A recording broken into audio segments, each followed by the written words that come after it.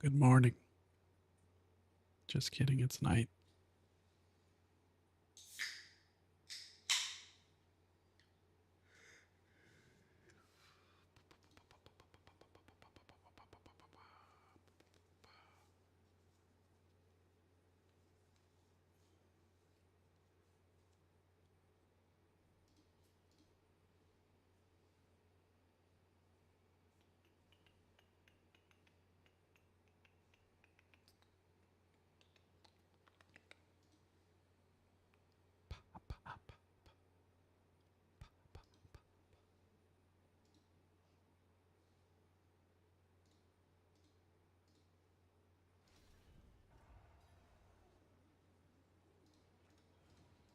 For the next one down 5%.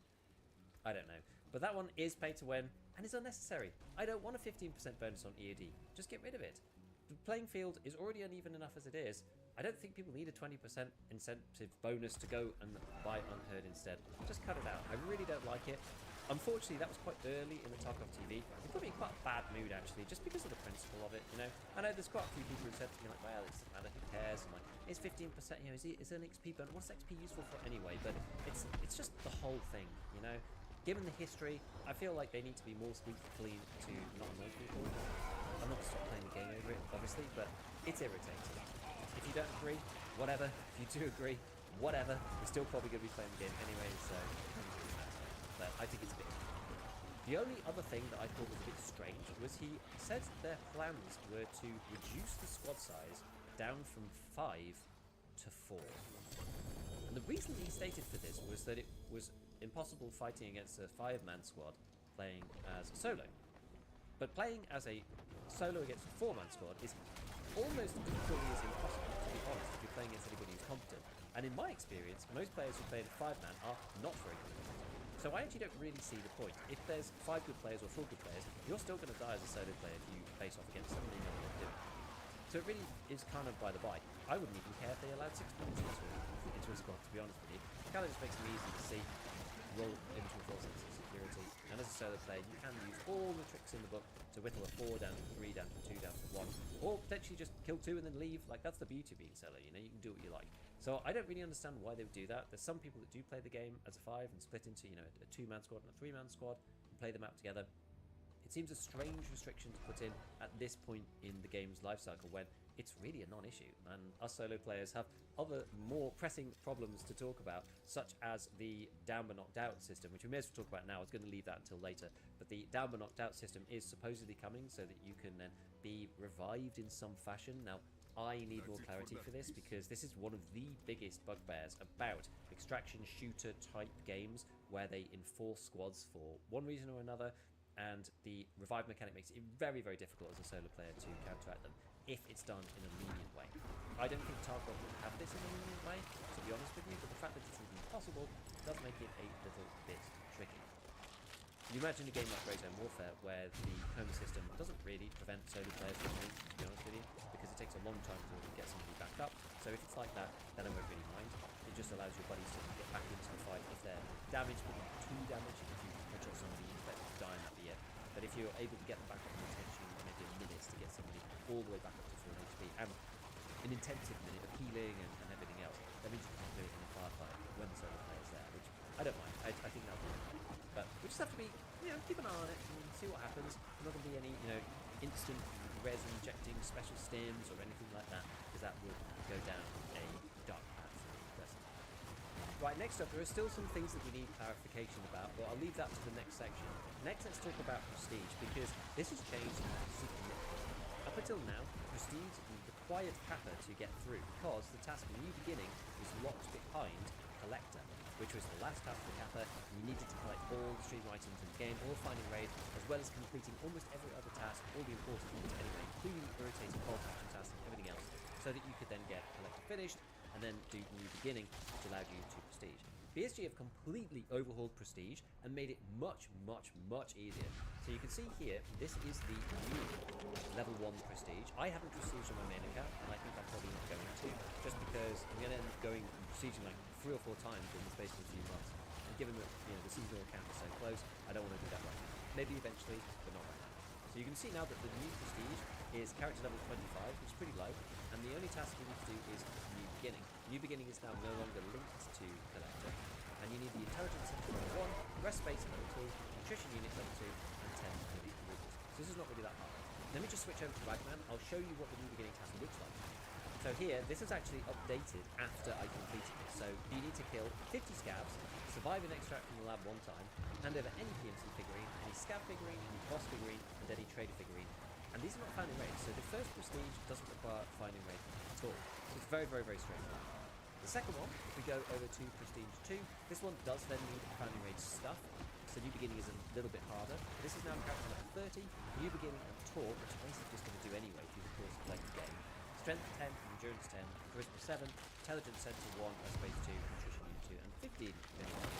So again, this isn't really going to take that long, except for maybe a couple of the figurines, but it's not as bad because they're bucketed again. I don't have it to hand, but they're bucketed. It's not like you have to get all the individual specific. Prestige level 3, we've now got 35 level, new beginning, Tour, Falling Skies, strength 10, endurance 10, charisma 7, same thing on the hideout and the 15 rubles, and then prestige 4, character level 40, new beginning, Tour, obtain a ticket from top. So you do have to get through the storyline right away for prestige 4, with strength 15, endurance 15, and charisma 12 this time, same hideout, and 15 minimum. These days it is only at prestige 5 where you need character level 47 and you have to do collector. This is where you now basically need to capture for prestige 5 plus. So if you did want to just go through and reset a few times, which could be kind of fun if you were starting again or you're kind of at about this level, you're early on in the progression, you could go through and get these prestiges pretty easily. Given that I'm level 52 or something, and I've got a bunch of money, and I've got all my stuff, and I'm still going through the storyline actually, and the seasonal is just around the corner, I'm very unlikely to go into prestige my character, just because I don't see the point, and I don't want to have 2 low-level characters. I like making weapons guides with high-level things, and if I end up resetting, and then I don't have enough time to grind up, then I'm not going to have a character at level 4 trade, which is going to be qualified. Not that it matters that much now, because of the way the balance, but even so, I want to have one character that is at the top level so I can engage with all of the kind of content as it comes through, and when seasonal comes through, we have to start again from there. That being said, I may do a prestige run on a separate account just to see kind of what the process feels like now, but it's not going to be on my main, it will be on my second account that I usually use on hardcore. We'll see what that looks like. Maybe I'll have my second account of Prestige 4 and my main account won't have Prestige at all. We will see. But this is significantly different, so if you were thinking about doing Prestige, now is the time. I always thought the Prestige should have been easier than it was. This is probably more than I expected. I thought you'd have to get at least to level 4 traders to be able to do this. But now they've made Prestige 1, 2, 3, and 4 much, much easier. Oh, a terrible change. At least the first level. Around the prestige system itself, Nikita did say that they were toying with the ability to potentially skip certain prestige requirements for rubles. That would be very appealing to me to try to get rid of Psycho Sniper. It's one of the reasons why I don't really want to do Kappa again, and I'll lose my Kappa if I prestige on my main account. It does sound kind of rubbish because I really don't want to do Target Shooter 8 again. All the Vault Action quests, I don't want to do Shoot Born in Heaven, especially in a low player base end of wipe situation where most players are decent and don't really want to get headshot by a Marlin. So I don't feel hugely incentivized to go and do it. So we'll see about that if you can skip some of these raids just for money. Probably be expensive. That'll probably be okay. Just like listening to Giga Beef, Tarkov news. West rework coming. We've heard this a few times. They said they're going to change up a lot of the missions. They're going to reduce the grind, and a lot of this is in line with them trying to bring new players into the game because there's just so much grind and difficulty with the tasks in terms of time. Not necessarily how hard they are, but just in terms of time. I feel like the missions is not what's not bringing new players into Tarkov. Doesn't respect players' time. Exactly. You need to dedicate your life to the game. You know? It's a huge investment of time to go and play EFT, and this is what puts a lot of people off. You can't really play any other games while you're playing it. So it sounds like Nikita is potentially trying to combat this a little bit, and we'll see a bit later with some of the other new player stuff. What is he's trying to do with that exactly, and how hardcore players might feel about this, but this is going to be one part of it, trying to reduce the quest grind. This is also going to be the same thing for Hideout as well. They said that he's looking for faster Hideout progression too, so maybe reduce requirements. He didn't really give any details about that, but maybe a little bit easier, or maybe just the fact that you don't have to do as much stuff found in Raid. I would say it's actually kind of the middle ground right now. It's not as bad as when it was found in Raid required. Obviously, you can't just buy your way through it like you used to be able to, except for the labs items you have to go and get. But he wants to reduce the requirements on that as well. We're also going to do a trader rep rebalance, so in terms of which creator reps, you get certain items. I mean, this They're doing a lot of there changes does on. need to be a full balancing pass done on especially the weapons and the weapons components now. Now that they've changed them so much, after we've gone through the grips and the barrels and the handguards and the stock rebalance, Yeah. most of that seems to be set. I actually quite like the way that the guns are set now. I actually think it's okay, but the prices are all over the place, and where you get access to different grips and everything else is just... Well, prices are crazy because they haven't really finished their balance tuning yet. Levels, and it's partly their own doing because of this balance pass that they did, but they did say that they were looking to do that next. One other thing that I need clarification for is he mentioned that there was going to be a way to spectate teammates. Now, if that's not going to be on like a little video camcorder up in the corner of your screen, if you have to pull it up on an iPad, put your gun away and like look at where your other people are they're just not going to use it, and they're going to use Discord instead like they do now. So it would have to be, in my opinion, integrated into the game and put up as a little like heads-up display or something. Otherwise, people are still just going to use the third-party tools outside of the game to do it. So remains to be seen exactly how they go about doing this. Whether it's going to be... I hope they rework Infernal Hordes. I do not like it in its current iteration. In the game, people are just going to use the tools outside the game, which is something BSG have struggled with for ages, just trying to get into that mentality, because it's one of the reasons why everybody ends up using the wiki. And some of these new player quality life things are going to go against that too as well. But we'll talk about it in a sec. I'm getting ahead of myself. So the other one is, he mentioned there's an event called Wild Woods at some point, which I guess is going to be a Wild West type event. They gave like no details whatsoever about. We talked about the unconscious stage already. I had that plans to go here, but I actually didn't talk about it already. And that they were going to do a skills overhaul. This is the thing, right? I was surprised that all of this is coming now and not at 1.0, but in BSG's mind, I think 1.0 literally just meant the story, and the game's just carrying on. This should be good for all of us. We know that they're continuing to update the game, and they're continuing to develop the game kind of as they did before. He didn't say exactly I don't think they're going to stop developing it. On balance, because some of them just take forever. He was also going to do a night raids overhaul as well, because he said on the cast that it's only about 1% of the raids that are night raids, which I can well believe. I hardly do any night raids at all. Some people don't do any. I know some people do quite a few, but the vast majority of players play in the day. So they wanted to maybe change the loot pools a little bit, increase the loot pool, maybe put Black Division on it, make the night raids a bit more interesting so that people actually want to go and do them rather than just playing in the day. I think one of the biggest issues is that when people are showcasing the game, they're showcasing it in the day because it's so much easier for viewers to watch on the screen when you can see what's going on. It's not all, just green, nighttime, night vision goggles, everything's dark. It makes it difficult to watch on Twitch or YouTube live. So most streamers just stick to daytime raids if they can help it. I think that's possibly one of the reasons why you see so much daytime footage for EFT. But we'll see what they do. Maybe they'll make night raids good. I just assume it's because night raids are not as good. The final section I have for you here is leaning on more of the new player quality of life stuff. So we talked about a few things already, trying to make tasks easier and the hideout easier. And it does sound like BSG are making a push into the more casual audience. They're not going to make the game crazy simple just because of that, but it's clear with games like Ark and Grey Zone Warfare with its PvE mode being the dominant mode, to be honest, that it makes sense to try to bring some more people in that way. I don't blame them at all. So they're going to add this system where quest items show a little dot. It's a bit like a perception dot, but with a bit further range on it and shows you roughly where they are. So you don't have to play Escape from Monkey Island, adventure style like we do in EFT, which means we all need to go to the wiki. That's funny. Everybody who's played the game for a while knows where to go because we've read the wiki 8 times or something, and we've just got it up on the side to stop new players from just trying to play the first few quests and not being able to do it and getting bored. This is one of the biggest problems with retention for EFT, which is how hard those quests are, and knowing that you need to go to a third-party website to do it. So this is one way that they're supposed. I mean, they just need to put a map in the game, and it would make it simple, but that's not happening. And the map they have in the game is pretty awful. Supposedly trying to reduce that level of overhead for new players playing the game.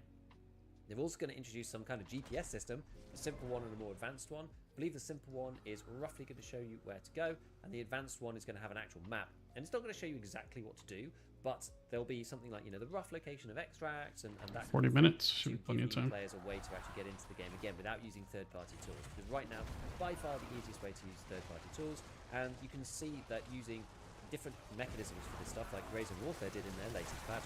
I haven't gone on the website really at all for really anything, because all the quest stuff now you've got a broad area for it. It makes it more fun. You don't want to just be spending 24 hours where you're about to be shot in the head, roaming around and around the same area, not being able to find this tiny little pixel in the corner, or just dying on the way to extract because you literally couldn't find it, no idea what it was. So all of this is to try to help new players. Now some people I did see have already started grumbling about this, but I think for the most part, it doesn't make any difference to us veterans at all. We already know the maps.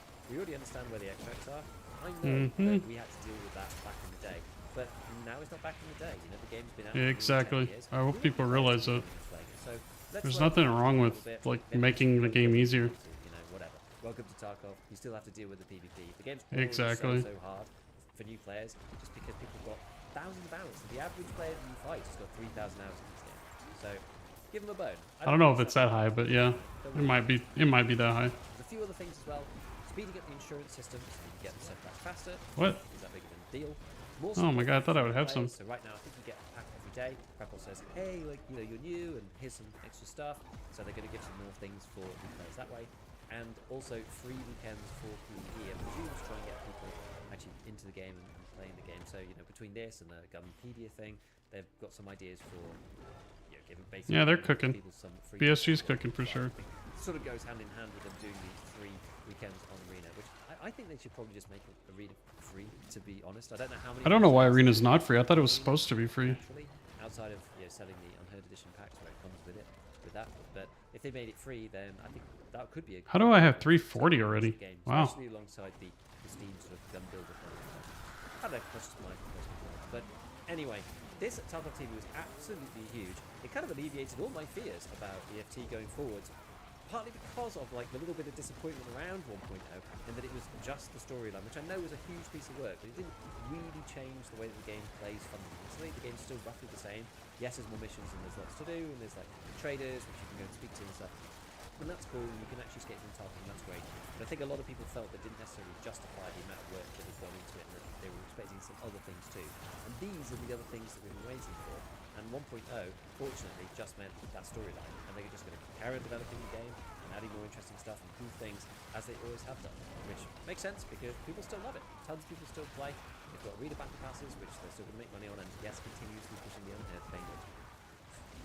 It's a shame. It's a shame. I get it. I understand. You know, Yeah, they're trying to make money. That's okay. I don't understand how this is I think sometimes BSG can go about that in a bit of a foreign concept. Either way, I'm super positive about Tarkov's future. Definitely enjoying the game right now. I'm still going through the storyline on my own. As I said, so I'm doing storyline on my main account. How has he not beaten this story yet? That's my question. He's been playing forever. Also, I'm probably going to be starting to do this prestige run thing to see how quickly I can get through the prestiges on the second account. That could be quite entertaining as well, going from kind of level 1, building back up from there. So I might do that soon. Start doing a series with it. Maybe play with some other people and stuff like that. So we'll see. Keep your eyes peeled for those. So yeah, if you've got any questions, put them down in the comments. Otherwise, as usual, big shout out to all the patrons. And as always, have fun in your days. I like Gigabeef. Good dude. Yeah, he's a very good dude. Makes very good videos too.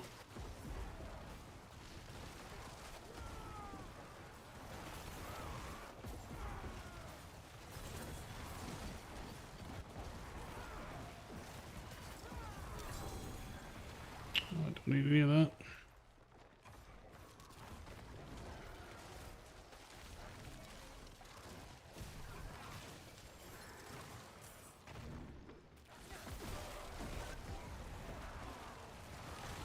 Ooh, that was close.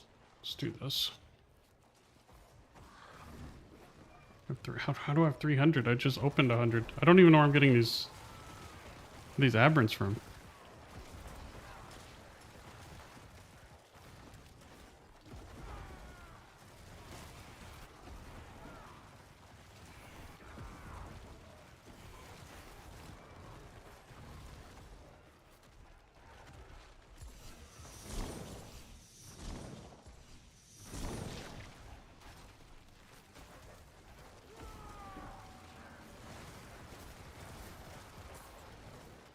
Nemesis Slayer, Nemesis Slayer, Nemesis Slayer, Nemesis.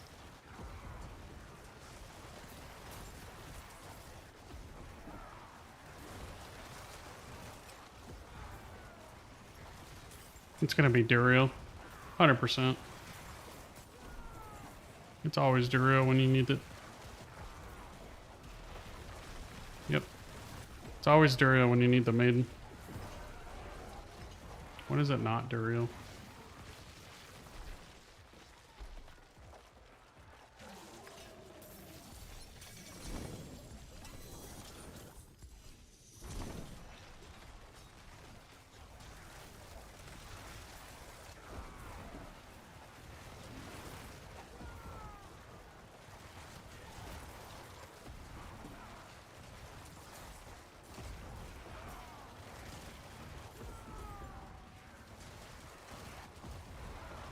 Nemesis Leia, Nemesis Leia. I'm gonna watch a some more Bungie Destiny news.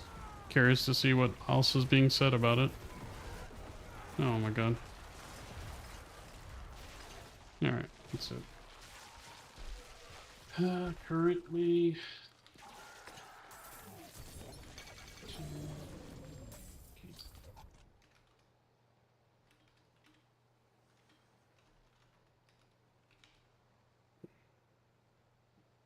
So reality check on Destiny 3, and I actually appreciate this because there's a lot of conversation, a lot of buzz around Destiny 3, but I think it's important to manage our expectations here. This shit ain't happening, bro. Not necessarily give Bungie the benefit of the doubt that they're going to get that done. It would actually seem quite like the opposite. It would seem like we're done with Destiny, like Destiny 1 and Destiny 2, it's over and done with, and Destiny 3 is probably unlikely to happen from everything I've seen. We'll see what he's saying right now. Someone says, F Paul Tassi. It's all Paul Tassi's fault. Paul did nothing wrong, but can we just blame him for everything? Alright, I am back with a Destiny 2 video. I suppose it is appropriate, it is thunderstorming right now. Where I am, we are in the wake of the announcement that Destiny 2 is ending. The June update will be its last one. I don't even know why I'm picking these up. Like, there's no reason to... They don't give me anything I need. No real ending for the game. There's the whole saga plan, and it's just not happening, and it seems it's going to wrap up with some lore tidbits. Oh my god, this guy. Sort of a harsh reality check thing. I know a lot of people accuse me of doom posting and, you know, whatever, but, like, this is serious business time, whether we want to hear it or not. From yesterday, in my own reporting, Jason Schreier had his own piece. Yeah, so this is interesting, where it's Paul has his own insider at Bungie giving him information, and then Jason Schreier, I believe, has several different Bungie employees. Well, Jason Schreier is a very well-known journalist for gaming. So basically, Bungie can say one So he might have way more than... public-facing Yeah. articles and stuff, but the actual insiders let's go over telling here. journalists means a lot. Actually, let's Like, do that this. they- We have especially 500. if the stories all corroborate. Like Let's try to get a Helltide, knock this out. Happening here. With some new information, I went back and I can confirm everything he said, though I always trust his reporting. And Probably he the said same sources, if I had to we guess. have that, well, this must be happening because they're all going to go work on Destiny 3, and, you know, it requires shutting down Destiny 2 to do that. Yeah. It's a pretty good... Holy shit, that's actually really good. You know, Destiny will live on, etc., etc. Destiny will live on, and they said the end is a new beginning, right? If I can add intellect to it... Of Destiny 3, right? A new Destiny story, What- new Destiny saga, right? What other reality multipliers could I get right on these now gloves? Is pretty bleak. And I'm just curious. The main headline here is that Destiny 3 is not happening, at least not anywhere remotely. So that I need to get close critical to strike now, damage but multiplier? it's not even just because, oh, they're starting and it takes 5 years to make a sequel. Like, Destiny 3 is not greenlit. It is not The in likelihood of me production. rolling that It's is obviously extremely been low. discussed over the years because obviously you Let's would try it. imagine that the logical next step of the Destiny franchise would be a third game at some point. But, I mean, this has been discussed even before the final shape. Doesn't matter. but I'm just gonna add affix and then fundamentally, roll it. At least, you know, to date, Sony has not wanted to spend the kind of money that it would take to make a Destiny 3 now that it is under their umbrella, and that has kind of only gotten more true in I time. don't have a lot of especially gold after right seeing now, the so big fall off after final can't really shape, play with this too even though much. Everyone knew that was obviously going to happen, and then there was no good post, you know, final shape plan that really gave anyone assurance that the future was going to be manageable. And then, yeah, I mean, they had this like reduced content plan, and then given the resources they had, they couldn't even get a full year of that out. Like, we didn't Tough. even make it a full year Alright. to the next. I'm gonna save that iteration. gold. It's I'll crazy look how at this fast later. it Died, right? Final shape, we were so back, everything was so good for a moment, and it's crazy how fast it died. Like, Oh, cool. I'm went done with from this. being the #1 looter shooter game in the world to being dead in like less than 2 years' Mhm. time. What?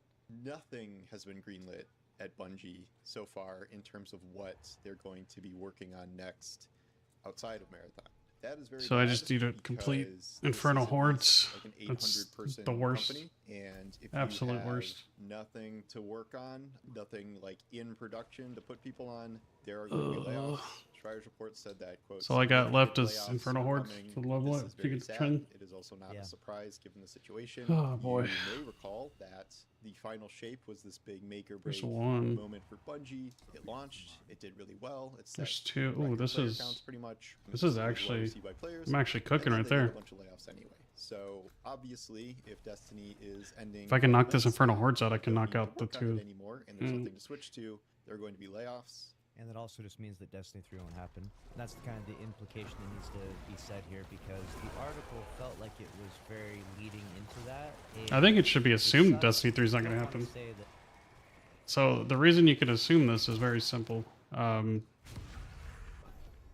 They're end of lifing Destiny 2. They're doing layoffs on the team, which is likely going to be the Destiny 2 team, to focus on Marathon.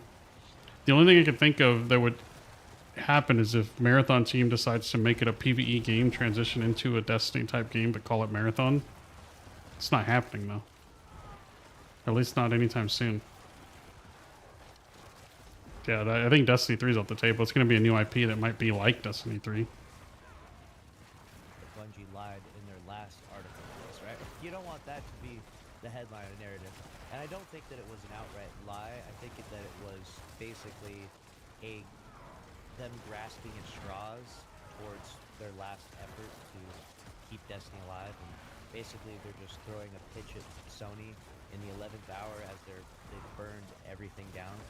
And the idea is obviously it just won't go through, but it's maybe I'm not going to get this giving fire. their Oh, maybe I last do. goodwill to the community and saying, Got it. well, we tried, Nice. right? So that way when Bungie dies, they can say, hey, we tried.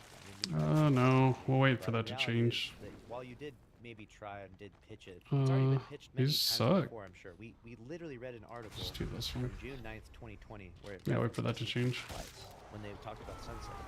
So this is not a new idea. This is not something that is just randomly being talked about in this year. Like Destiny 3 has been talked about for years and years and years and years. Like probably since like 2018, Destiny 3 has been a light conversation, and after 2020, I remember when Destiny 2 launched, the whole reason they were making Destiny 2 was because of the bloat that Destiny 1 ended up being, to avoid segmenting and fragmenting the game, only to find out years later that Destiny 2 did the same thing. Just really, like, stupid.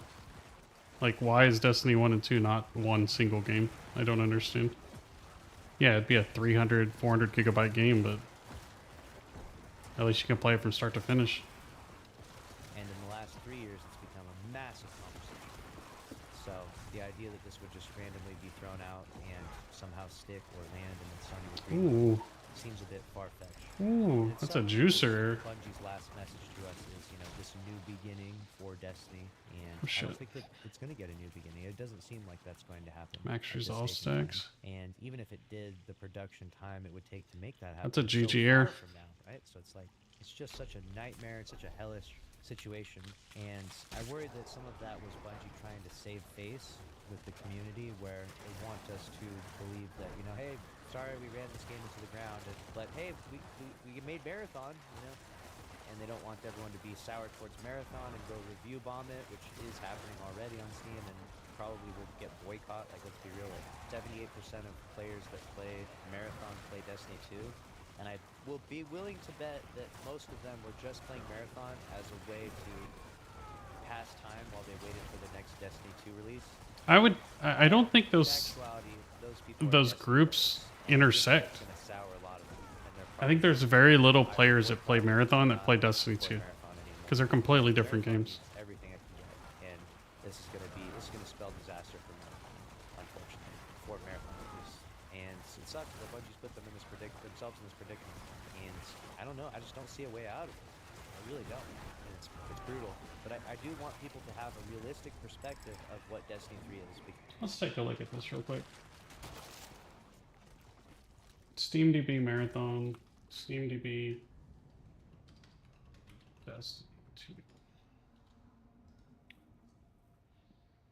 Destiny's 2's peak player count today was 14,000. After the news broke, which was yesterday, that they're going to start firing people, it went from 9 to 12 yesterday, Friday, to now 14. Marathon's peak is 11. And this is like it seems like they finally found their steady footing. It's anywhere from 10 to 12,000 on the weekend. Cryo Archive comes out in the weekend, so that's probably why. It's only 6,000 players now, 8,000 for Destiny 2. I mean, right now, Marathon is a less healthy game than Destiny 2. Because I feel like that article maybe misled people, and it's going to turn into this, like, you know, Half-Life thing where they're always waiting for the new Half-Life game, the Titanfall game where we're waiting for Titanfall. It's going to be this thing where it's like people are like, when's Destiny 3 going to come out? Or maybe they're working on it right now. Maybe it's in secret, you know? Maybe this, maybe that. The Copium, dude. We have more It's not being worked on. before, so we don't have to do this whole like speculation or give Bungie the benefit of the doubt type of thing. We know it is not happening right now. We know there is no Destiny 2. It is the case. It has been said outright through this recording. Ryan and Jason's like, part of this is switching people over to Marathon. They're not just like I hate that so much. cutting Bungie in half and leaving all of the Marathon team to doing their thing. They are moving some people over to Marathon, but obviously they do not need like 800 people working on Extraction Shooter.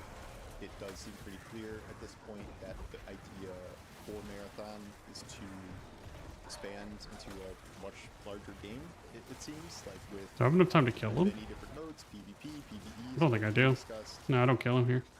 That a lot of that was improvised because they Oh. want more players, and there was never like a plan to do a PvP or PvE mode do even this one. experimentally. What a disgusting turn of events, right?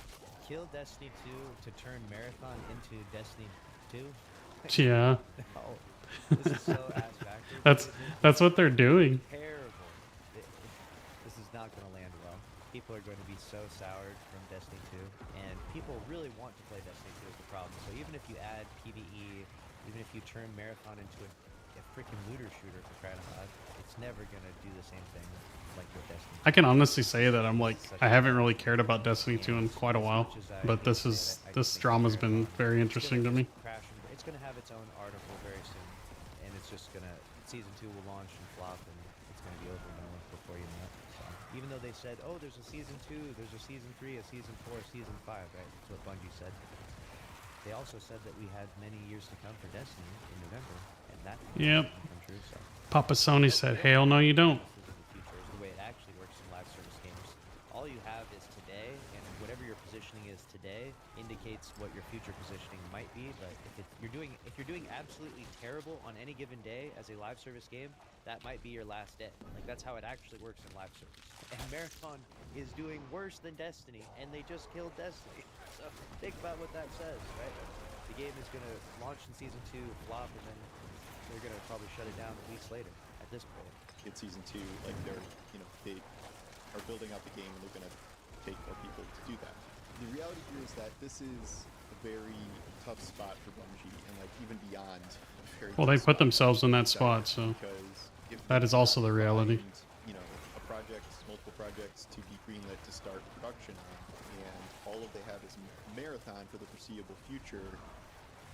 How does that really sustain a company in any real sense? And yeah, I'm hitting on Marathon, etc. But I think even the most diehard of Marathon fans would agree that Marathon cannot sustain a company besides a budget. And you know what? Yeah, best case for Marathon, like they keep a few hundred developers, the ones that either move from Destiny or the ones that are working there, and then this is all assuming. I can't believe I got 1,000 on this. Long-term successful future and Yeah, blah blah blah. I don't exactly. talk about player counts, but like they Not even gonna need complain, it's significant lucky. turnarounds in order to be the kind of thing that is Very lucky on that last flagship Chaos Wave. series. Because if nothing is greenlit and everything is just in like theoretical incubation, Ironically, I did not mean to do that. turnaround needed. I just extended this fight quite a long time. That Destiny 2 is No, maybe not. serious trouble, and Yeah, he's we're gonna dead. shut down Marathon. I think you would get that goodwill, because like look at how many people have cried and been upset about Destiny 2 down. You know, like, look at how much it affects them, and it's because it's this game you've been playing for so long. So I think you could see that revival or a potential for a Destiny to come back, or at least get another year to try to figure some things out. All right, let's but try to knock I this don't think Helltide you out. get that with Marathon. I don't I think think you're there gonna get should still people be up. jumping ship and being excited and enthusiastic for Marathon all of a sudden, and it's unfortunate, but that's just the Yeah, way this it's gonna be, Helltide man. should I still could be wrong. Hey, going. maybe I'm wrong, and maybe Marathon. No, this is a Season new 2 Helltide, I launches think. in literally Damn. 2 weeks from now. Maybe it's a That did massive not take success. 40 Is it minutes. 2 weeks from now? Dear God, it's less than 2 weeks from now. It's 10 days from now. In 10 days from now, Marathon Season 2 will launch, and we'll see just how many No, I people still got show it. up and how Hell people yeah. are interested in what happens. But I do think there were already a lot of very jaded Destiny 2 players that were unhappy with how Bungie was neglecting Destiny 2. I'll show up for Marathon Season 2. Even though it's not the Even though entire story, the it's probably not going to be worth it. story that should be said that's Bungie literally left Destiny 2 to die in order to make this game Marathon. And so it's this like this super pain point. It's like this painful game that you just hate to look at. It's like this evil thing. I gotta open 2 of these. The thing you like so much, you know? Like it's so bad. It's so I completely get the hate for I think from the a resentment towards Destiny Marathon was player's strong POV. before Completely we're do. about to hit nuclear levels.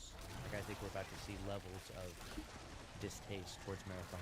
Like if you thought the Steam charts were bad before, I think that people are going to truly rebel and Rebel. What are they going to do? Not play the game? because this is It's gonna already be the end of they're already not playing the game. It's gonna be it's gonna be. If I had to predict the future from this point, it's gonna be Marathon Season 2 launches poorly. They announce it going into maintenance mode probably shortly afterwards, or maybe maintenance mode later on in Season 3 or free-to-play weekends, and then that's just it. That's the end of Bungie pretty soon. So Yeah, I think that's none of more the likely. biggest streamers are even playing it. Yeah, want to play it, right? You look at all the biggest Destiny streamers; they're not even playing it. Most people aren't playing it, and the game performs poorly on all metrics. And it's just a disaster, man. It's just a disaster. I wish that Bungie would have made their last thing, though.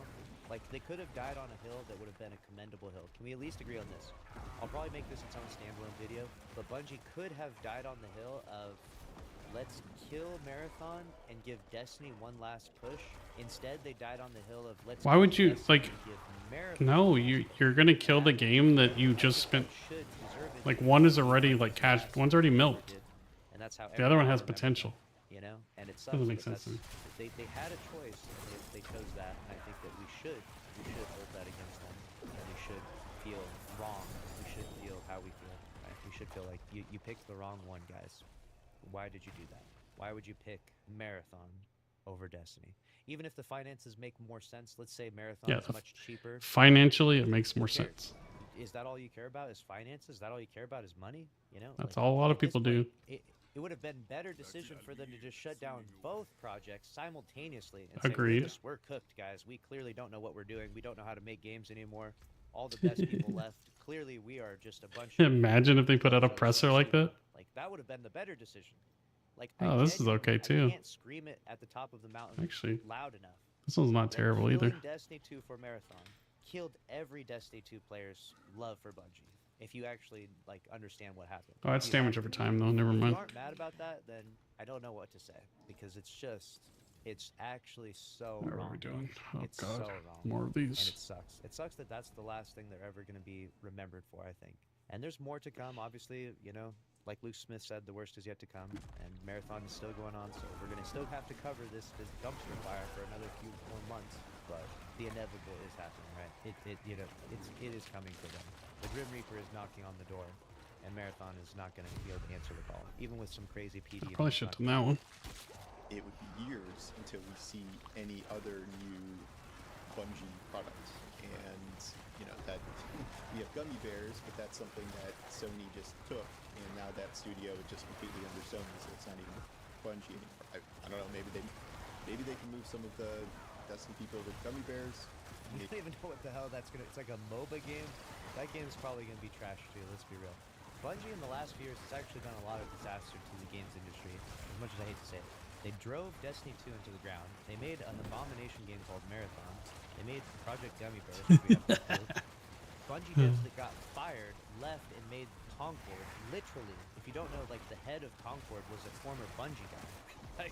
like, do you understand? Like, Bungie in the last few years has built a reputation that is quite literally the worst reputation of any game company in the whole entire world. Like, I don't know how they went from being like one of the GOATs, Destiny, Halo, to this. Like y'all made Concord, you ran Destiny 2 in the ground, and you made Hmm. Bears. Like, and you made, I guess, Gummy Bears, which I don't. Let's do we- this we one. can't roast Gummy Bears yet because we haven't seen it, but you know, given the other track record of. I hope that's not the name of it it's not though. very Gummy looking too Bears? good, That right? sounds to be the code Yeah, name. it's not looking too good.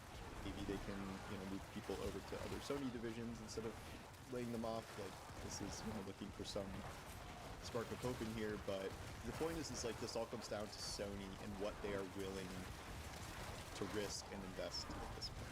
I said in my last article, like Sony's pretty much gone 0 for 2 in this Destiny purchase. They paid way too much for Bungie properties.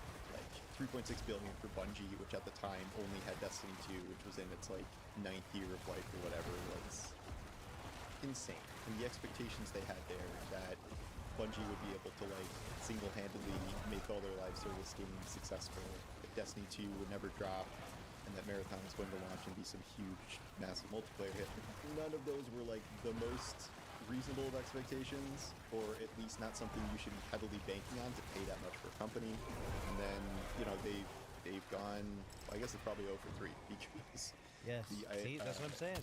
as far as I can tell, Bungie's consultation has not resulted in any meaningful live service success at all. But when we hear about Bungie consultation, it always comes back to like, well, they canceled Last of Us Factions, which I don't think it's fair to say that. I think Bungie explained what it takes to invest in a live service for the long term, and Naughty Dog is like, well, we don't want to do that. We want to make another cool game. It's other making Intergalactic. Bungie wasn't consulting on Helldivers to make that a hit or whatever, but nor do I think they did stuff with Concord to make that a huge failure. Like the point is like they weren't utilized in that way, in a way that Sony thought they would be. And he's talking about the idea that when they purchased Bungie, that they were going to give them some sort of live service expertise. And it's a really fascinating topic in some ways because Bungie launched Destiny 2 2017, box product failed horribly, so then they pivoted and made it a live service game with like 2018 with Forsaken, and or maybe even shortly after that they launched Forsaken, and then it began some like seasonal model, right? And so like, and then in 2022 they got purchased by Sony as being the live service experts, and I'm like, thinking to myself, dog, they just started doing live service 4 years ago. These are the experts. These are the all-time goats. These are the all-time geniuses. 4 years, 4 years of doing live service, and you guys are the creme de la creme of video game live service expertise. Like, God, I don't know about that. I think they failed upwards. You know what I'm saying? I think they got very lucky. Not actually wrong.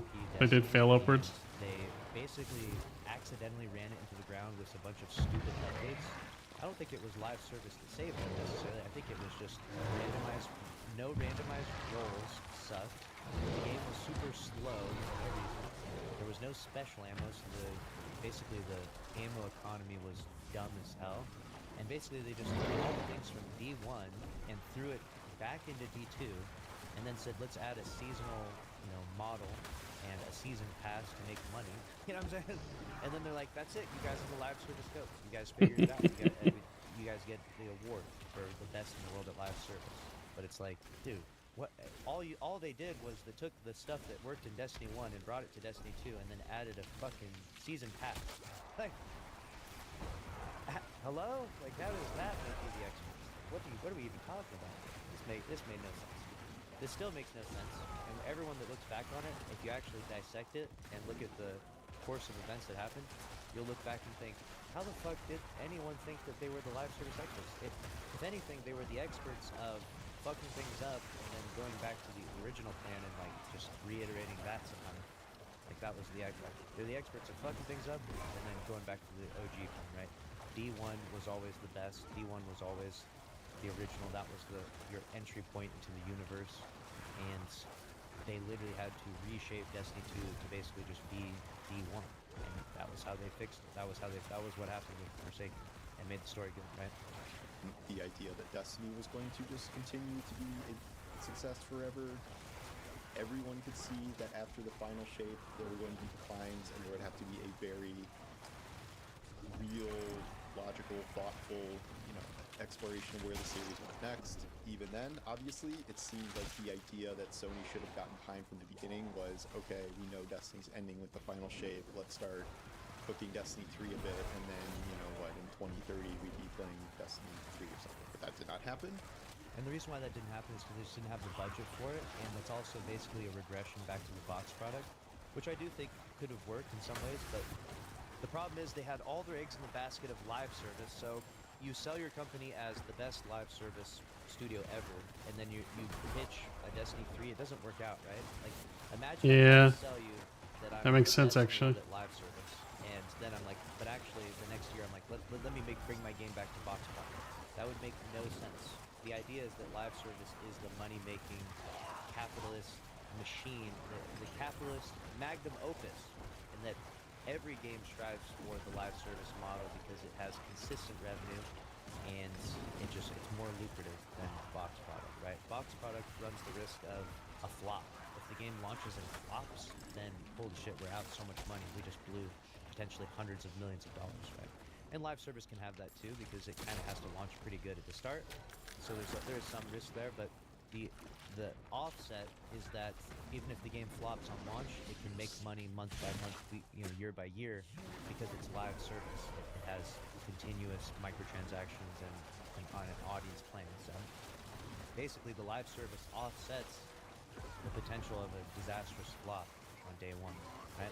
That's the idea that's happening. And so they could never go back to the box product. They could never go back. And Destiny maybe was better as a box service in some ways.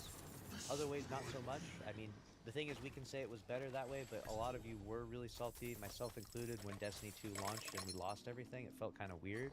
We were still really new in the whole idea of things, and we weren't really analyzing it that well. We were just playing games and having fun, so it didn't matter, I guess, that much. But, there were a lot of really cool things we lost in D1, or at least got left behind, right? Like, they're still there, but it sucked when you worked so hard for these weapons that were very rare, and now they're just gone, right?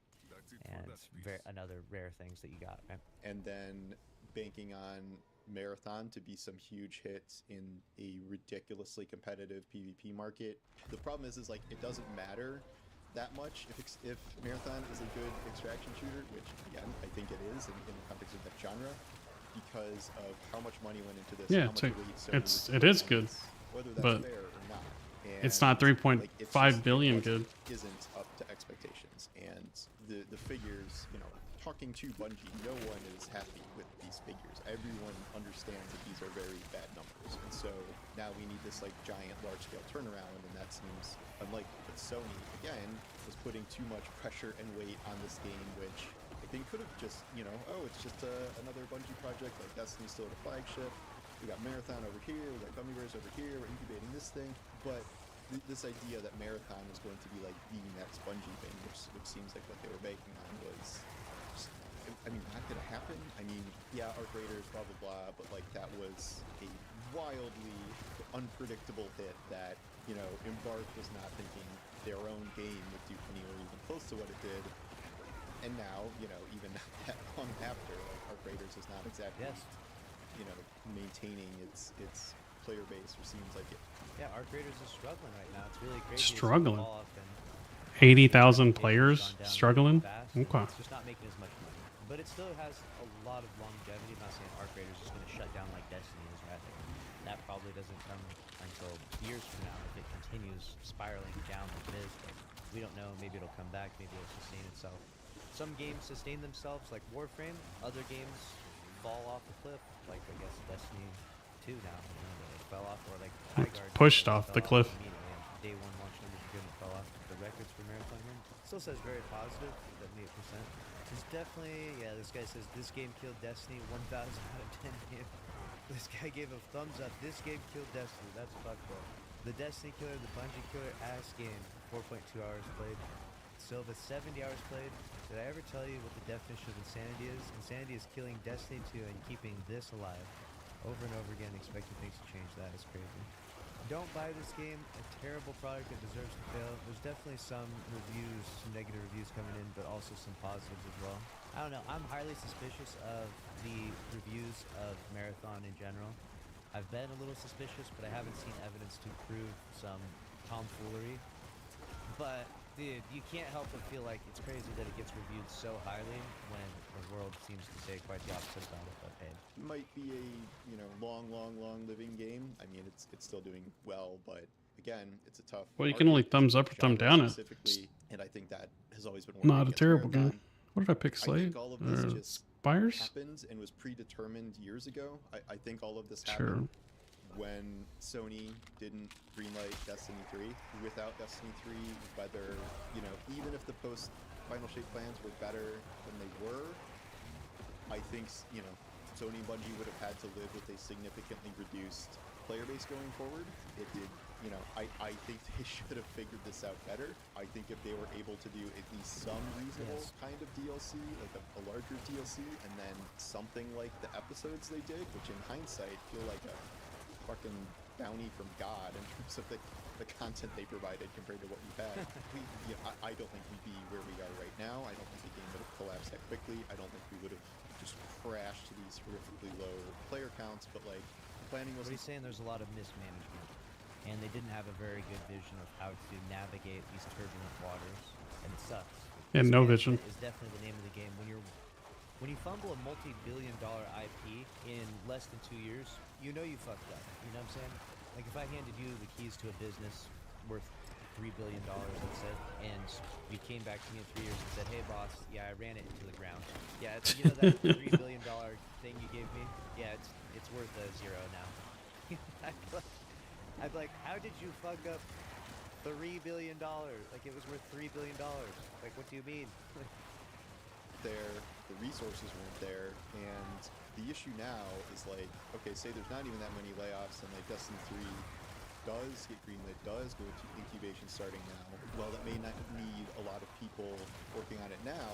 Bungie would have to staff up very heavily to make something that is a full sequel to Destiny, and That's why their only saving grace would be to end production of Marathon, and everyone is all hands on deck for Destiny 3. Get to crunching. You know what I'm saying? That would be best case scenario, but that's not the outcome we're getting, man. And it's crazy because Destiny still has so much life. Destiny still has so much story left. We ended in the middle of the Fate Saga, which wasn't even the best saga, but there's still countless other adventures and places to go and things to do. It is forever going to be this crazy moment. I think we just witnessed and got to be a part of like the biggest upset in gaming history.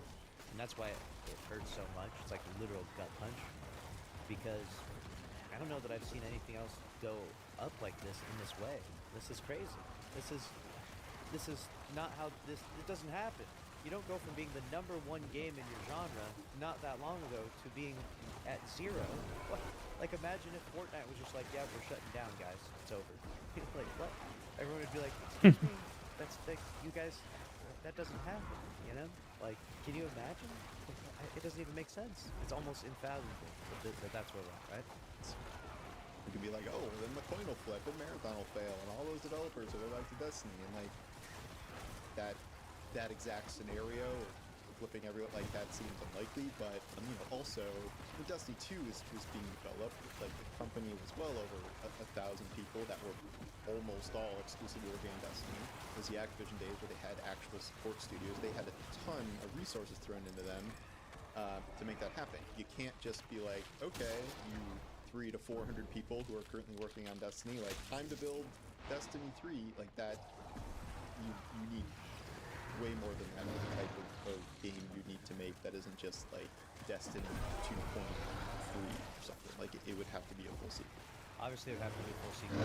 If we did have to do some cost-cutting measures, all right, this is some real, this is going to get, people are going to be mad at me for saying this. This might be my most controversial opinion. I'm trying to think of the things we could shave off while still being Destiny. Okay? The first thing that comes to mind is Gambit. All right, for sure we can get rid of that. We can keep the Drifter, he's cool, but Gambit, that can go. Shave some cost-cutting measures there. Obviously, the Portal, we don't need that. That's a bunch of garbage. Get that out of here immediately. You're gone. Good riddance. And then, that might not shave off enough, though. Maybe Destiny 3 launches, and this is going to be tough. Maybe Destiny 3 launches, and it doesn't even have Crucible at the start, right? So just to save some money, it doesn't have PvP at the start. If it does well for its first year, they add Crucible in later on. after the first year. I'm saying like that. If that's what we had to do, that's. I mean, that might be it.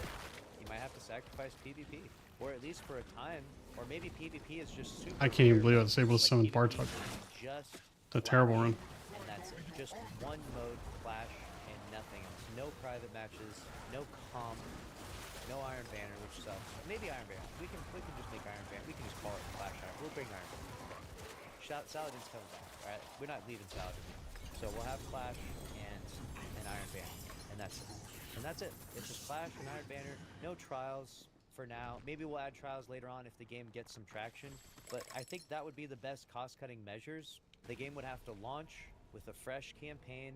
It would probably have to. The nice part is you already know the established IP. It's going to be Titan Hunter and Warlock, and the subclasses are going to be set in place, right? And I guess that, you know, it's going to be those subclasses. You probably launch with the darkness subclass, like the red one, or a black subclass or something, right? So you have 7 subclasses on launch, and that's it, you know. And then you just start grinding up. You go do a new raid. You're gonna have a new raid, and then a new dungeon later on, and that's it. Instead of 2 raids and 2 dungeons a year, because that's probably unsustainable, right? You probably have 1 raid a year and 1 epic raid to follow it, and then followed up with maybe 2 dungeons a year to have a more sustainable approach. Maybe that's the game plan. That way there's something around the corner, but not so much that there's a constant crunch, perhaps. I don't know. I think that's about the most bare bones Destiny could ever be, but even that's pretty expensive, guys. AI coding would cut costs. We talked about this before. This is for sure my most controversial opinion. It's so controversial. Please no one clip this. I do not want to get canceled for this, but I do think that there is a conversation to be had about AI getting more and more powerful, and Destiny and Bungie's biggest problem being their production costs so much, and AI could probably fill that void. Or AI tools. Not advocating for that.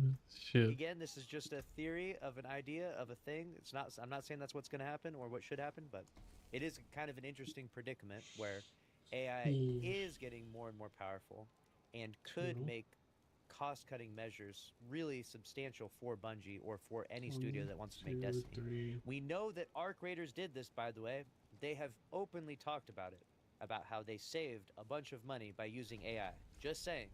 And we know that Bungie is using AI currently. There's AI tools. Like, you think these guys are in the studio making this shit with crayons on paper? Like, they're using AI tools. There's a lot of misconception about what AI is and what AI does and who's using it and who's not using it. The irony is, like, basically everyone is using it to some degree. It's literally, you're using it. I'm glad he said that because he's correct. Word prediction. That is AI. You're using it and you don't even realize it. You're using it. And Bungie is using it in a smaller degree with certain AI tools. And so AI has become this crazy topic where if you even invoke its name, it's like saying Voldemort, and you're suddenly a super villain. Yeah. In reality, AI is just a really powerful technology tool, and it is being used more and more and more. And basically what people are doing now, if you don't believe me, what people are doing now is they're just using it in more sneaky ways where they're just being subtle about it. That's all it is. So you can pretend like it's not being used, or that you don't ever want to see anything used, but they're already all using it. Everyone's using it already. Like, it's already happening in basically every medium across all entertainment industry. Like, it's already done. There's no stopping it. Like, it is Pandora's box. Once it was opened, it doesn't get close. It's happening already. But the point is not to specifically talk about AI, but to talk about how it could optimize their workflow. Arc Raiders is already doing it. It's already doing it. Just let you know. Other game studios are already doing it. Tim Sweeney is like #1 AI enthusiast, and he owns Fortnite and he owns Unreal Engine 5. I think they're even making like Unreal Engine GPT or something. Like, they're gonna make a fully integrated they're gonna have like be able to generate content, generate video games is the idea. What am I doing? And I'm Anyways, just saying, like, monster. it would be kind of crazy. Stupid. Imagine a world where we get no Destiny 3 and Unreal Engine GPT AI generates Destiny 3 for us. This is the most diabolical, evil timeline we're living in right now. That might actually be Oh shit. unfortunately. I think the main 2 points of frustration. That'd be hilarious, bro. Number 1 is Bungie leadership. We're gonna pinpoint anyone. They'd probably still have more players than Marathon right now. Who way overvalue Bungie, and sold it to Sony and made out like a bandit, and goes behind, you know, a lot of these poor, longer-term decisions that we are seeing play out now. I think the rest of Bungie can kind of is work with what they've gotten, but I think mismanagement under Parsons was a huge part of this. The fact that Marathon took this much time, this much money, period, it was almost set up to fail, or at least not set up to be a big hit, which I don't think is the developers working on Marathon's fault, because clearly they made a solid extraction shooter, but the way it got here and the expectations on it were not appropriate. I think that they made a solid extraction shooter. I do think they made a game, like you said, in a competitive market. I do think the art style has cooked it pretty badly. I know every time I talk about the art style of Marathon, people literally jump out of the bushes and start literally jumping me with freaking pitchforks. I'm like, guys. I don't hate the art style. I think it's actually really good. Some of you love the art style. I'm not saying you can't love the art style. But if you were to poll 1 million gamers and show them the art style of Marathon, like if you just showed them Yeah, the they'd probably map think it's and someone Roblox. running through it, like I'm telling you, it probably at least 50% of them think it looks ugly as hell. That's all I'm saying. A lot of people didn't like it. It turns them off to the game. They like the realism. They like the military style. They like the cartoon style of Overwatch. You know, that's the style. Like the Escape from Tarkov style, like Call of Duty. It's just, love it or not, that is the reality. It does turn off a lot of people to that style. It's just, it's a lot. You know, the art style is a lot. There's no undoing it, right? And the game itself actually does play pretty good. I'm not I gonna agree lie, with the that. game does play The pretty take. good. Everyone would be like, what the hell? Why are you saying that? It's got Bungie gunplay. It plays like an extraction shooter. I just hate extraction shooters. I went back and played it again after they did the update and added the new enemy, and it reminded me of exactly why I hate that game. I was like, fuck, I already didn't like this shit. And then I went back and played it again, and I was like, yep, that's exactly why I don't like it. I get into a gunfight with the guy, I run away, and when I run away, there's just some random invis assassin hiding in a corner, and he shoots me in the back. I'm like, what the? I didn't hear you. I was fighting this other guy, and now I get shot in the back. I lose all my loot. Load into the next game, win a gunfight, and then the next gunfight, I forget what happens. I think I got surprised again, lose all my loot. The setbacks. Extraction is just so obnoxious. It's not for me. Maybe it's a skill issue, maybe you're old, whatever. It's just not for me. It's just not very fun in my opinion. I don't like extraction. It's not, you know. So it's a very niche game, and the art style. I don't disagree. Like, it's not for everybody. People of the other games, they would love to bounce. That's why I was very surprised when I heard they're making an extraction shooter. That's the one they don't want to play. It's like, it's just not the cool one. It's the lame one. It's the weird one. It's the Escape from Roblox. It doesn't look good and it's bad, right? So it's Escape from Roblox. That's funny. I genuinely think if Marathon had the hyper-realism art style and the military style, I think it would probably have double the numbers it does at least. But it still wouldn't do incredible, but it would at least have double the numbers. It would probably be sustainable, but not that. The other thing is Sony. I think Sony is being stingy with a company they paid $3.6 billion for, because that seems like a company you should back kind of, you know, relentlessly in order to, and you could say it's throwing good money after bad. I guess I can see that position, but even after saying it, he realizes, yeah, that's probably not gonna happen. The thing is that Sony wants to back Bungie, I'm sure, and they want to believe in Bungie. The problem is that Bungie has been this big problem child.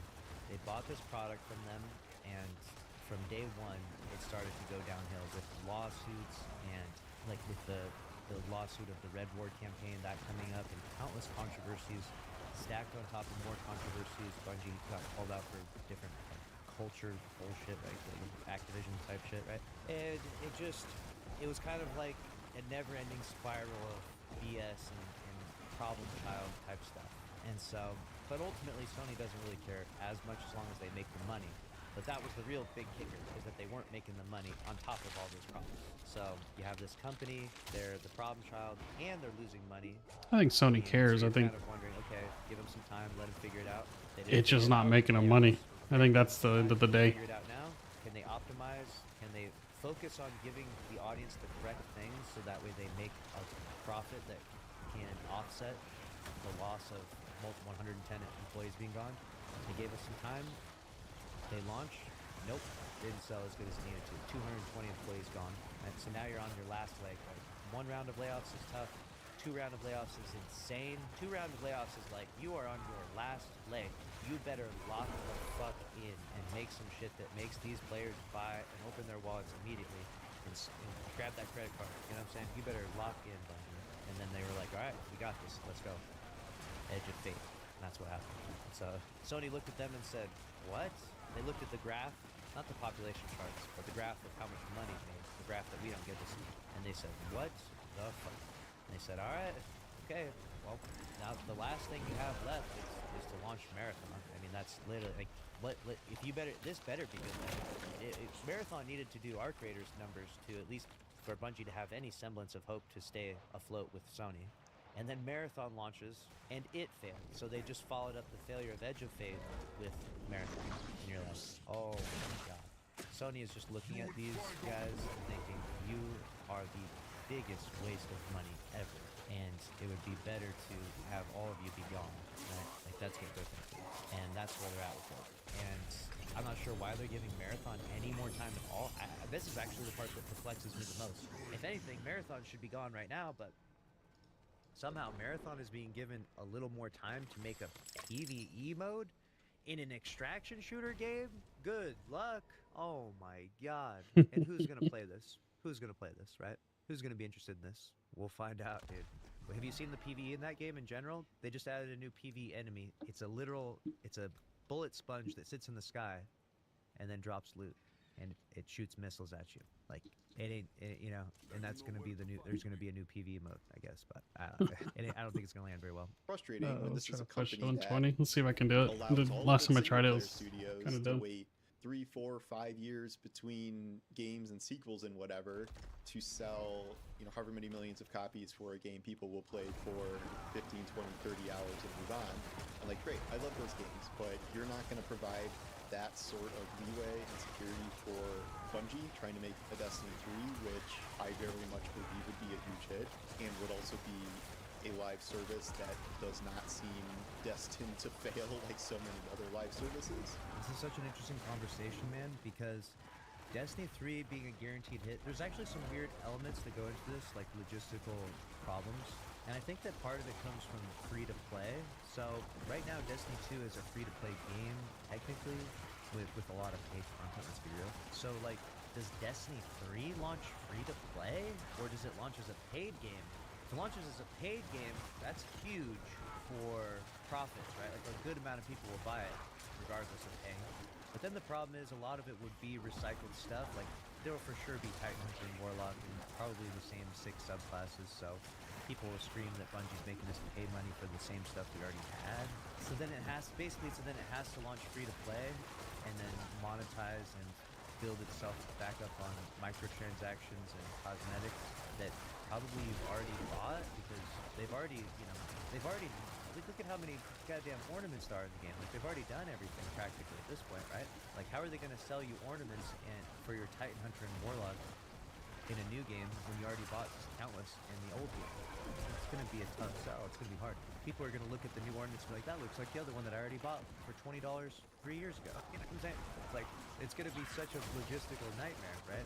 So Destiny 3 would have to launch free to play, and then we would just have to hope and pray that people spend exorbitant amounts of money on the season pass and dungeon keys and everything, and or it has to go the egregious route of loot boxes and, like, straight up gambling, and sponsored ads in the corner saying, go play a fucking draft games or something. Right? It's gonna be ridiculous.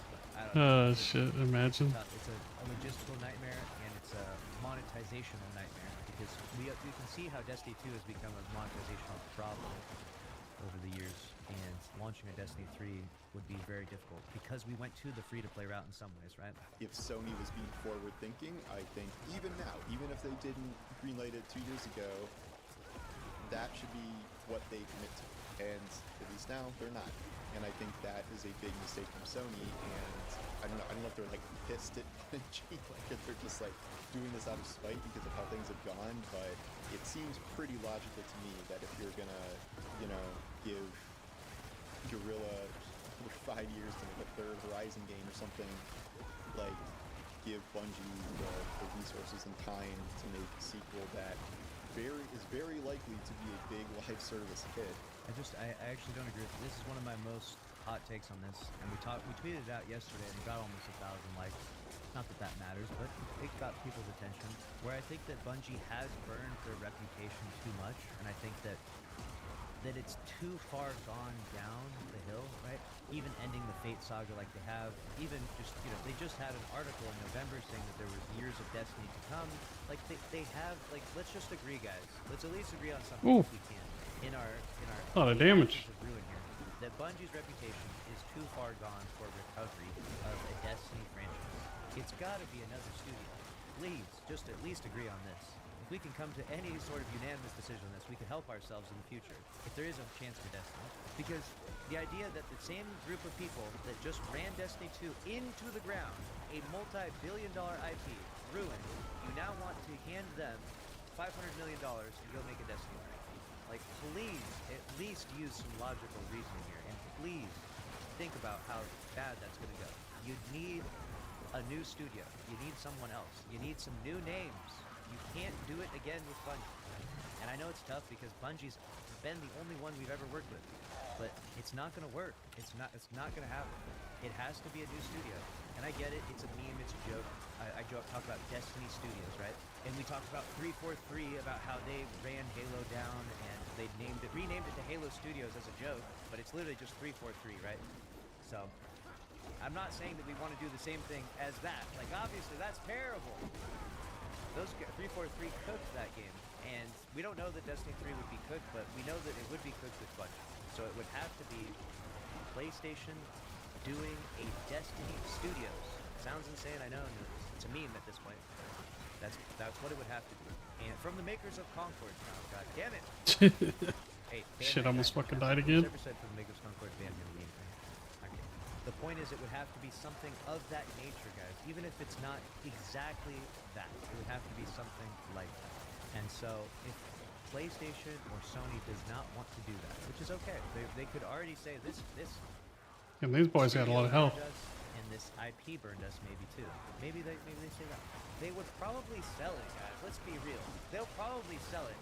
If you're Sony and you've lost $700+ million on Bungie, and you know, if you don't make any more Destiny content, you lost roughly $3 billion on them. Let's think about that, right? At least $3 billion if you don't make any more Destiny IP. If you don't risk any capital to invest in it, that's $3 billion down the drain. So you own the IP. You're sitting on this thing that you have.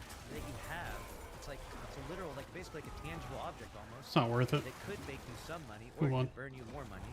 So what do? You sell that motherfucker. You sell the Destiny IP to someone else. I don't know who's gonna buy it. That's the problem. Is that, hey, you know, right now it's probably not looking the most appetizing to NetEase.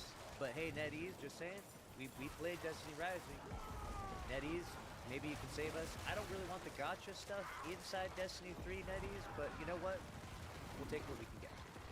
And maybe, I don't know, any company, not Ubisoft, EA, you know who I want to buy it? I want Digital Extremes to buy it. They don't have the money, probably. Maybe Sony as a gift, as in all of their humility and how much joy and love they have for the game community, because we know that Sony is not a capitalistic corporation that is basically greedy and evil. Maybe they just gift it to Digital Ooh, I Extremes. didn't realize They that was say, lightning "Listen, chant." This piece of shit IP that has burned us billions of dollars, fuck this thing. You have it, Digital Extremes. You make Warframe, now you make Destiny. Dude, we would be so back. We would be so back. It would be incredible. I don't think that's gonna happen. That would be nice. They wouldn't There's a take the lot of IP. options. There's a Too lot of tainted. options, but I will say this. My last hit of copium is this, and I die on this one. The Destiny IP is still valuable, guys. It was worth $3 billion not that long ago. It's still valuable. The idea that Sony is just going to sit on this thing and not do any spin-off project and not invest anything in it and not try to sell it at all is absurd. It's really absurd. What is that little tiny ass thing? They're going to try and sell it. I don't know if anyone's going to buy it, but they're at least going to try and sell it. Maybe we start a Kickstarter. How much we got to raise? We will buy the Destiny IP, and then we will, I don't know how we're going to raise the funds to we have to raise like $1 billion just to buy it, and then raise 500 million just to make a Destiny 3. We're in the whole 1.5 billion. We do not got that kind of money. That's a lot. That's the problem. That's a lot of money. It sucks, man. But I do think that is the outcome. I do think that we see Destiny trade hands within a year or two. I do think there will be a bidding war or conversation Hey, that's him. between Sony and other companies. Oh, this that is the will worst discuss fucking selling the IP. enemy I can And I fight. think that it will be The sold chains. to someone else, and it's it's gonna have Bro, to get be outta a here. big spender, Get though. outta here, It Change would probably Boy. have to be EA because they got Saudi money and they got like oil money and shit. And as much as I don't want EA probably to make it because they probably would be crazy, but that's probably the only hope. They're probably the only ones with enough money. Let's be real. Like they're probably the only ones that are crazy enough. Like $1 billion to EA is like a nickel to us. Like it's nothing. They got oil money, guys. They got straight. They're doing crazy shit. They just bought EA. The Saudis bought EA on a random Wednesday for no reason, just because they're bored. Like there's no. Sony's not selling. If they're not selling, then they are eating the cost of owning an IP that they're not going to make a game for, right?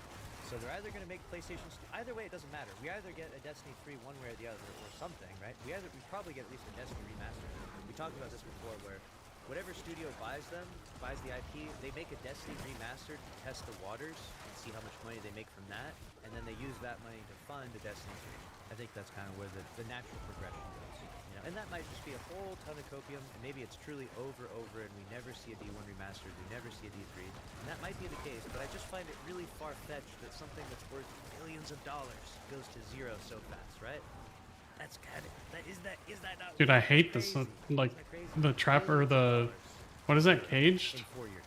I don't believe it. I don't believe it. In an era where that is increasingly The done. worst And for this is a build. series that has had a community that spans 10 years and has been a huge success. Like, yeah, the last I gotta kill this thing period of time first. has been awful, but you know, this was a game that so many other games tried to enter. Someone said zero, they have Marathon. I'm talking about the IP of Destiny. There we the go. value of the IP of Destiny. I'm saying it's $3 billion and now it's done.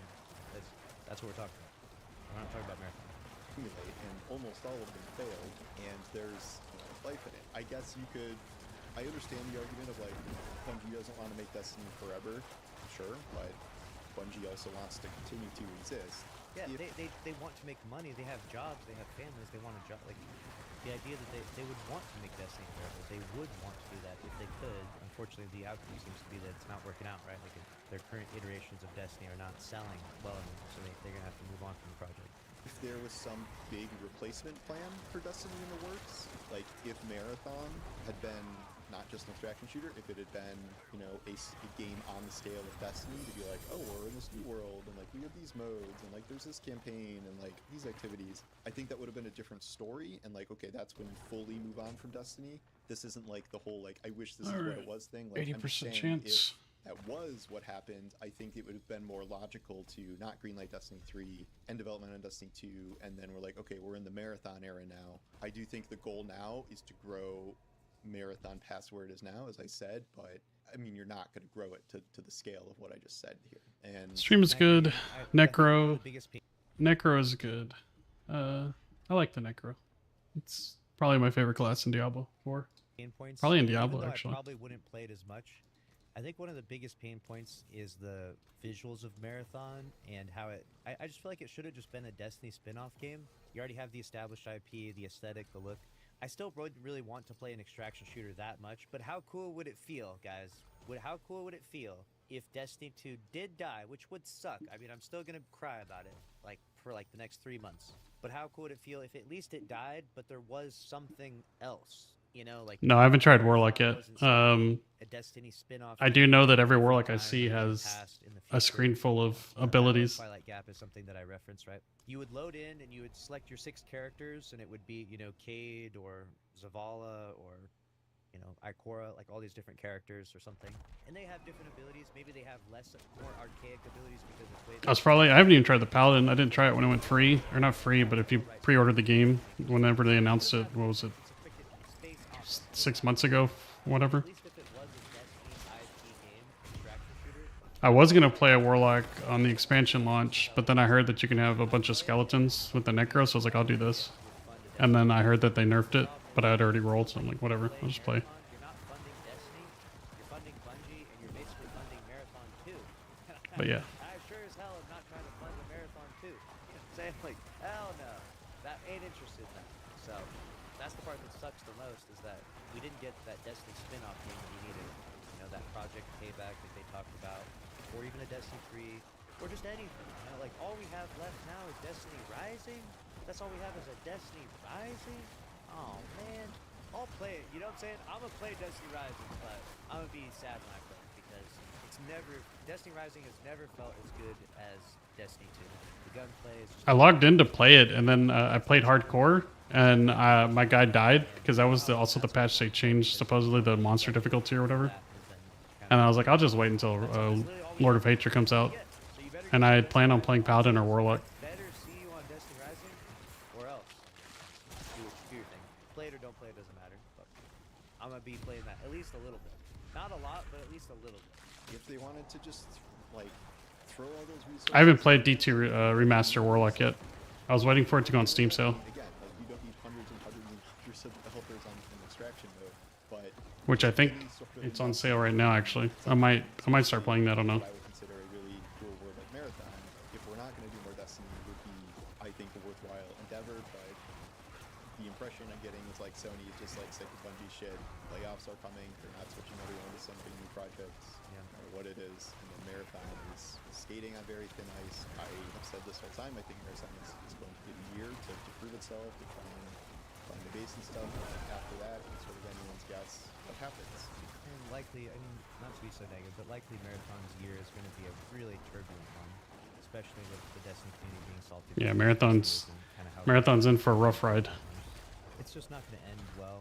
This is the wrong order of operations, and it sucks because Bungie can never seem to get it right, and they've chosen. the wrong Inferno Horde, you don't really get anything, but in order to level up the I put it in cryo, what is this? The war table? I need to finish Inferno Horde, so and instead I'm let begrudgingly Destiny doing have them. another 6 months. They're not my They should favorite have event least at all done in this game. At least said our budgeting sucks, Marathon flopped, we're canceling Marathon, and we're taking all the funds for that, and we're going to give you what we promised, which is the Shattered Cycle and the Alchemist. They should have at least done that.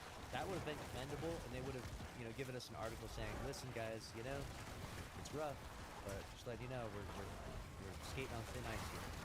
Then we would know, like, alright, this is probably it for Destiny, and we could at least commend them for taking one for the team, and for putting Marathon down for Destiny. It sucks because it feels like the gun was pointed at both games, and they pulled the trigger on Destiny, and maybe it's not exactly that the way that it is to some degree, but it definitely sucks. Someone said they're going to get dissolved in 2027. Maybe. That seems likely to happen, that Bungie gets dissolved. What happens to the Bungie HQ is what I wonder. They bought this, big-ass building. Sony will absorb it. To house all these devs, 1,000+ devs in the building.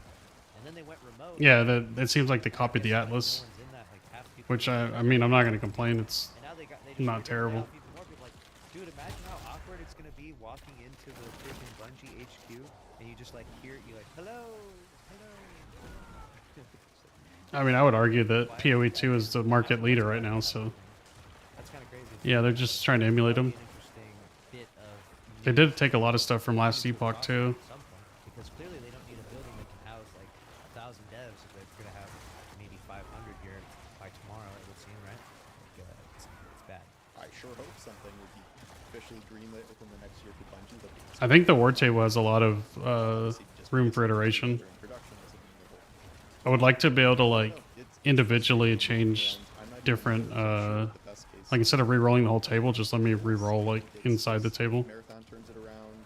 There's some new important project to work on. And then the other issue is when I'm playing with a friend, we have to In the end, we will be try to communicate our war tables, and it's just not good for parties at all right now. the amount of people that have been working at Destiny and the amount of layoffs that are about to happen. That is not where we're going unless there's some drastic shift in policy. So none of this is fun to hear. None of this is fun to report. Yep, it feels like a 100% solo thing. We all sort of need a reality check about it's not just Destiny 2 ending. It's the future is not. I do like the idea though. Like that, it'll iterate. It'll be a lot better soon. People too much optimism, I guess, that Let us have some hope, okay? Let us have a placebo, false hope. Let us believe that Destiny 2 is coming. Just a little bit longer, Paul. Alright? The first day Destiny 2 dies, and we're already crushing our hopes. To be realistic, it's important to understand the truth of the situation. It's dire times. Fake optimism is the worst. Yeah. It sucks because you wanted to read that Bungie article. But and think, this event is so weird. It's buggy with these worms. Destiny's over, but maybe in 3 years Destiny 3 comes out. That was the That was the takeaway. But then you get the real news, the behind the scenes, and you're like, okay, it's really bad.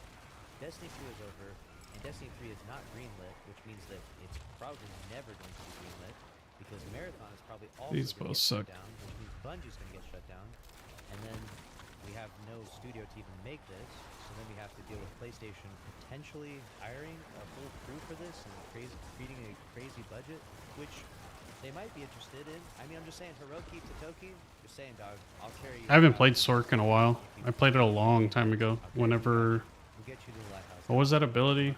I think it's a ball lightning where it spins around you.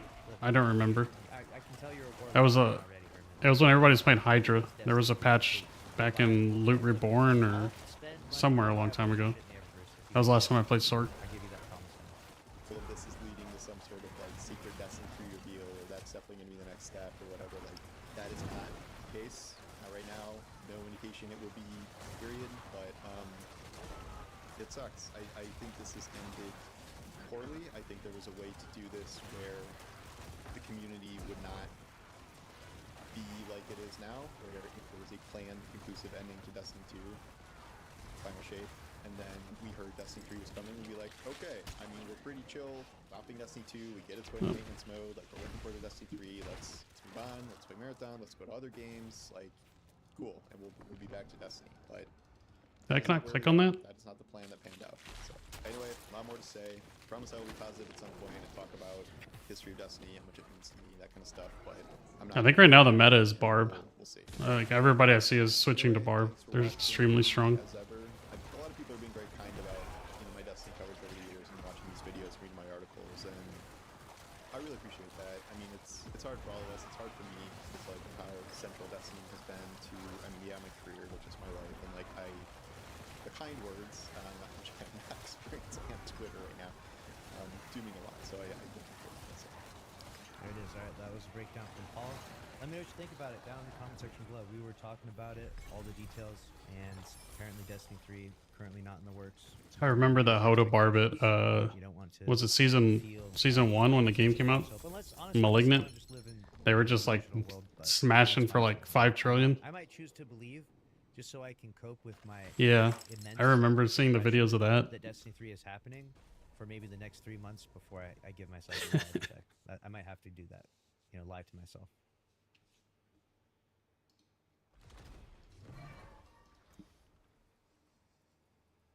I don't know if I can make anything good. Let's see. God, I remember like I didn't play much. I played into season 1 and 2, but like I remember back then it was like the grind was just running nightmare dungeons over and over. It was so boring.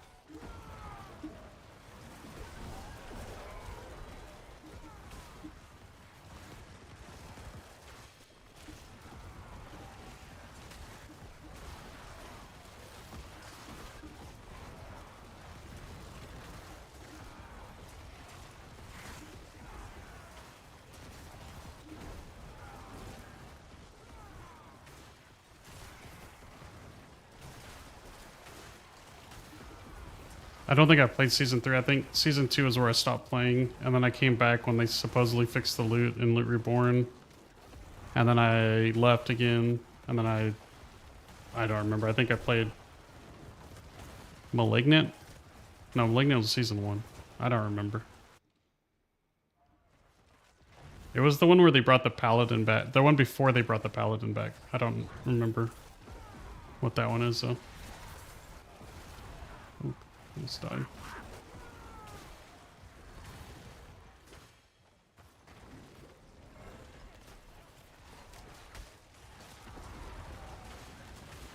Like pretty much when a game launched, I grinded to Paragon 100, and then I was just like burned out of the game. Tried season 1, and then I was just like, yeah, I don't know. I don't know if I want to play this. It's not fleshed out at all yet.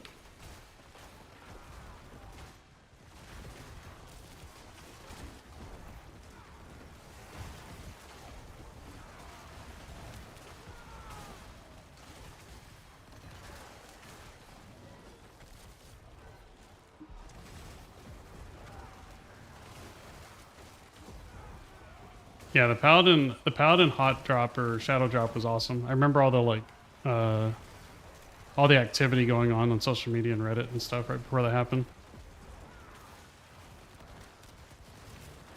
I know it brought a lot of people back to the game for sure.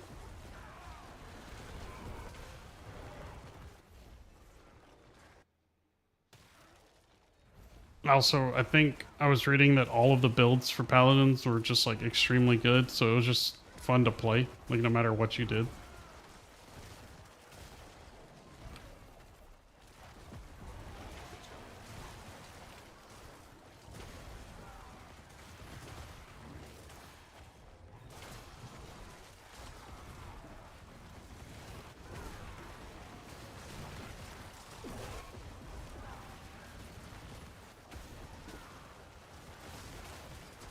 Are you playing the new PoE, what is it? Next update that's going to add a absolute shit ton to this game? I feel like everybody's going to be playing that soon.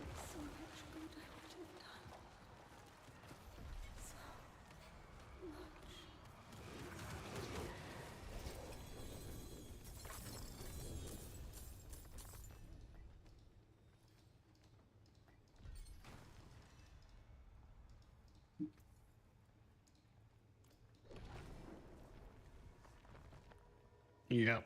I think June's going to be stacked for a bunch of video game releases.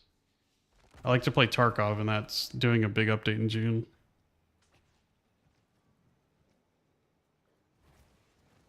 It's terrible.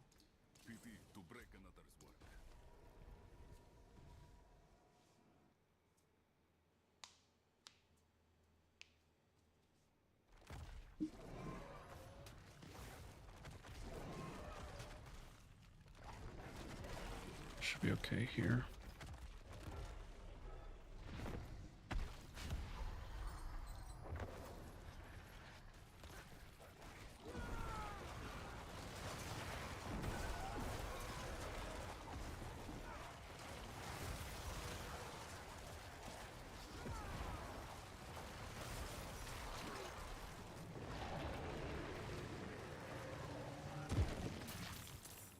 I want to play that. That's the boomer shooter that's like the Mickey Mouse game, right? I'll probably pick that up on Steam sale. That game looks really good. I like the UI on that's very clean.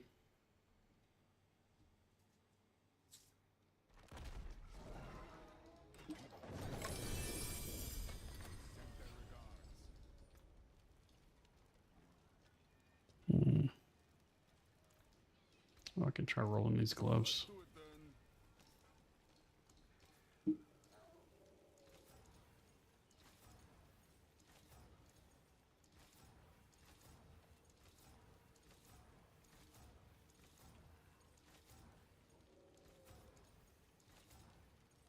All right, more. All right, let's see. What is this? Where am I going here?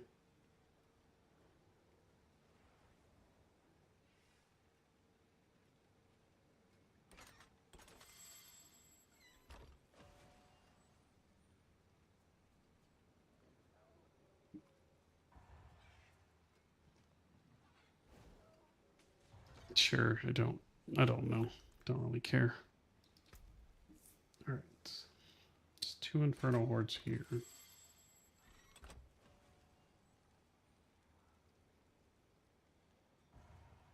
You talking about Marvel Rivals?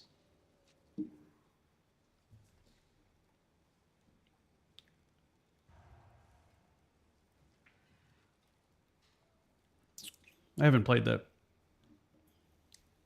I know it's like super popular though. I might bank on there being more than 2. Just 1. One. Well, I got one more roll. Let's reconsider. Oh, that sucks.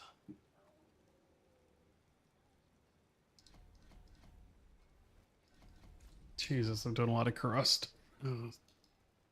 That's what I was saying. I wish I could just re-roll like individual ones instead of the whole thing.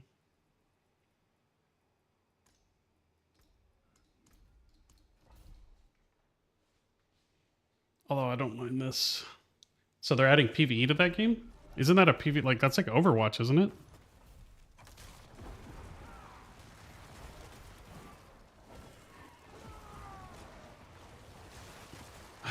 That's hilarious. If they're adding PvE to that game, they're adding it before Overwatch did. Because Overwatch 2 was supposed to be PvE.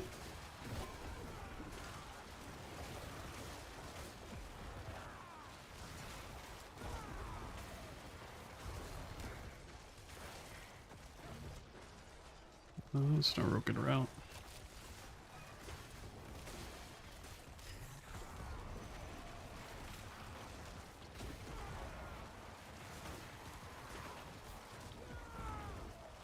That's cool. I know that game like released, it was like super popular. Like everybody I knew was playing it.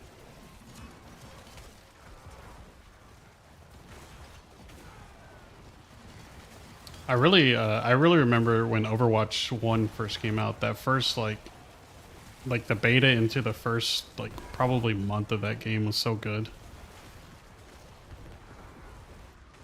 It reminded me a lot of like the early days of playing like World of Warcraft where like nobody knew what they were doing and there was no meta. It was just like just having fun.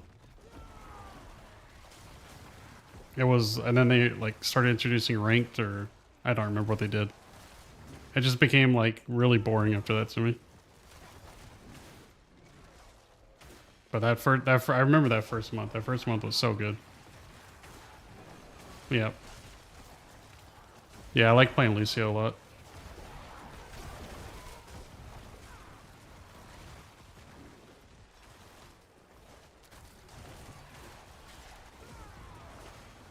That was when they did, it was during the last World Cup. I remember that too, because that was when they did the like World Cup event or whatever.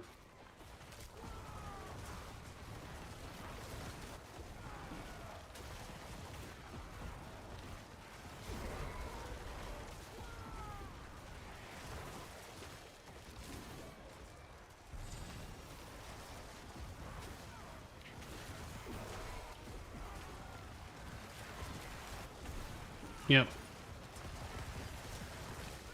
It's been, it might have actually been 2 World Cups ago, because I think Overwatch has been about 10 years old now, which is kind of scary to think how fast that time's gone by.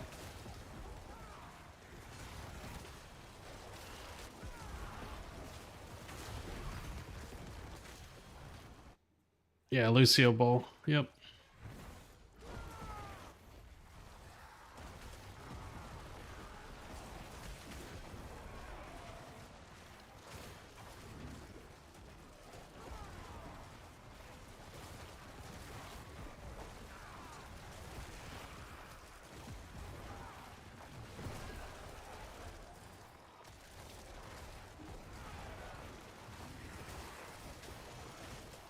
I'll be surprised if Blizzard makes any new games soon.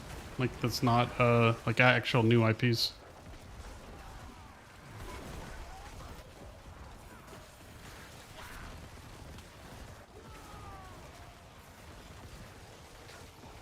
Where'd that goblin go? Oh, he died.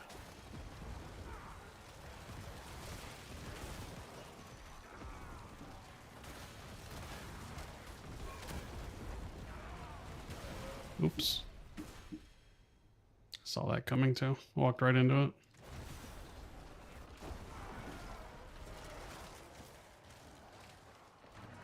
Oh, it's over here.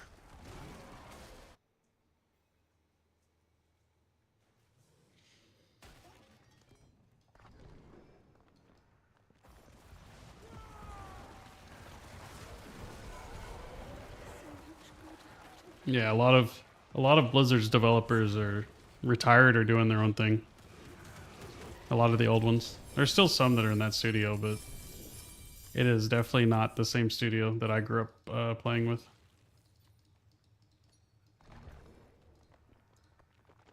Yeah, I'm gonna need something else.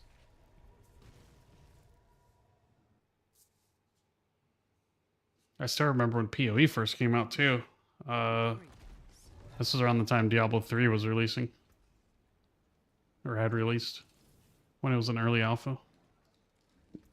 I don't want to do that high. Let's do 110.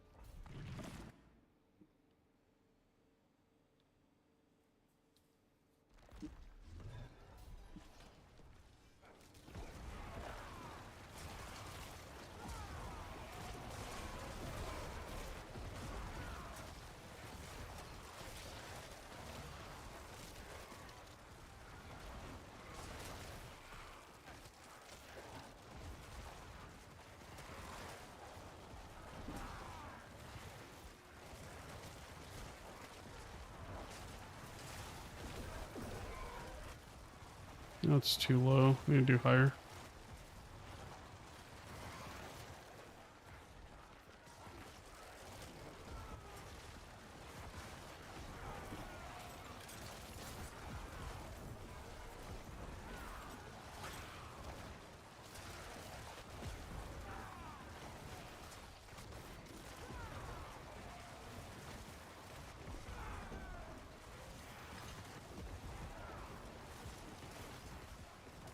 Yeah, when PoE first came out, it was like, it was basically like mirror of Diablo 2 with like, there was a promise of it being a good game, but it wasn't like, it wasn't great. And then they just kept iterating and making it better and better to what it is now. And then PoE 2 is just like, I think PoE 2 is better than PoE 1, but I think it's a slower game. I think at the end, like in 2 to 3 years, you're going to look back and it's going to be like a night and day difference in terms of how good PoE 2 is compared to PoE 1. I would argue it's probably already there, but depends. Oops. But I just like most ARPGs. Like there's something good in almost every ARPG that I've played. I even like Diablo 3. Launch Diablo 3 was good.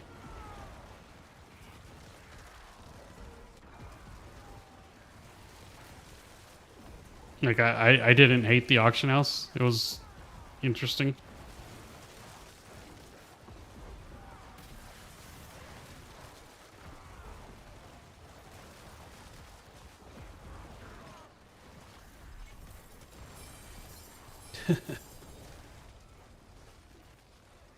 I just remember everybody trying to get through Act 3 in launch Diablo 3. Or Act 2, I mean, with the little bees that would just one-shot you off screen.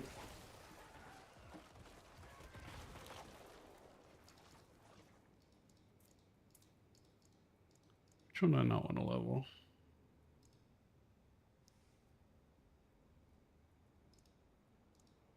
We'll do this one.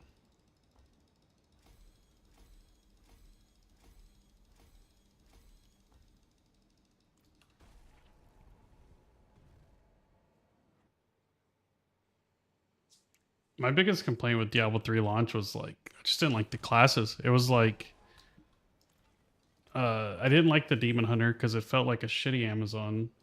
The Witch Doctor felt like a shitty Necro. It was just like, I don't know. I wasn't a fan of any of the classes except for Barb. And then the Crusader in D3 was actually really good though. That was a fun class to play with the expansion. I don't even remember what the other class was. Oh, Wizard. What's that? Let's go knock that out real quick.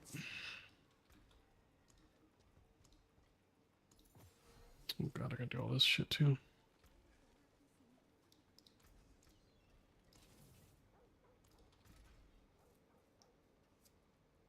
Oh yeah, they did add Necro's paid DLC. I forgot about that. That wasn't until way later on. Nope.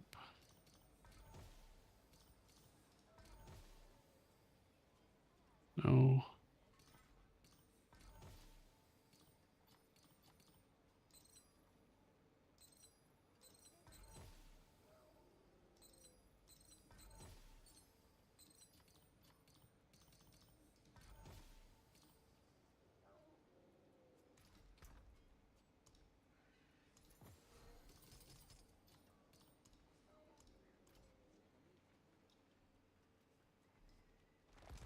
A cow level, yeah, I remember that.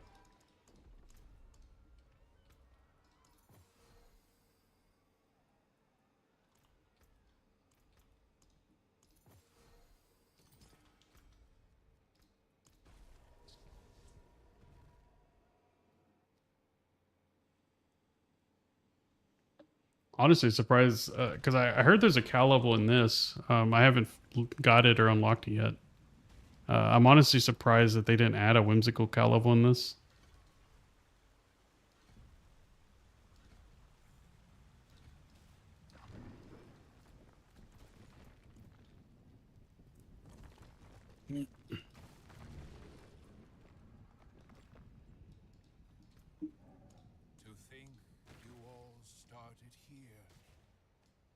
born of light and of hatred. And to hatred you shall return.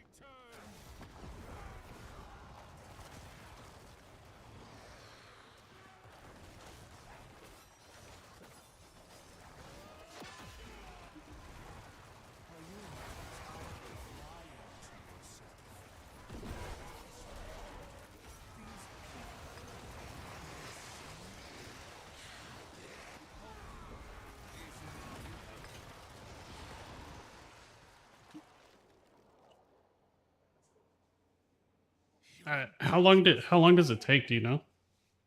I think I have some of the pieces for it, but I haven't really looked into it. So be it. You want the truth? I hate that this is a cutscene fight. I am.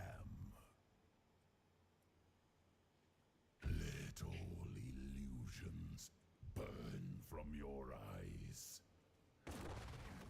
I actually really like this fight too. Mechanically, this is probably better than most of the other fights they've done. I really hate Lilith's fight, but I hate that it has cutscenes.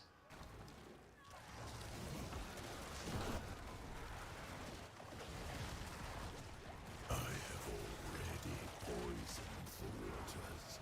Soon your kind will drown in my hatred.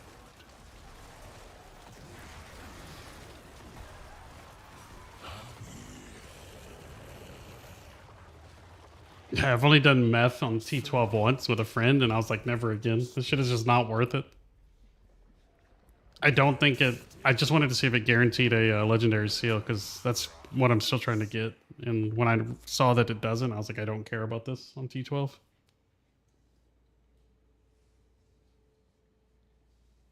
Yeah, it's a really cool fight. Wake up. Your mother is not here to pull you back to the surface. No choice but submission.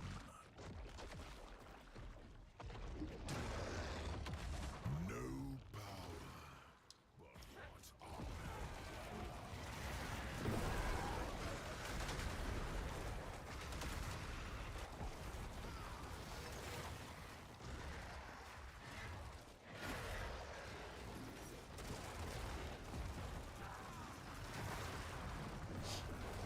strike at me. Oh shit, I'm dead. Never mind.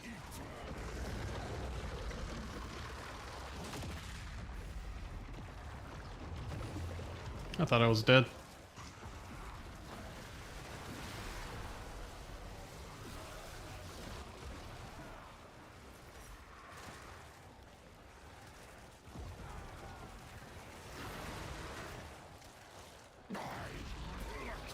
From the wilderness, shivering in the dark.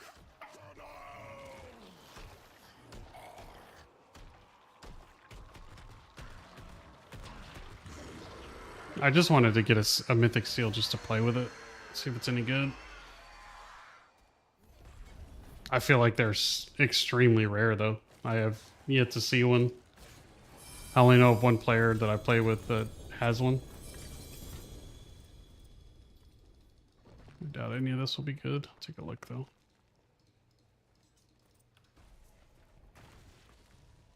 When you got it, was there anything you were doing, or was it just a random drop, random world drop?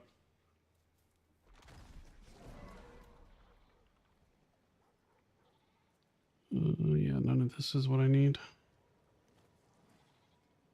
I think my rings still need to be upgraded. Mainlander, what brings you? Oh, man.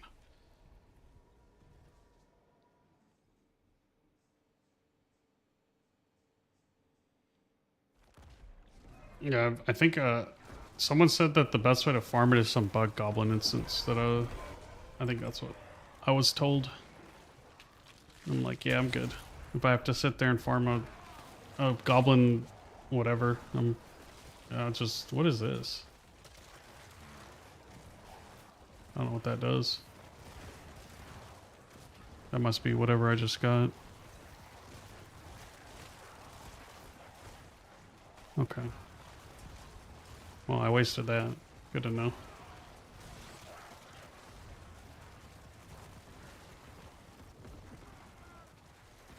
Yeah, it's extremely rare, the legendary seals.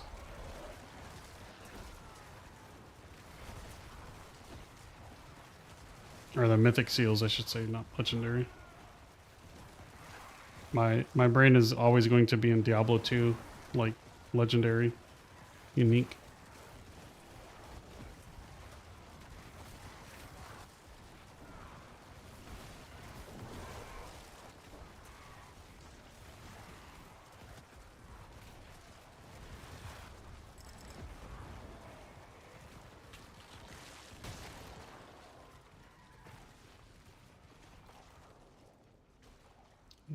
Let's do chaotic. Actually, either goblins.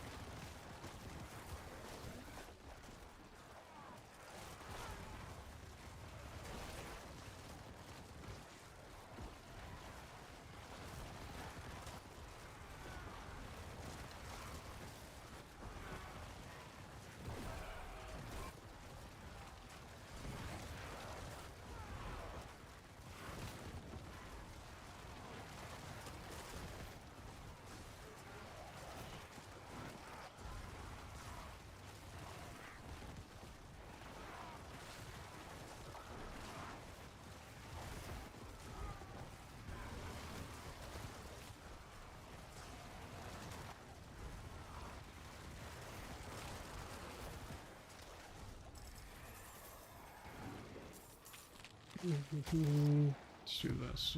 Actually, these both suck.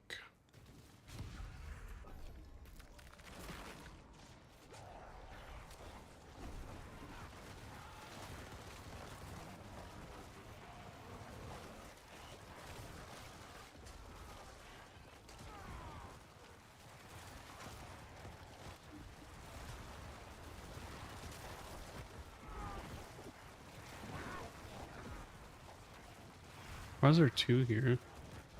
Must have been bugged.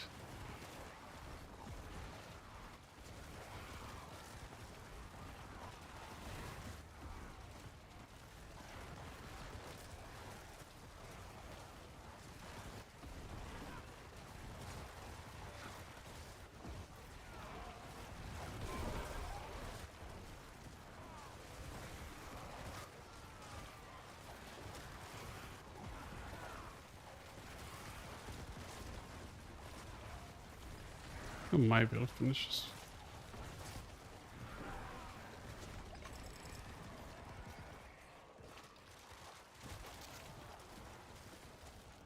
Let's do those.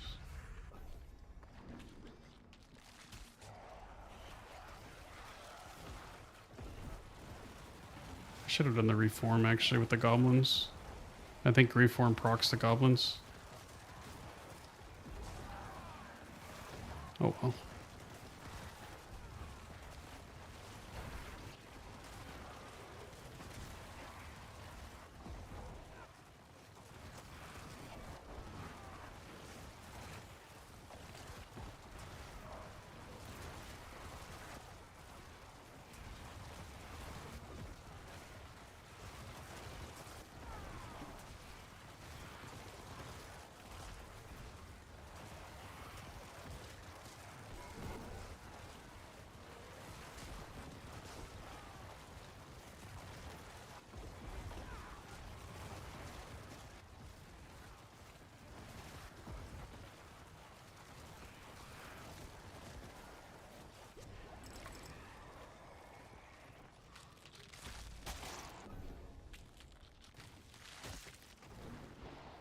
See what we get.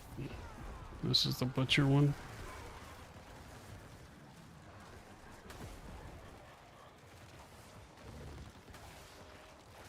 Right?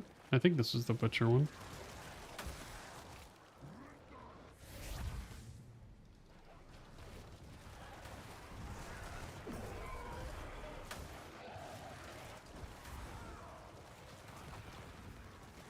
Yeah, this is the Burning Butcher one.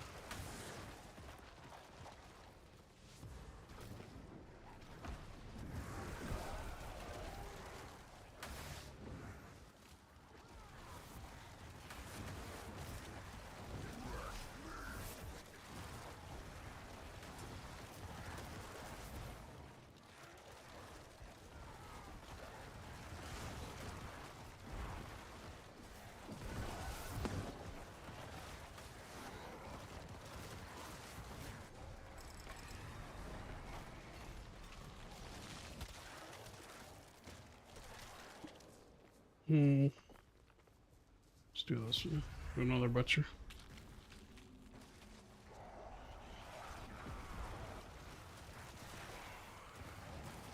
Yeah, he spawns during the Chaos Wave. He has a chance to, and then you can also summon him.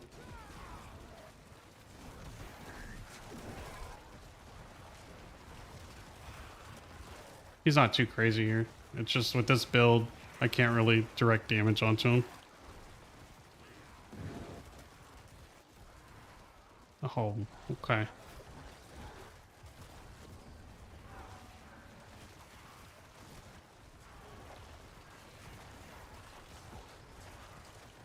Should be enough to kill him.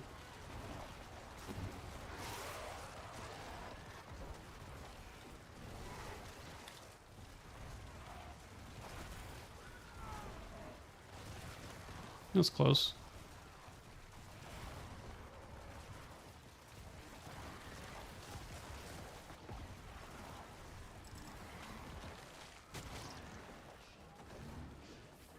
Yeah, barely enough to summon Bartok.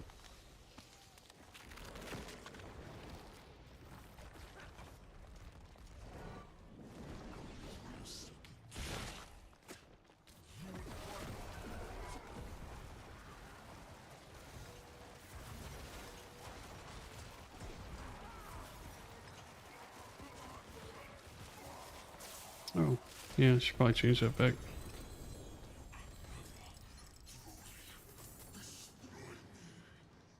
I'm actually surprised I did that without the Banished Lord's Talisman.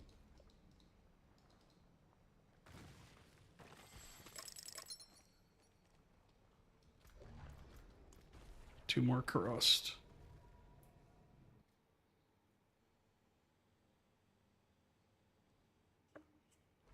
Yeah, this build's pretty fun. So armaments, no. Okay. The only thing is I can't really direct the damage where it goes if there's a lot of mobs, so I just have to round everything up.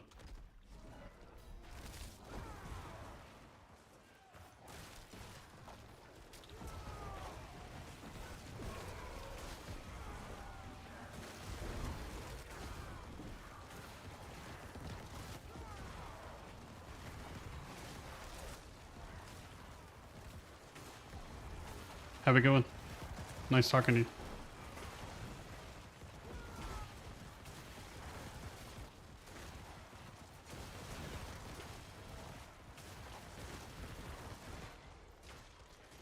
What is this map layout?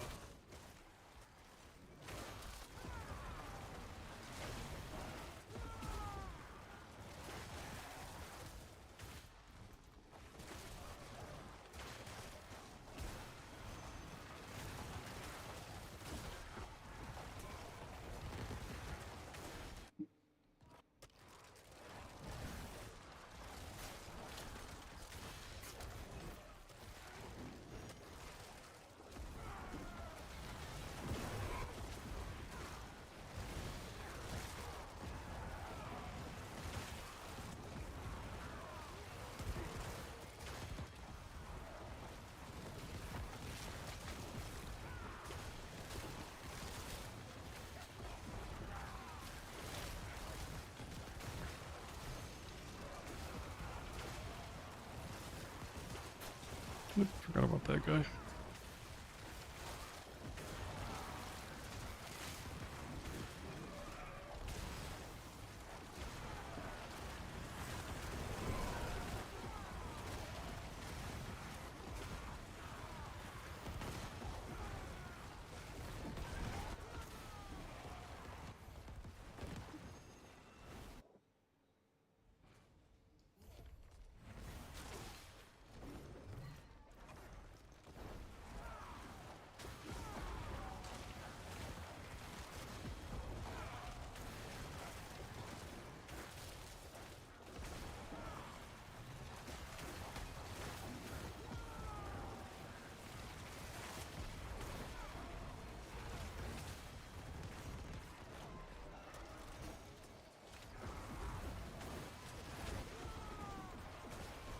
Keep forgetting I got this.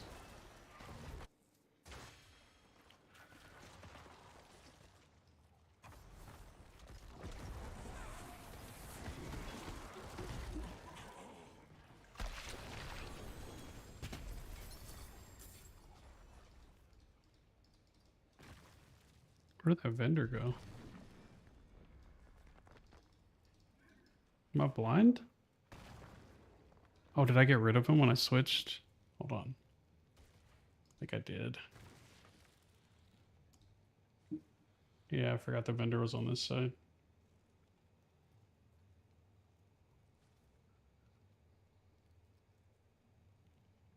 Yeah, that's fine.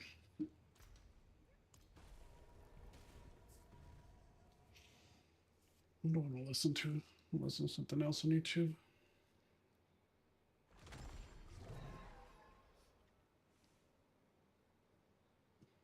I go watch some ramen It's style. Tarkov. Being broke doesn't mean you can't win. It No. just means Let's see what Tyler Hill has to say. So I wanted to jump. All right.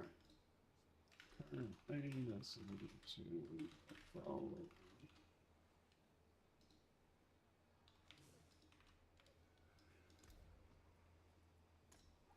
it's not armaments, right? Harmony. What's this? Ritual. Oh, I actually need rituals. We'll do rituals. One today and make a video for you all because over the last 24 to 48 hours, I have noticed SoFi giving us some absolutely massive and obvious clues about what we can expect from its price in the future.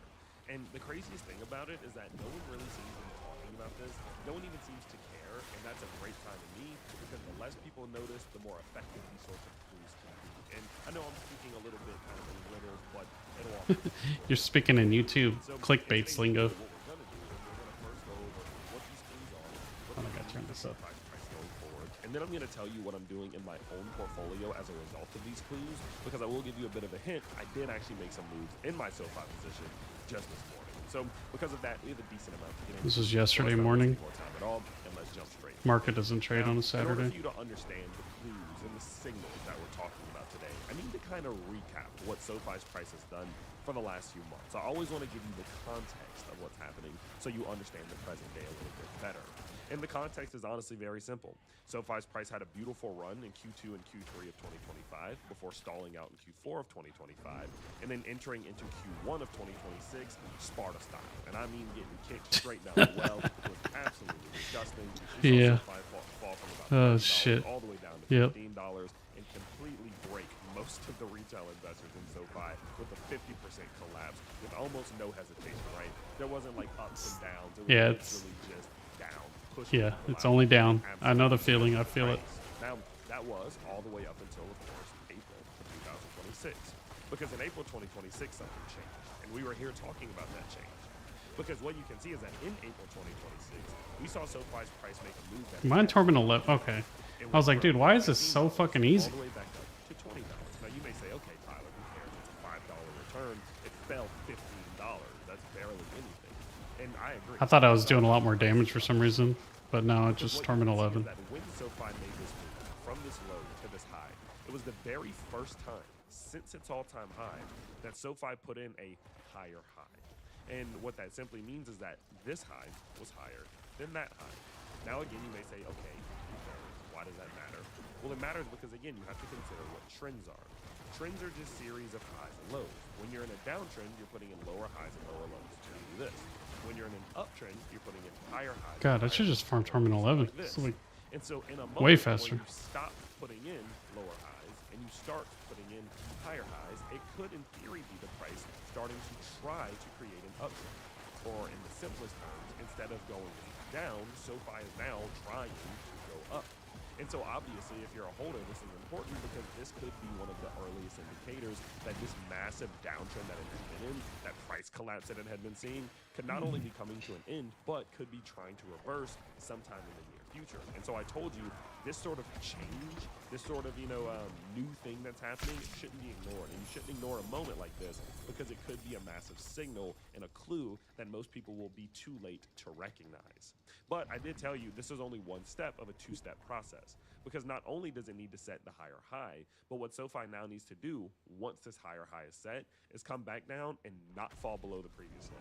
Now, it's not the end of the world if it does, but the reason why you don't want it to is because if SoFi's price is capable of setting a higher high, coming back down, and setting either a higher low, meaning the low is higher than this one, or an equivalent low, meaning that the low is equal to this one, it would then be in a position in which the likelihood that it does make some sort of move back upwards above this high, very high, right? You have a really, really good chance. If SoFi's price holds support here, you have a really good chance to continue back upwards, not only back to $20, but even above it. And I doubt it would be immediate, right? It could be some sort of like choppy little process, but you have very good odds of this downtrend that we were in actually being over.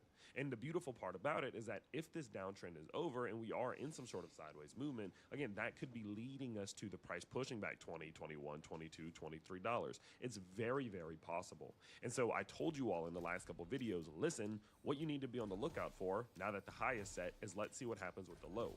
I told you it is very reasonable to assume that SoFi will come back down towards this low to retest it. I told you don't be scared if that does happen. Just understand that that's what happens. It is what it is. But what we need to see is strength from SoFi's price if it comes back down to these levels, because if it does show strength, that could be a beautiful indication that, hey, maybe we got a shot here. And fast forward us into the modern day, guys, we are getting some beautiful clues. We're getting some beautiful signals from SoFi right now, at least at the time of recording. How close? Now, let's start Oh breaking my down God. what these signals and clues are. And in order to do I so, just need we one to more, jump down and to I'm the done. smaller time frames, especially the 4-hour. So right now, we're getting two big clues. I guess you could technically call it three, but let's call it two. How many more of these do I need? The first clue is the general God. structure that SoFi has created. As you can see, I hate- as SoFi's prices trickled slower hate and closer and closer Inferno down Horde. to that $15 It's only level, one. what you can see is that it's created this descending None. structure. What I've come to recognize is that One. when a company or a stock Three. like They're all the same SoFi thing. creates a descending structure at the bottom of a Kill big me. fall like Fuck. this, meaning it does this, right? Falls, then starts trending downwards like this. It has a very big tendency, a very high tendency of roughly 60% Just do of pumping this. to the top side, breaking This. through the top side of that structure. This happens about 60% Try to of the push time, so my- better than a coin What's it called up? Okay, and the reason why that happens is because the 150. momentum of the fall is declining. So it had a bunch of downward momentum here, but then it starts to slow down and slow down. You can almost imagine it like a car kind of just rolling to a stop, and then boom, it'll usually return back towards the top side. So in this sort of moment, when I see this structure being created over the last few days, this is a great sign because again, it gives SoFi a 60% chance of breaking through the top side of that structure and trying to push back up to at least $16 and set in this low at that previous point. Now, in addition to what we're seeing right now on the structure, A lightning itself, enchant we're still also fucks seeing my the SO. RSI Jesus. give us a beautiful indication. Now, I'm not going to go super deep into what the RSI is in today's video because I've broken it down a good bit recently. But what I need you to pay attention to, and all that really matters, is do you see how SoFi's RSI, especially in the 4-hour, is trending upwards? Like it's trending upwards like that. But then its price is trending downwards. Well, what that typically can entail is that as the price is going down, it's losing downward momentum. SoFi's price is actually gaining strength even though it is falling. And usually when you see it gaining strength, although it's falling, it usually in many, I'd say most examples, like 7 out of the last 9 that I've seen, or 8 out of the last 10, something like that, would imply that SoFi could be getting prepared for a move towards the top side. So this has a pretty decent success rate of leading the price upwards. And when you compare the fact that your RSI is showing this strength, right, at the same time that SoFi is creating this downward structure, there is a very real world, guys, in which SoFi's price maintains support above $15 and uses it to break back up towards $16.30 to $16.90. Now, you may say, Tyler, that's only a $1 move. Who cares? Remember the big picture. It's not just the idea that we want SoFi to go up $1. No one really cares about $1. $1 doesn't even get me to break even, right? But the bigger picture is that if that does happen, it becomes more reasonable and more probable that SoFi is creating that bottom, that equivalent low that we're looking for to be able to continue the bigger move to the upside. Does all this make sense? Let me just summarize real quick. SoFi's price is coming down to this previous low. We want to see it stay above or at that low. While it's coming down to this low, it's creating a structure that has a history of breaking it upwards, and its RSI is starting to gain strength, which implies that it easily could make a move up at any given moment. So when you combine these two things together, it seems like we have a fair chance at seeing SoFi's price being able to stay at or above this flow and use it to possibly work its way up, which would absolutely catch the market off. Just juke People my are ass. expecting the worst out of SoFi these days. No one really cares about SoFi right now. People are super upset about the way its price has been performing. So I think this move actually is super reasonable considering everyone is so pessimistic about SoFi right now. So all in all, this is a major clue. It's a major sign and signal, and it is one that is worth paying attention to. Now, does it mean that SoFi for sure is going to break up? No, guys. I would only assign it about a 65 to 70% chance. But that's a good odd. Based on what? Chance. But there is still a world in which SoFi's price rolls over. The good thing about that, though, the positive thing about that, is that if SoFi's price does roll over, I'm actually not expecting it to go very far because it did show so much strength at this support level. So yeah, it would be a little bit sucky if SoFi's price fell over because it would negate what happened. And then obviously like the odds of an uptrend or the potential for an uptrend have to reset, right? So this higher high doesn't really matter anymore. And now we have to come down. Now we got to make a new higher high. We have to reset our attempt at creating an uptrend. So that would suck a little bit, I'm not gonna lie. But if it does roll over, I'm actually not gonna be super upset about it in general because SoFi has showed so much strength here that if it rolls over one more time, I would be almost willing to call that. I would, maybe, you know, I can't call it 100%, but I would be buying a lot at that zone because I believe with the strength that it showed here, it easily could turn into accumulation down there, which could lead us back upwards and give us gains of 50 to 100% rather easily, right? And so because of what we're seeing today, not only does it increase our chances of being able to hold this low and continue upwards, but it also says that if we roll over, I don't think that rollover would be nearly as bad as people would expect, and we easily could start to rally off of that low. So this is a win-win one way or another. The question is, a lot of damage. and obviously that's what we all want to know, and that's what we need to watch. And so the game plan from here remains the same. Watch SoFi as it's in the structure. Will this structure Oh my God, what's this fucking previous low, location? or will we break out of the structure and start trying to head back up towards $16.83?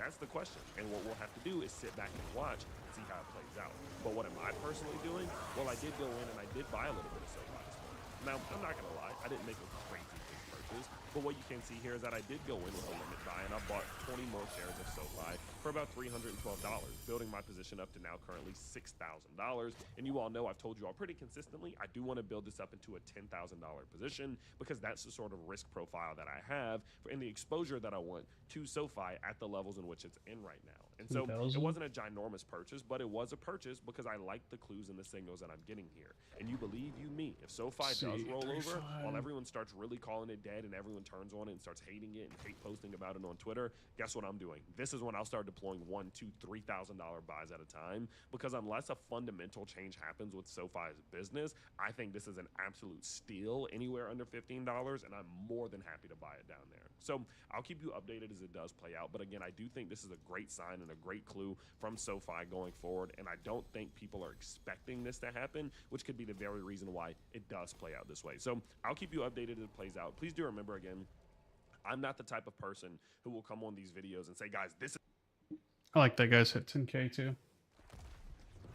Cool little new YouTube channel. Damn, this is not terrible. I don't know what build uses it, but not mine. All right, what's next? Helltide. How much time? I think I might do some music for this Helltide. Depending on how much time I got. Oh yeah, some music.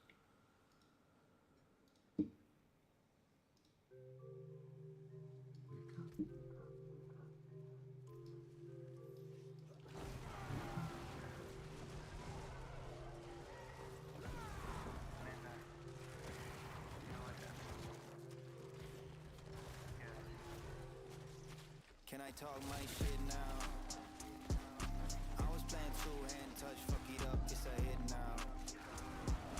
When I hit the road, do a show, hit a lick, then I skip town. Run up in the spot, no dance, and I make them all get down. I need to get that. Yeah. Ain't nothing fancy, I'm still broke. Cross town like Yancey, I will though. They say I'm in Oh, great shine. Take that. I need money. put them in the wheel and they still won't.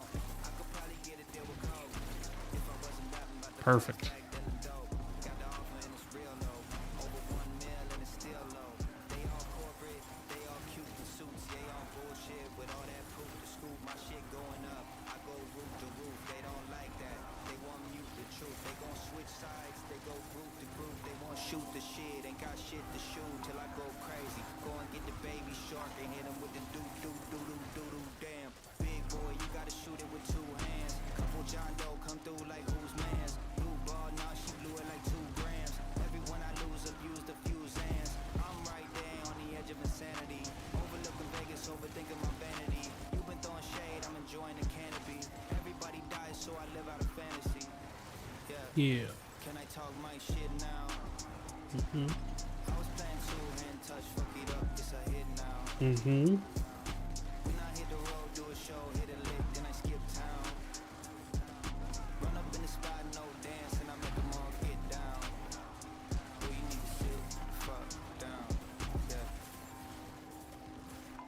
I don't even talk my shit now unless I got a reason. Everybody watching like Netflix got a new season. I'ma get rich, hit the dealership, get the new Benz out. Bottom line 316 like Stone Cold says so. They buried me alive, I was dead broke. I've been living in the no flex zone. About to make a move, it's a escrow. Cooking in the kitchen, my sauce like magic. My pesto like presto. Off a little bean that espresso. Little bit of lean like I'm getting over chest cold. Got no chain, no I can't chill. 8-ball got me feeling like 8 mil. Can't stay still, can't feel off a pain kill. Got the little orange pill, not the day quill. They fake with it, they ain't real. They talk about bricks, but they can't build. I'm frank with it, I'm Jake Jill. I only sold gas, I'm Hank Hill.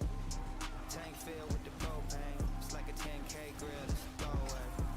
They never ask if I'm okay, I'm never okay. Everybody wanna cut, it's a dry vocal. I'm anti-love, anti-social. I'm bipolar, I'm bi-coastal. I might buy one and go postal. Can I talk my shit now? I was playing 2-hand touch, fuck it up, it's a hit now. When I hit the road, do a show, hit a lick, then I skip town. Run up in the spot, no dance, and I make them all get down. So you better sit the fuck down.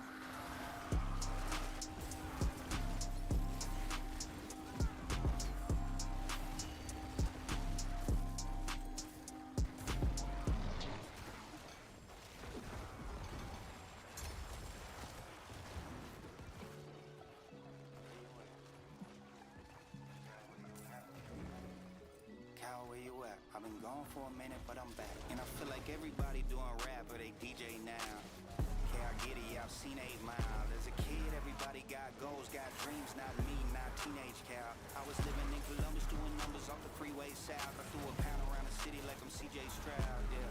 Push a button on a V8 now, my ears pop when I'm coming from the PH down, yeah.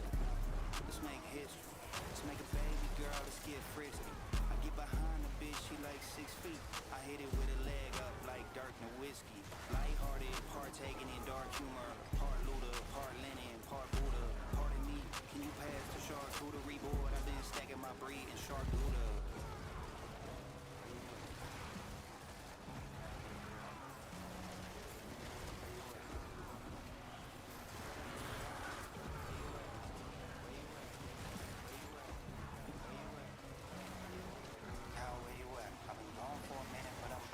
Never been a cool kid, but I know Chuck English. Told y'all I'm a motherfucking genius. Y'all need those, like Jesus. Y'all singles, go ringless. Lot of followers, don't mean shit. Skinny model built like Porzingis. Hey, you ain't scoring on me, bitch. Better get your ass back on defense. There's a lot of rules you don't follow. Drinking liquor when you didn't buy the bottle. Post a pic with some money that you borrow. You been tricking like an Instagram model. Not sleep, cut it with the shit talk. You see other people winning and you pissed off. Hear you yelling gang gang, nah bitch stop. You learn how to crip walk from a TikTok. And that chain don't bang, you got ripped off. I think it's all the same shit inside a gift shop. Plain Jane white gold in my wristwatch. About to get that bitch frozen, I'm Christoph. Came a long way from the old age, from a no name, now I got it for the whole stage. I've been on a bendit but I won't brave. Had to cut the white girl like OJ.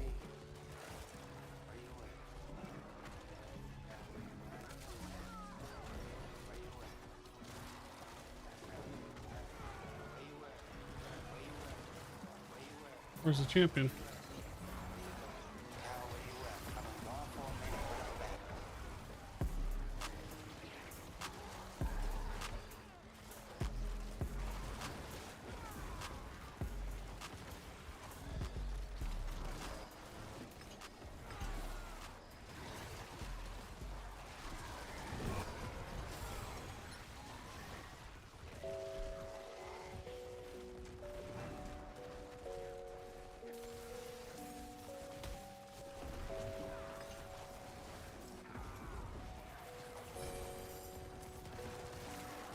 I live life through a polarizing lens.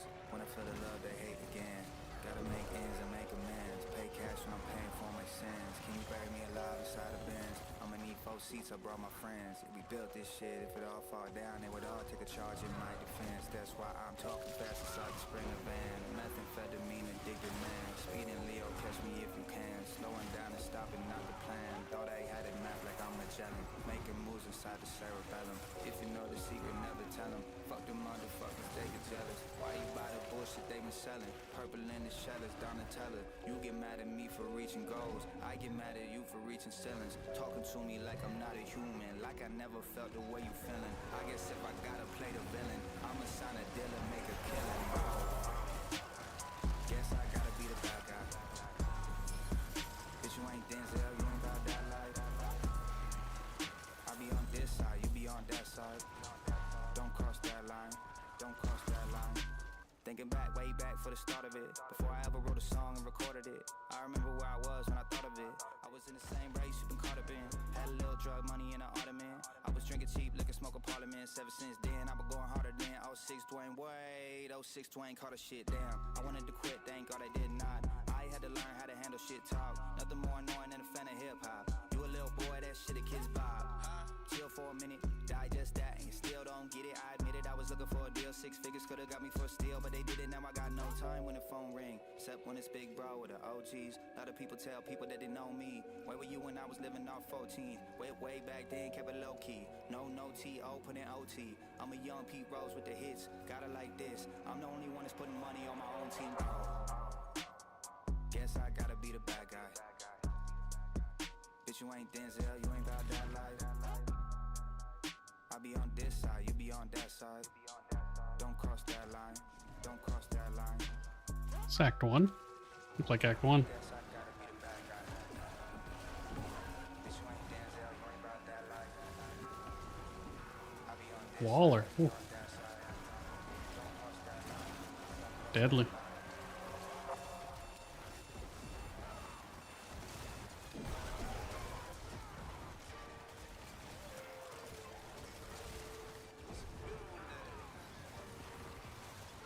Uh-oh. That's not good.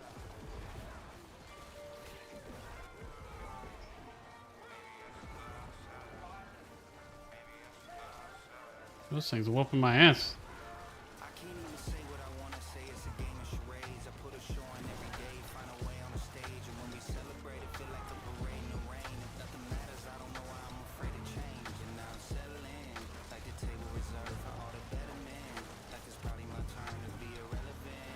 I've been searching for dopamine and adrenaline. If you're selling it, I buy it all. I can take the whole supply. Can you next day ship it, get it overnight? This ASAP laid back, stay. They whoop my ass. The shit can turn an introvert into a social life. I spend 1,000 on the bag, I put the coke inside. I'm joking, smiling, trying to hide my broken side. When you find yourself alone in $1 million home, nothing left to do but soak inside. It's a long way down, especially when your hopes are high. Thought I was supposed to fly. Now I'm going poltergeist. Now waiting on my phone to die. I don't think I've ever done this map. When you close your eyes, This reminds me of Act 1 in Diablo 3. you see the people in the back start to multiply. Do arenas not open mics. Yeah. I do arenas not open mics. Yeah. Damn, there's a lot of damage coming through. I pour my heart into an open mic. What is hitting me? I'm pretty fucking sure I got hit by nothing.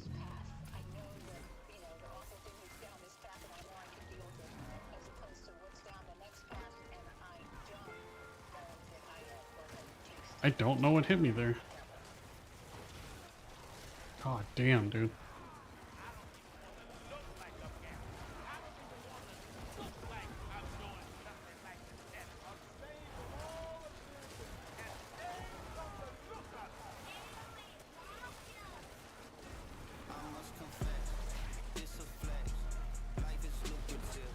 Dude, lightning enchant is no joke right now.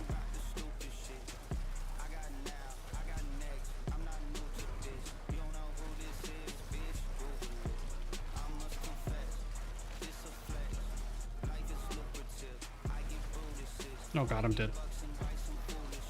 Is that a wall?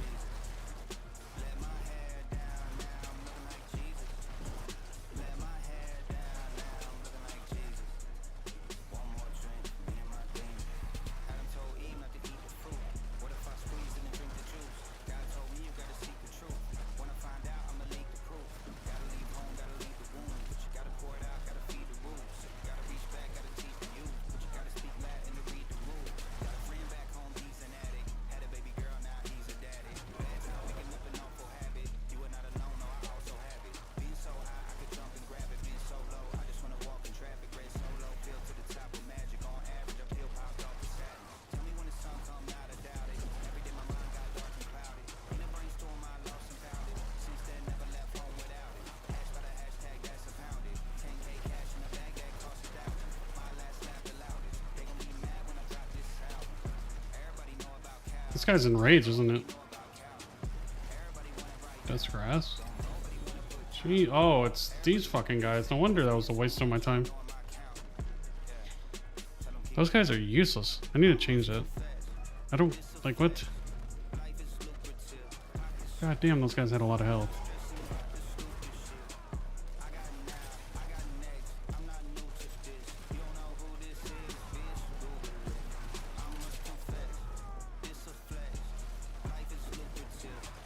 I think I need to switch to Vortex.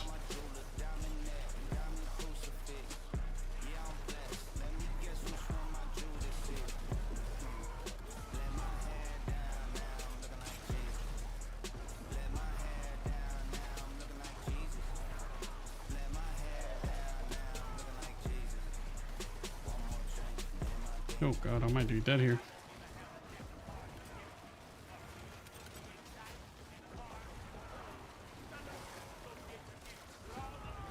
Yeah, I think I need to start using Vortex for these pits.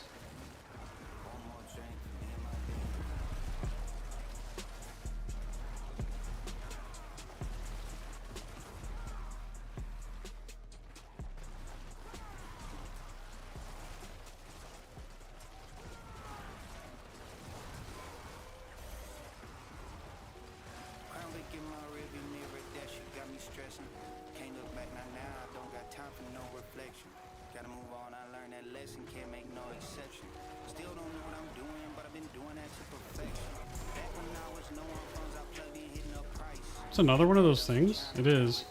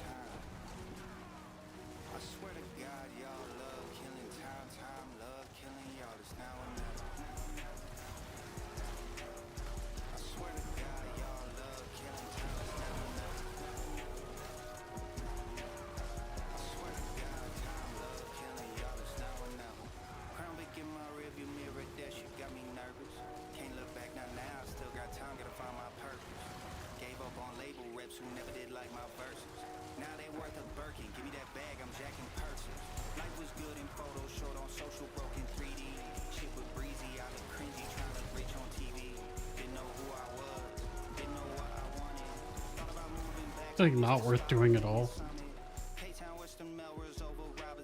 Like, what do they give? Hold on. Pit. It's not that one. This one? No. No. What is it?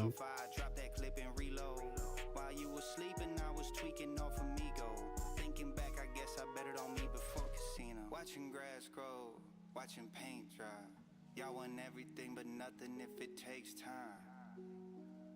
I swear to God, y'all love killing time, love killing y'all. It's now or never. I swear to God, y'all love. I mean, I don't know. It's just those things are stupid. Oh, you know what? I think it's the boss. I'll look at that in a second. That's what I think it is.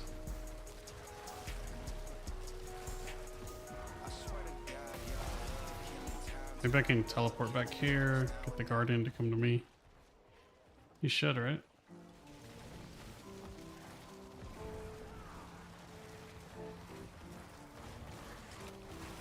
Oh god, it's another one of these guys. You know you really fucked up bad when you told me I can't do it. Stick stones breaking my bones, I played through it. People telling me I got away with the words, I got away with killing these motherfuckers. I'm Ray Lewis.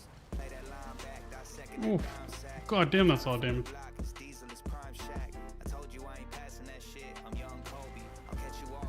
See if I can pull him without pulling the thing.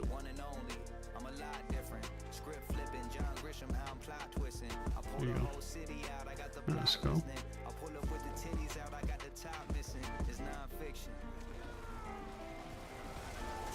Fuck, of course I pulled that thing again. Just pull back. She should teleport to me. Come on. Oh my god. I thought that pit boss was... There you go. No, they're not falling for my tricks. Uh oh.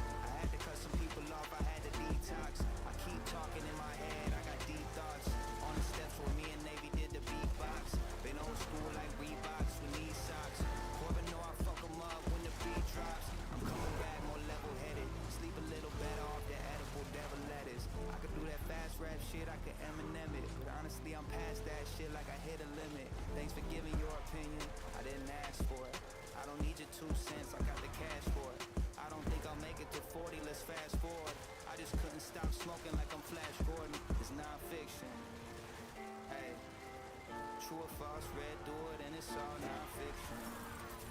Yeah. True or false, I'm the First try. it's all non-fiction. Hey.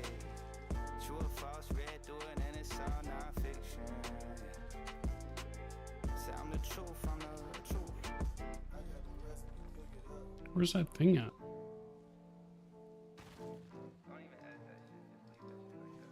Whatever.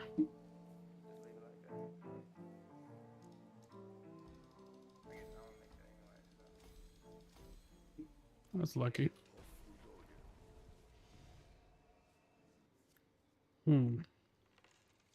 I need to look at my skill tree there. I don't like that one. What is that? It's under the monster one, I think. Something of pit. Everything I write is like an essay. Intro, body, and an outro segue. This. I don't give a I fuck don't want what your this. ex say. There's two sides to the whole Can I shit, get rid of like a this? set tapes. You Oh don't my carry god, I don't have nothing, money. dead weight. You gotta be kidding me. I can ship it to you next day. I'm poor. Through you like an X-ray. If you want smoke, we can take a cigarette break. You are not a shooter, I ain't jumping at your head fake, bitch. Look at my belt, it's a dead snake. I don't save hoes, I don't got a red cape. Make a bed break, leave her walking like a slag day. Renegade, this an M&J. Never been afraid, let me demonstrate. I confront the problem, it went away. Put one on your jaw like it's MMA. You would sign a deal for like 10K and tell the internet that you getting paid. Laying low in the cut like a sensei. I feel like I'm MJ in the 10th grade. How you got the gold playing JV? I go hit the road like it's game 3. Book a show, hit 100 scene notes like who said the boy can't sing? Huh? Everything I write is like an essay. Intro, body, and an outro segue. I don't give a fuck what your ex say.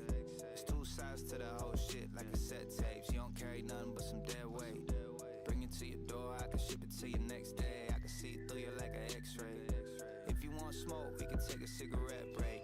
Keep it cool like pies in the window. Numbed out like 10 toes off a benzo. I bend out. This is what I do to instrumentals. Other rappers set the bar low. I don't limbo. Ooh. Don't talk to me, we ain't kinfolk. You was trying to hit me for the info. See my brother AD got the sticks in the 6-4. You thought I was talking about Nintendo. Acrobatic with the flip phone. I move fast with the tempo. Old boy ill like Kim Jong. Shooter leave a hand up like Jim Jones. I gotta follow through. Locked in, doing what I gotta do. Big bands like Bonnaroo. G, show 'em how to go and get the alley-oop. Everything I write is like an essay. Intro, body, and an outro segue. I don't give a fuck what your ex say. There's 2 sides to the whole shit like cassette tapes. You don't carry nothing but some dead weight. Bring it to your door, I can ship it to you next day. I can see through you. I don't got the gold to do that. I'm so stupid. Want smoke, we can take a cigarette break. God, I'm out of gold. I'm poor. I'm poor.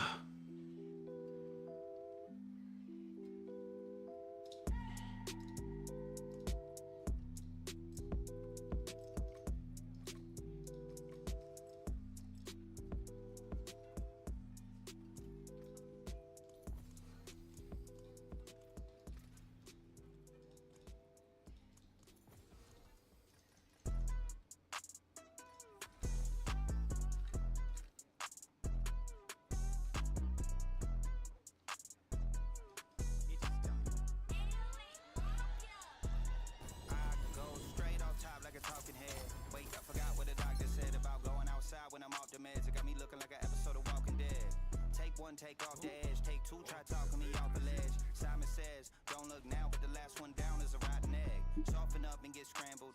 Thoughts are hard to get handled. Heartbreaking like Kanye's, and I chop it up to get samples. You sitting there with a box of chocolate, Sauvignon and lit candles. I sent her bread, she spread her legs and then started picking that banjo.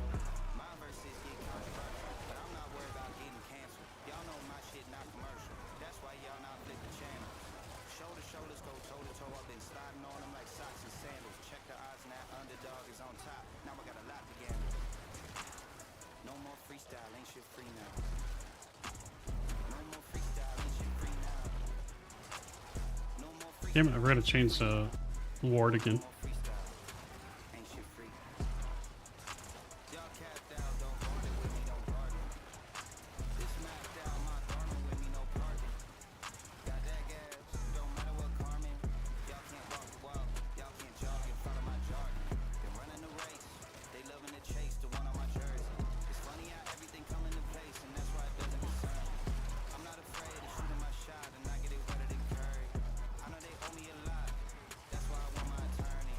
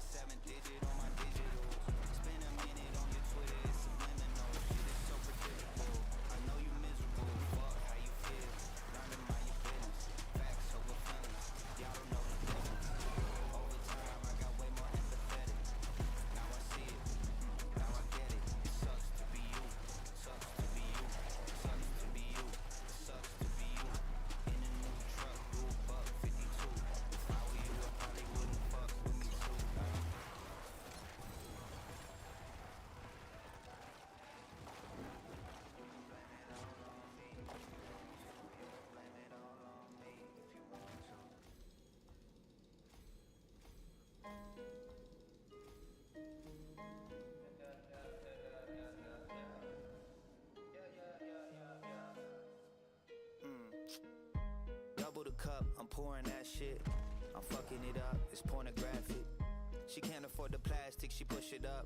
If she wonder about my past, she can look it up. I got a big network, but it's not Google.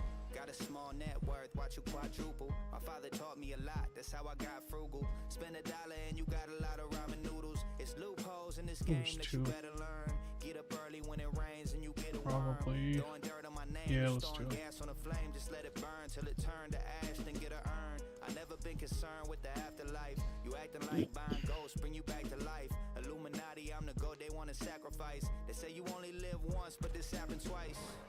I think it's deja vu, yeah. It could be deja vu, yeah.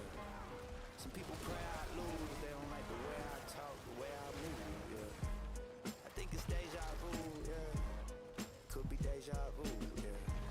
Some people hate on you, but good thing you not them and they not you. I got 15 minutes till the edibles kick in. I'ma get fried like the General's chicken. Finger licking, I'm wing picking. I'll take 6 ring pippin', the team clicking. I got a new game plan, a new strategy.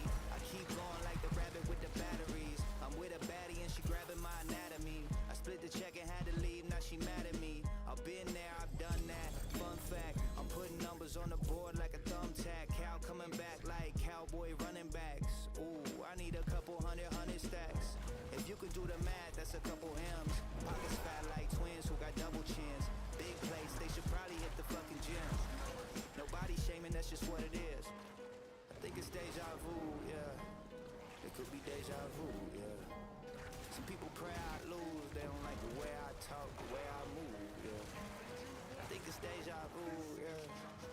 Could be deja vu, yeah. Some people hate on you, but good thing you not them and they not you.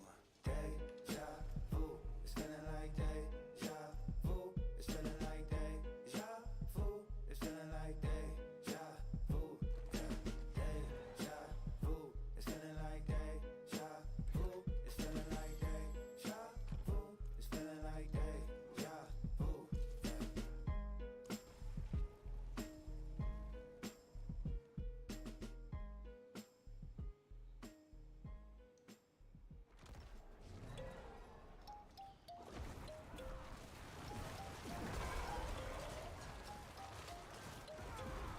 Okay, now I'm cooking with the gas.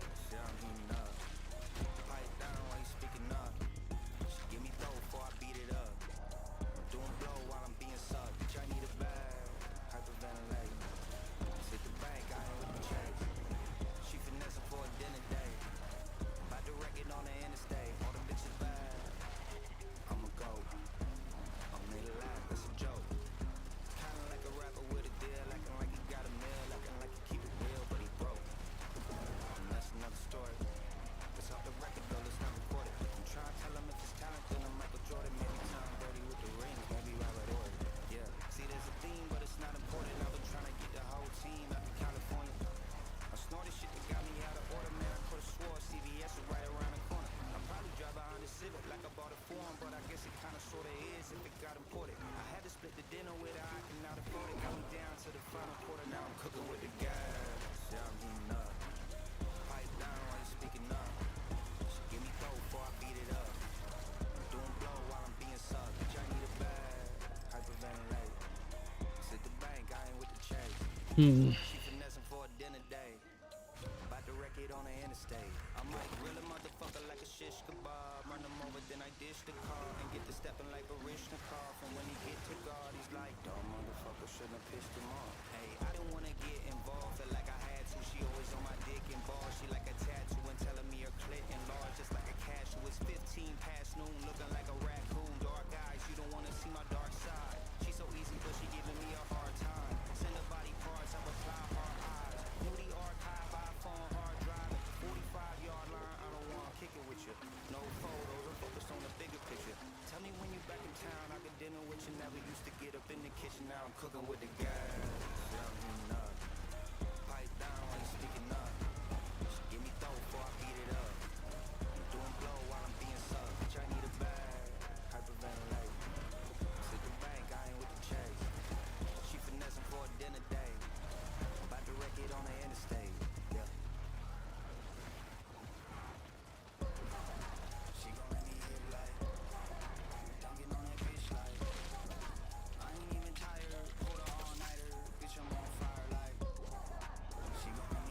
Oops.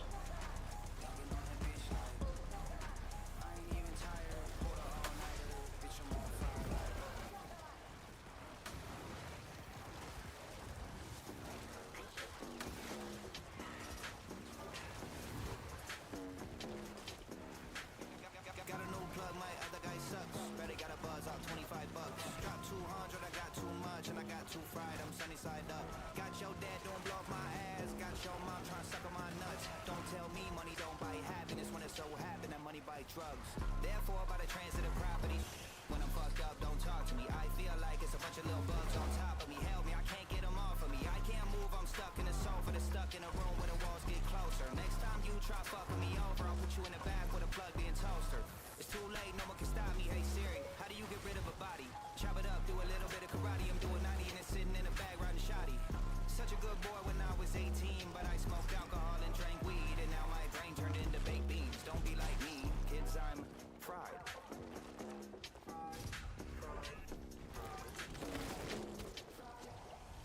Got a new plug, my other guy sucks. Better got a buzz out, $25. Drop 200, I got too much, and I got too fried. I'm sunny side up. Got your dad, don't blow off my ass. Got your mom trying to suck on my nuts. Don't tell me money don't buy happiness when it so happen that money buy drugs. I feel obligated to say this, kids don't do drugs. Drugs are dangerous. The brain can change in ways I can't explain, but it feel like I'm stuck in a simulation. Too sad it is for the youth in Asia. The voice in my head got too persuasive. The flu contagious. Everybody dead except a couple rich white dudes in spaceships. Ding ding, time is up. The world is ending. The climate sucks. I'm high and drunk, driving a Cybertruck. The AI talking to me like it's trying to fuck. Such a good boy when I was 18, but I smoked alcohol and drank weed, and now my brain turned into baked beans. Don't be like me, kids, I'm fried.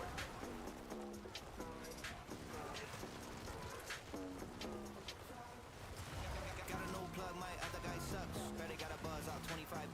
Drop 200, I got too much, and I got too fried. I'm sunny side up. Got your dad, don't blow off my ass. Got your mom trying to suck on my nuts. Don't tell me money don't buy happiness when it so happen that money buys.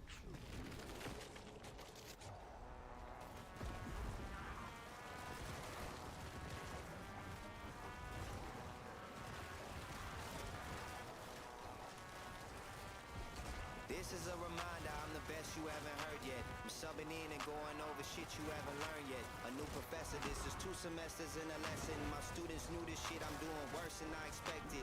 Back to chapter 1, that's the basics. You cannot escape this, you stuck inside the matrix. Out in Hollywood, getting chased by some agents, saying they can verify your page and make you internet famous. All that brainwashing is bad for your psychological. I'm mentally unstable and still unstoppable.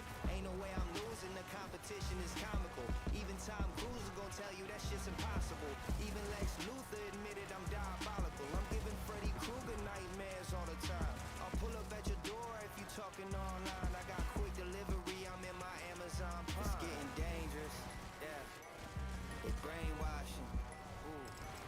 And see the thing is, you the one that made them poppin'.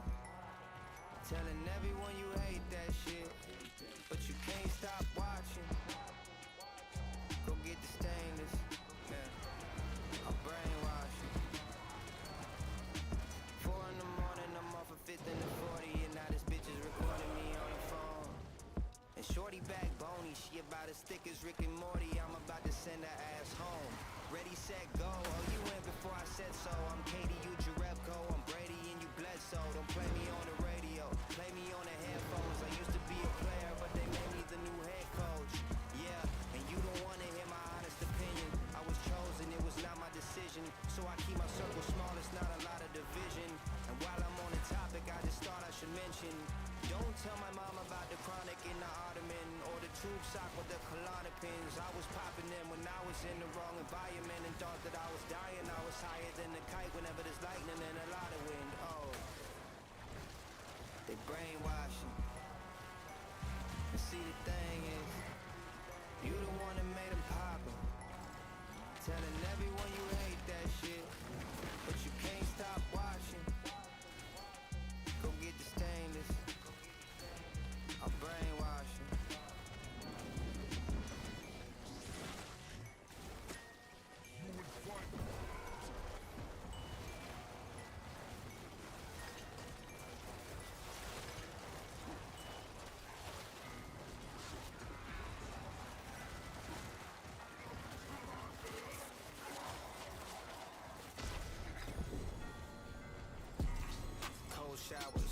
cold-blooded. No power, no heat, you a broke oven. Get in line, I'm up next. No cutting, the flow coming, the whole top flow flooded. It's so funny how I did it all. No budget, no money, no fronting, no nothing. Just an everyday struggle. Joe Budden, no shuttle, I could run a whole 400. Top 5, only time I like low numbers. He not live, kill him twice like ghost hunters. That title not the only thing he stole from us. It's posthumous, so I'm speaking for the both of us. Gather round, it's a story that you can't miss. It's like 40 on the Knicks when it's game 6. It's like George Hill missing a free throw, and everybody wanna blame J.R. Smith. This soul rollie on the wrist, this ain't shit. I can't even think of the last time I spent a little money on something that didn't get a little money back. I just turned down one show for 20 racks, and you could say that's crazy. I say it's maturity. You copy the flow, and then you say you ain't heard of me. I deserve a thanks every day as a courtesy. Good thing the label got the gated security. Shut the door, keep it closed. Bass knocking, we don't need no more jokes. Bitches double tapping like I'm reading Morse code. I need a big bag like Santa when he leave the North Pole. Ho, ho, ho, when I kick in the dough. Off of Ritalin, binge, been tricking the trolls. I dove in, never dipping the toes. Like wolves in the winter, been sniffing the snow. And y'all fish in a barrel, y'all stay tuned in, y'all ain't flipping the channel. Y'all keep coming back like cheap motherfuckers trying to get a free sample wearing different apparel, yeah. We not cut from the same cloth, we not built from the same bricks, we not cooking with the same sauce. Y'all got bad taste. We not cut from the same cloth, we not built from the same I need bricks, some gold. we not cooking with the same sauce. Y'all got bad taste. Reasonable price. Cold showers, I'm cold-blooded. Cold showers, I'm cold-blooded. Cold showers, I'm cold-blooded. Cold showers, I'm cold-blooded. Cold showers, I'm cold-blooded. Cold showers, I'm cold-blooded. Cold showers, I'm cold-blooded. Cold showers, I'm cold-blooded.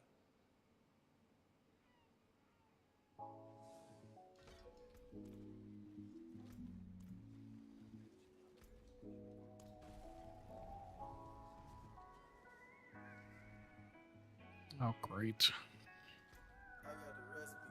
This is chess, not checkers. Y'all just talking reckless. I'm not here for second place. I want broken records. Chess, not checkers. I want all the pressure.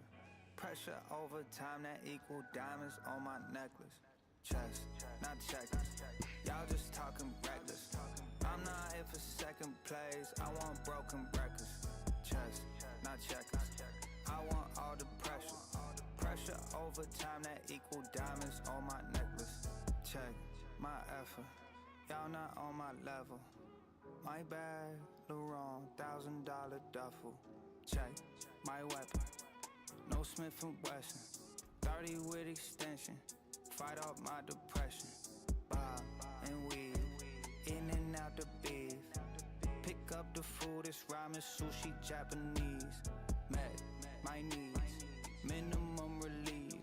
Had to bite the hand that feeds, had to see it bleed. Please, don't change, I'm so entertained. When you crash and burn, I can't look away. Watch, in slow-mo, use that just a promo. Break down the game for you like I'm Tony Romo. This is chess, not checkers. Y'all just talking reckless. I'm not here for second place. I want broken records. Chess, not checkers. I want all the pressure. Pressure over time that equal diamonds on my necklace. Chess, not checkers. Y'all just talking reckless. I'm not here for second place. I want broken records. Chess, not checkers. I want all the pressure. Pressure over time that equal diamonds on my necklace. You dead, you sorry. Y'all should beg my pardon. One step up like Channing Tatum, 2 step back like Harden. That's wet, that's soaking. Yo shit look broken. Green light, I shoot my shot. They left you open. Hits, no misses. No photo, please, no pictures. Paranoid, don't be suspicious. That pussy V nutritious, ambitious, impressive. Y'all don't ask no good questions. This shit not my profession. This is my obsession. This is chess, not checkers. Y'all just talking reckless. I'm not here for second place. I want broken records. Chess, not checkers. I want all the pressure. Pressure over time that equal diamonds on my necklace. Checks, not checkers. Y'all just talking reckless. I'm not here for second place. I want broken records. Checks, not checkers. I want all the pressure. Pressure over time that equal diamonds on my necklace.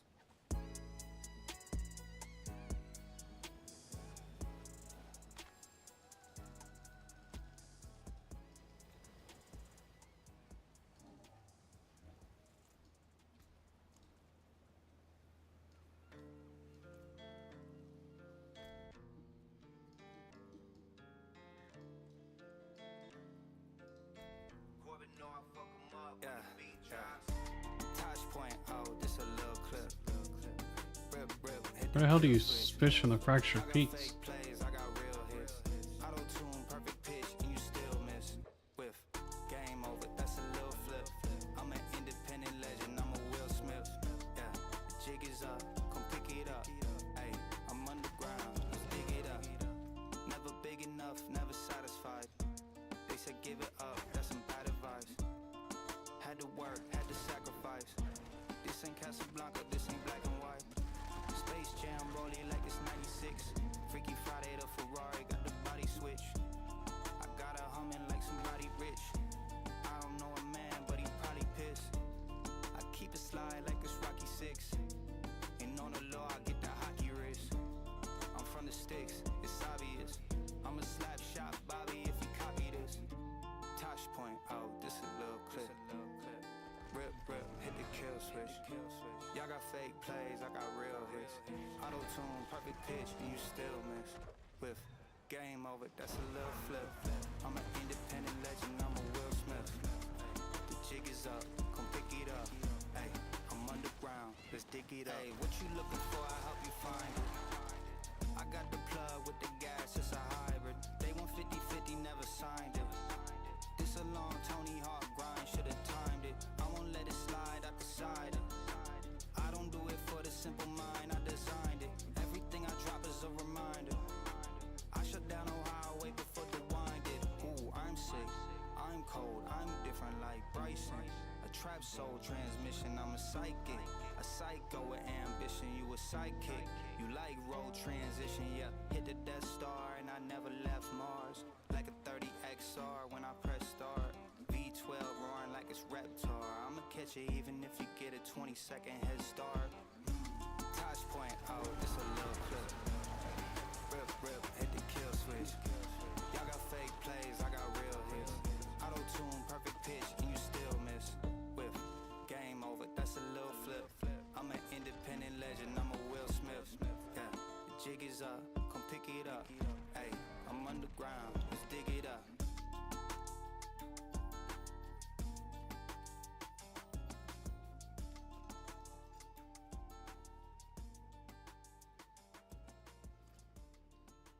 Excuse me. Have you seen this man? No. Follow my thoughts and dreams, it felt like I never accomplished things. Only goal I ever really had was just to give me a shot in the league. Looking at friends as competition if you're not on my team. Number checking like a statistician when I'm not in the lead. All my decisions are habit driven, trying to get the machine to turn off. I can see a cinematic vision, but they blocking the scene like the cops. In a vault behind a closed door with a lock and the key is a box. That's where I'm keeping a secret ingredient. That's where I'm keeping the sauce. Shit ain't sweet. Shit ain't sweet. Shit ain't sweet. Sugar look a lot like salt. Shit ain't sweet. Shit ain't sweet. Shit ain't sweet. Sugar look a lot like salt. Shit ain't sweet. Shit ain't sweet. Shit ain't sweet. Sugar look a lot like salt. Shit ain't sweet. Shit ain't sweet. Shit ain't sweet. Sugar look a lot like salt.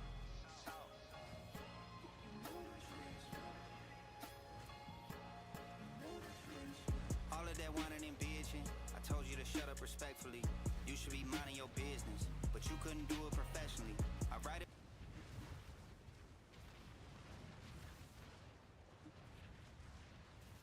Let's see what I want to watch.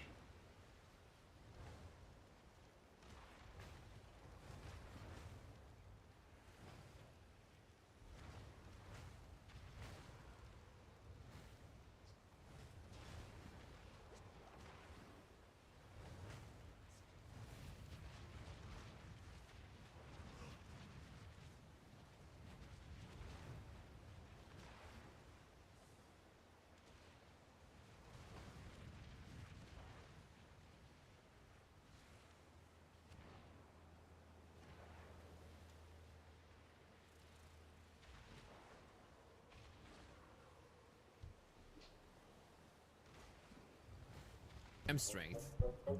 Give me gem strength. Boom. Oh!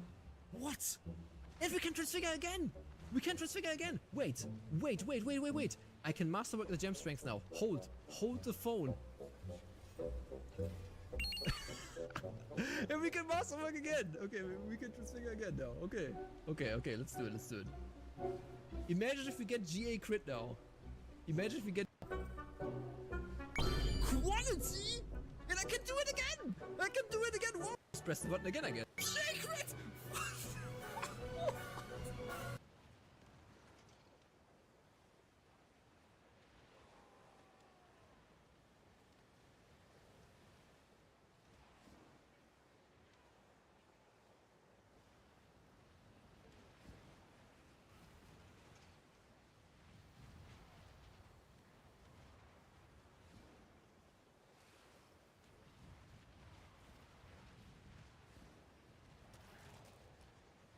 Hey guys, Sax here. I've seen this posted a couple of times, a couple different places, seen it all around going and stuff, and I just want to get a video out and talk about it, okay? So we do on this channel, we talk about games, and we're talking about the game that's the most impactful in my life, and a lot of you guys as well who are here and viewers of the channel. If you're seeing this, you're probably a Destiny player, so you might have seen this. Lucky 10p on Twitter, he posted that there was a petition. They want to petition Sony to develop Destiny 3. And I want you guys to understand there is nothing that a petition can do to drive the hands of a publicly traded company with shareholders that they have the utmost responsibility to provide shareholder value. Now, there have been conversations about the long-term viability of Destiny, the conversations behind the scenes. And it's not just all about player count. There's conversations that have been happening over years' times. There's been multiple people. I believe that there was one conversation. Yeah, Griffin had gotten in here and basically had replied. Let's see if I can pull this up live here. Yeah, with Rick Kakis here. Discussing, Rick said, "I'm sorry, but if the reaction to Destiny's ending is that hundreds of thousands of people are devastated, everyone is sharing their favorite moments and saying how much Destiny has impacted their lives. How the fuck Sony not make a Destiny 3?" And Griffin puts it plainly. Griffin was one of the community managers at Bungie for a long time, and then was laid off, I believe, after the final shape. Not exactly sure when the layoff happened. However, it says cost has gone up. Gaming market forces have shifted dramatically since 2014. Outside investment has dried up and moved elsewhere. Risk is way higher for a game like Destiny than it used to be. They continued the conversation. I agree, but funding a game with a built-in fan base seems to be actually one of the less risky things to fund, in my opinion. Using the Destiny IP for this reason, again, is absolutely going to happen.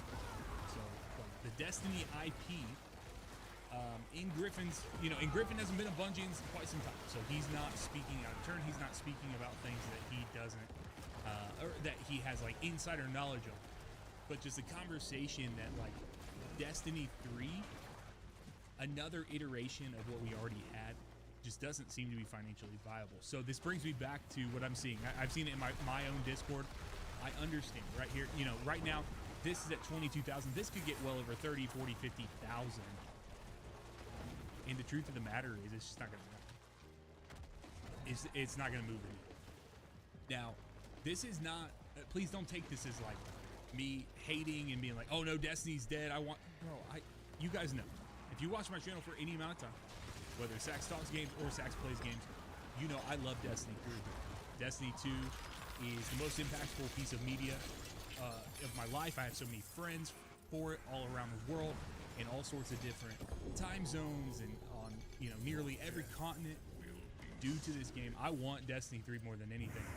But don't be fooled by believing that something here, like I don't want, what I want to prevent is a situation where people are sitting here and they're just, they're reloading, and they're seeing this and they're just wondering what's happening, getting their hopes up. The truth of the matter is this is not what's going to provide a Destiny 3. There was a conversation with Jason Schreier that came out. This is something we've not talked about here on this channel.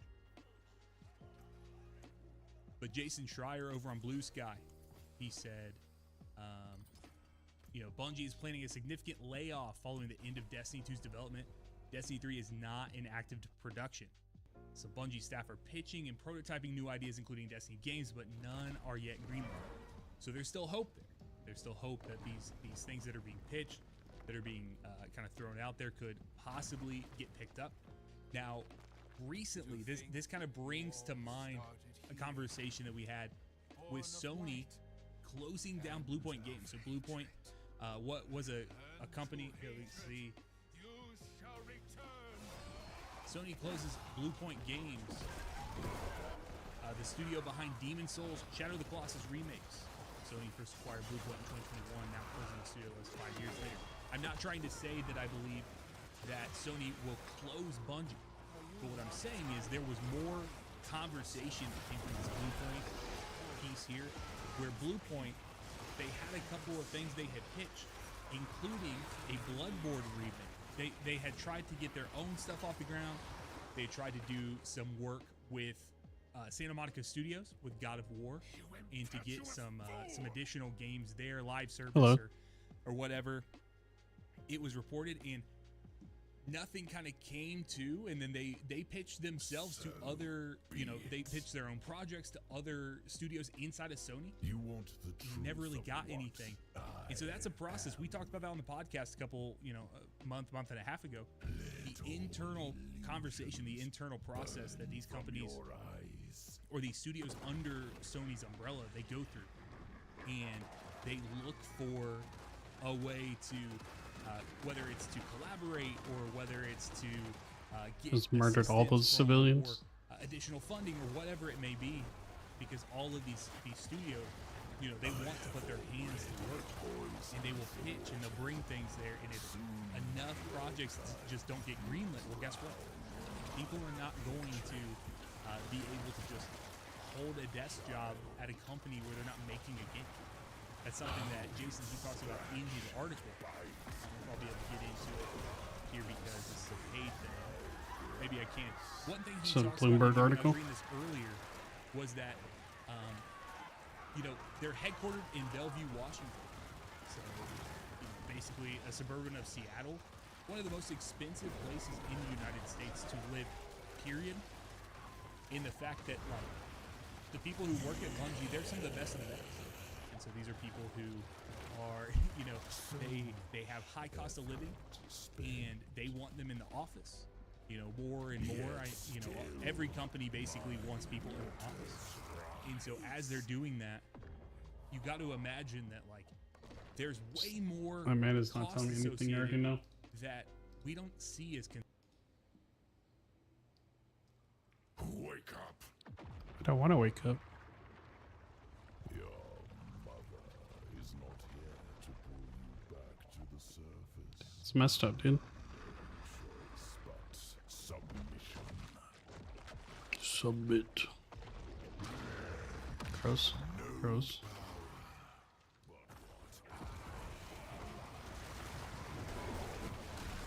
Ooh. Ooh. Ooh, I'm dead actually. I'm dead. Unless I pump damage, I'm dead.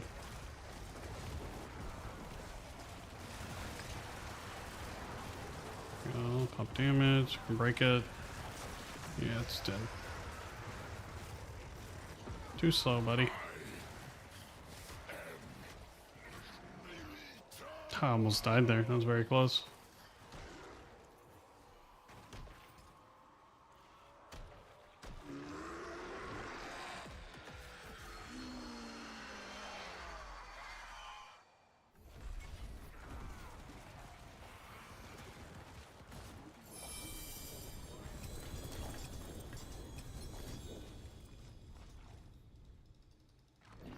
I don't think that fight's worth doing at all.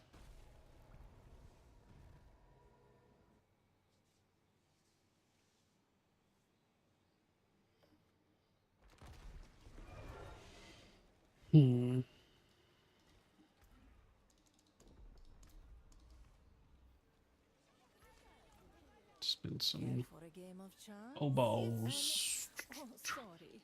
Try again.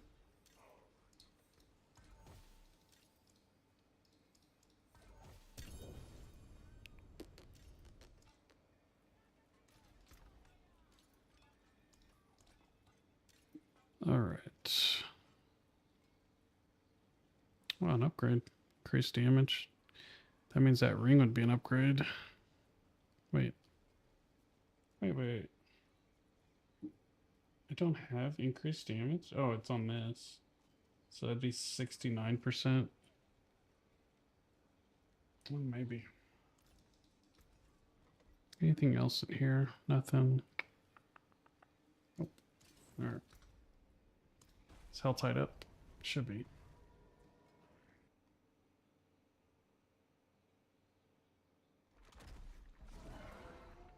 Should be like 50 minutes, 40 minutes, yeah. Well, if I want, depends on what RNG I get here.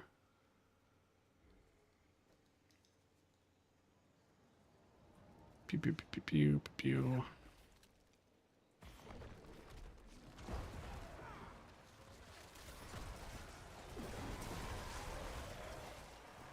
It's gonna be one of them hell tides, huh? Oh, it is.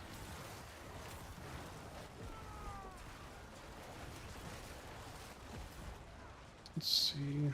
Some body armor right there.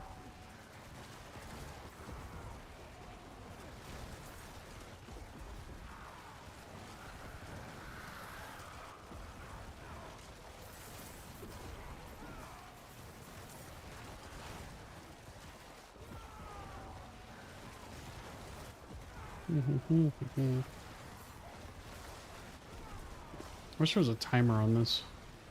Maybe there isn't, I just don't know.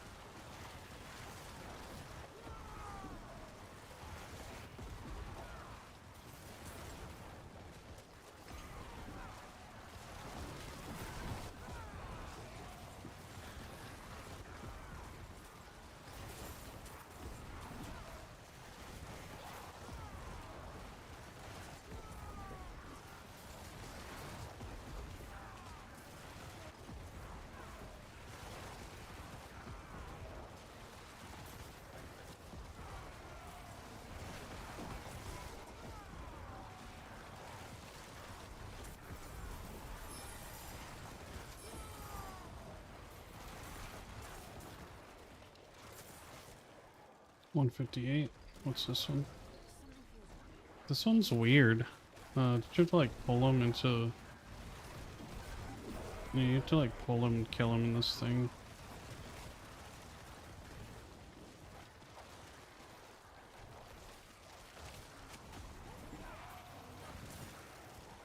Yeah, I have no way of really doing that.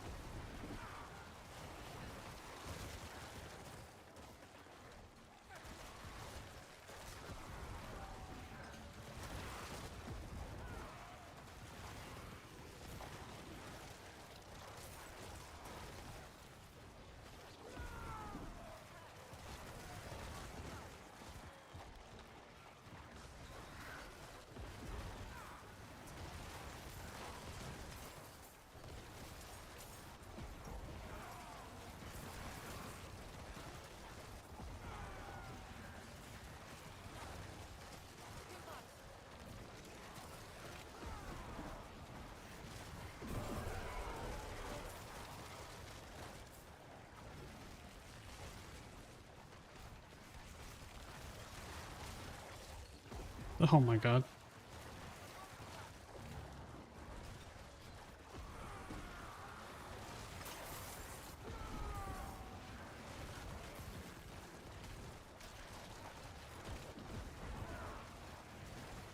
Such a stupid thing.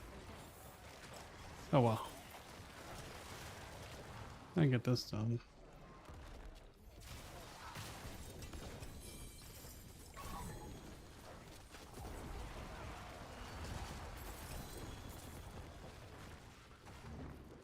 Do I need 75 for that?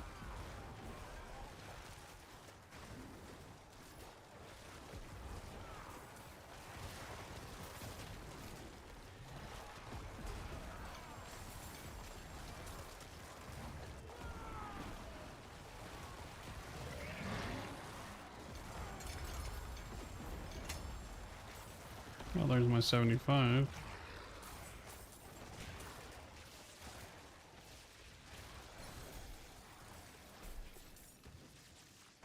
Okay, that was 220.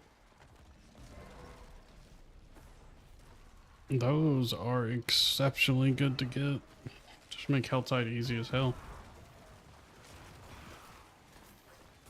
Well, now I got more.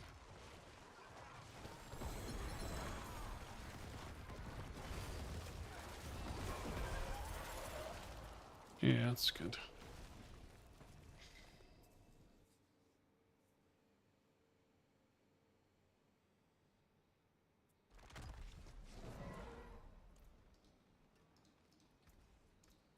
I'll be here, swinging away.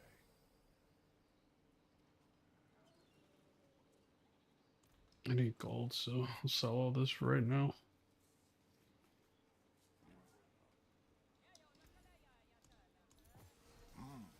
Decent piece. 227 should be enough. Let's do some more rerolls on these glaives.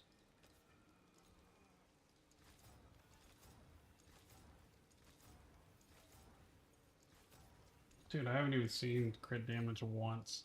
This thing's incredibly in. Is there even a chance for it? Am I dumb? Did I just waste a bunch of money? Oh my god, I think I'm dumb.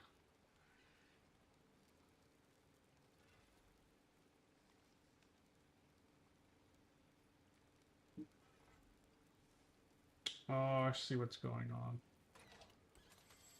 I was looking for fucking all damage, and it's not there. So I just want critical strike chance.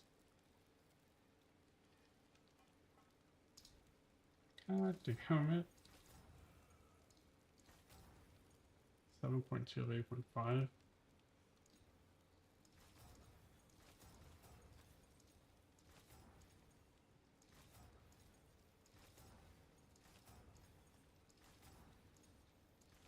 Alright. Well, I wasted a bunch of gold, but that's fine. Legion event, 8 minutes. Let's go back to their city. What do we got? Let's just do this one. Doesn't matter. I don't have the gold to do that, so let's not do any gold on it. Is there a gold one? Charms, we're under cube, runes. Doesn't seem like it. Let's do that then.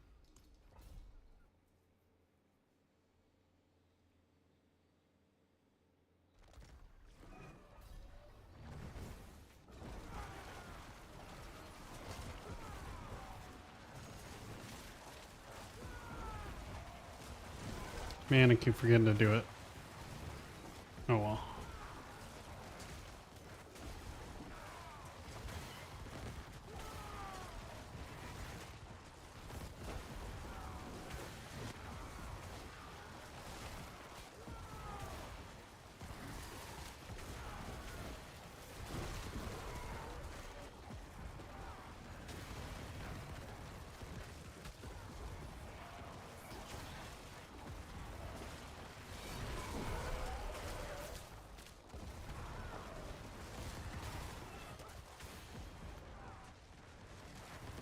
Usually there's 3 on the first floor. Or 4, I mean. Maybe it's always 3.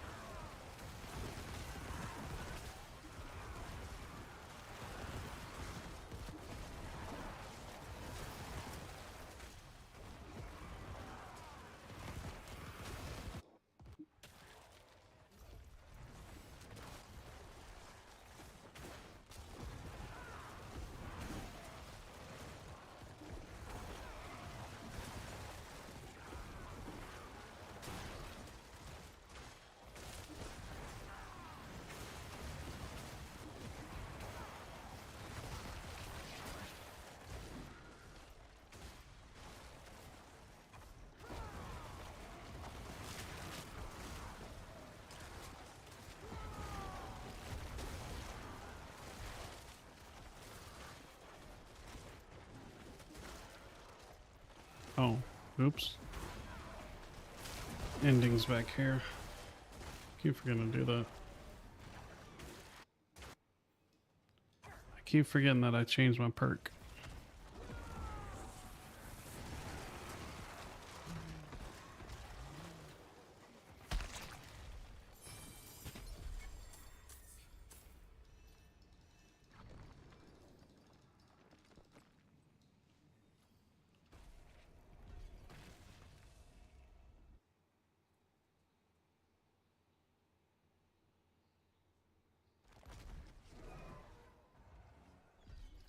It is done.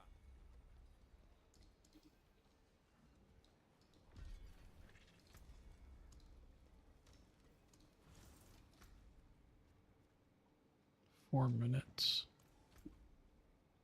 I'd rather do this than that Legion event. And I don't want to. That's how little I like Legion events. I'd rather do an Inferno Horde. Destiny developers reflect on the end of an era after Bungie lays it to rest with the upcoming final update. We have the picture of our goat here, Joe Blackburn.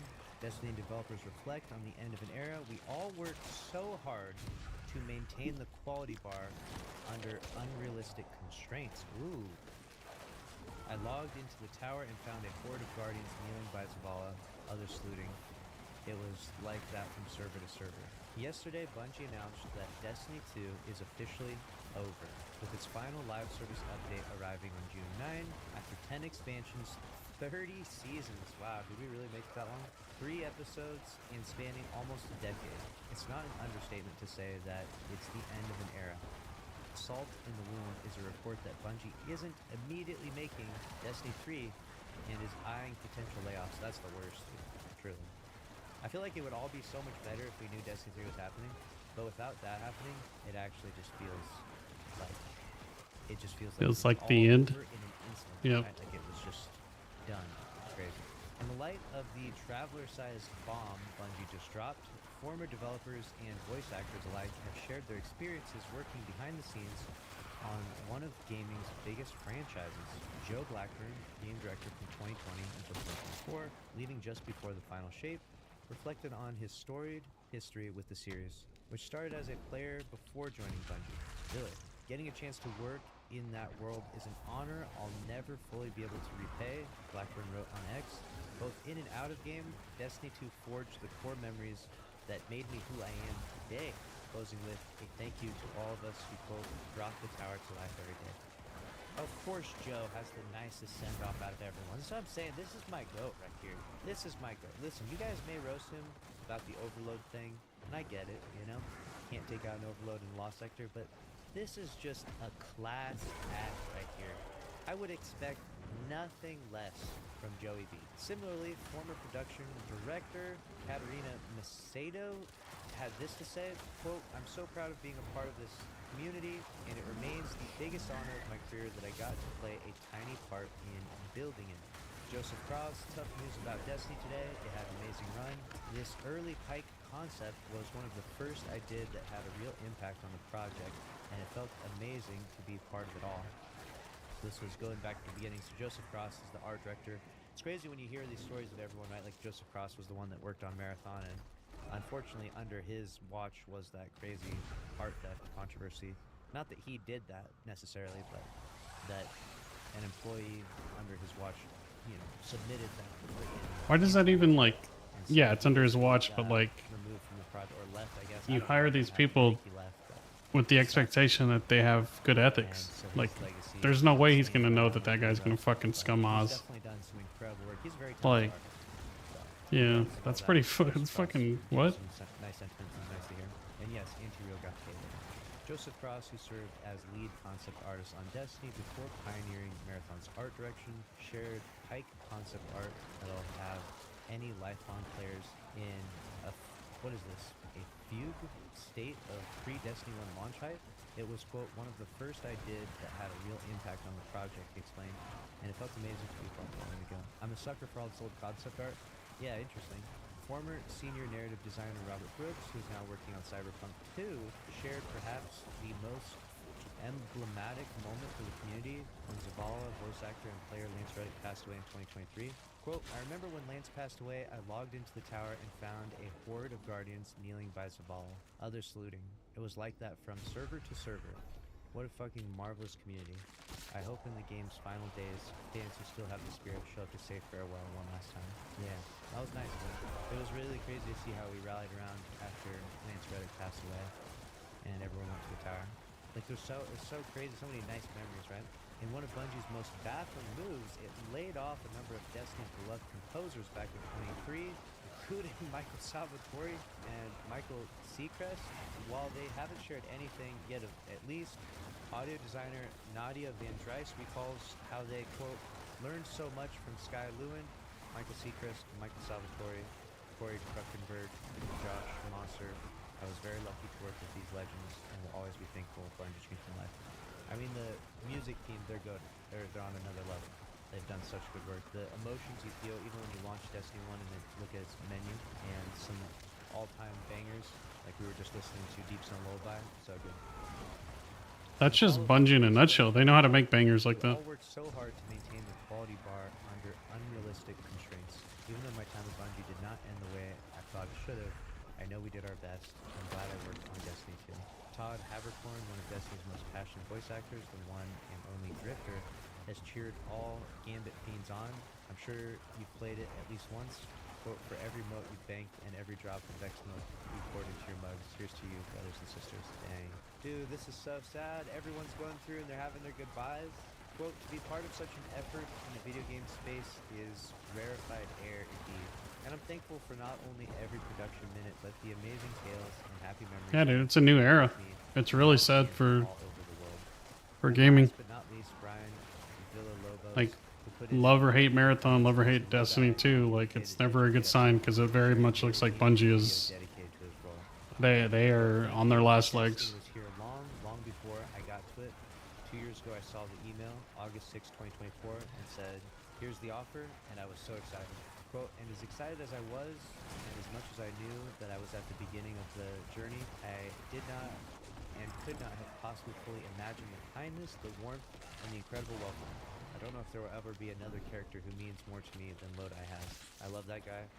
I love the story that we started. Destiny 2 is soon to be over. The future of the franchise and the legendary studio behind it looks bleak right now. But it's hard to reconcile the gratefulness, sadness, and frustration with Destiny's downfall, no matter which side of the curtain you're on. And yeah, we need to see what Skeletor has to say about this. I feel like, I know this wasn't meant to be crazy disrespectful, but I feel like Mark Noseworthy, this is all he posted. Was pour one out for the homie. Am I wrong in saying this is like mad disrespectful given the situation? Like, what the hell? A meme? A meme, Mark? This game made you a millionaire.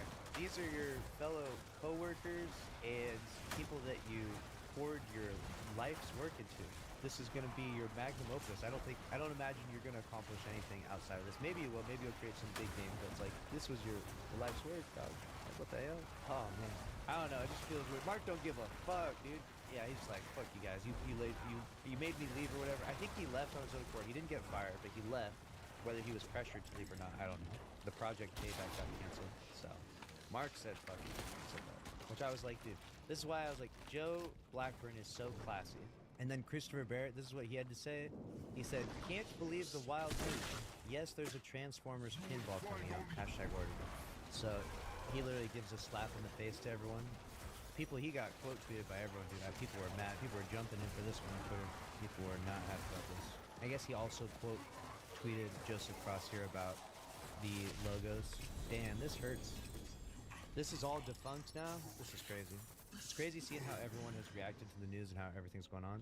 I think the craziest part about it all is that Grenader Jake has said absolutely nothing. He's like doing a reality TV show thing right now. I think he's on this Kmart Poker. So I don't know if he has his phone or if he's seen the news, but like Grenader Jake is gonna like come out of his reality TV show like studio that he's doing. He's gonna be like, get his phone back and be like, what the fuck happened? Or I don't know if they took his phone or anything, but can you imagine like, wait a second, it's gone? Can you imagine the look? He like doesn't know for like 3 days. He's gonna be like, wait, what? Oh shit.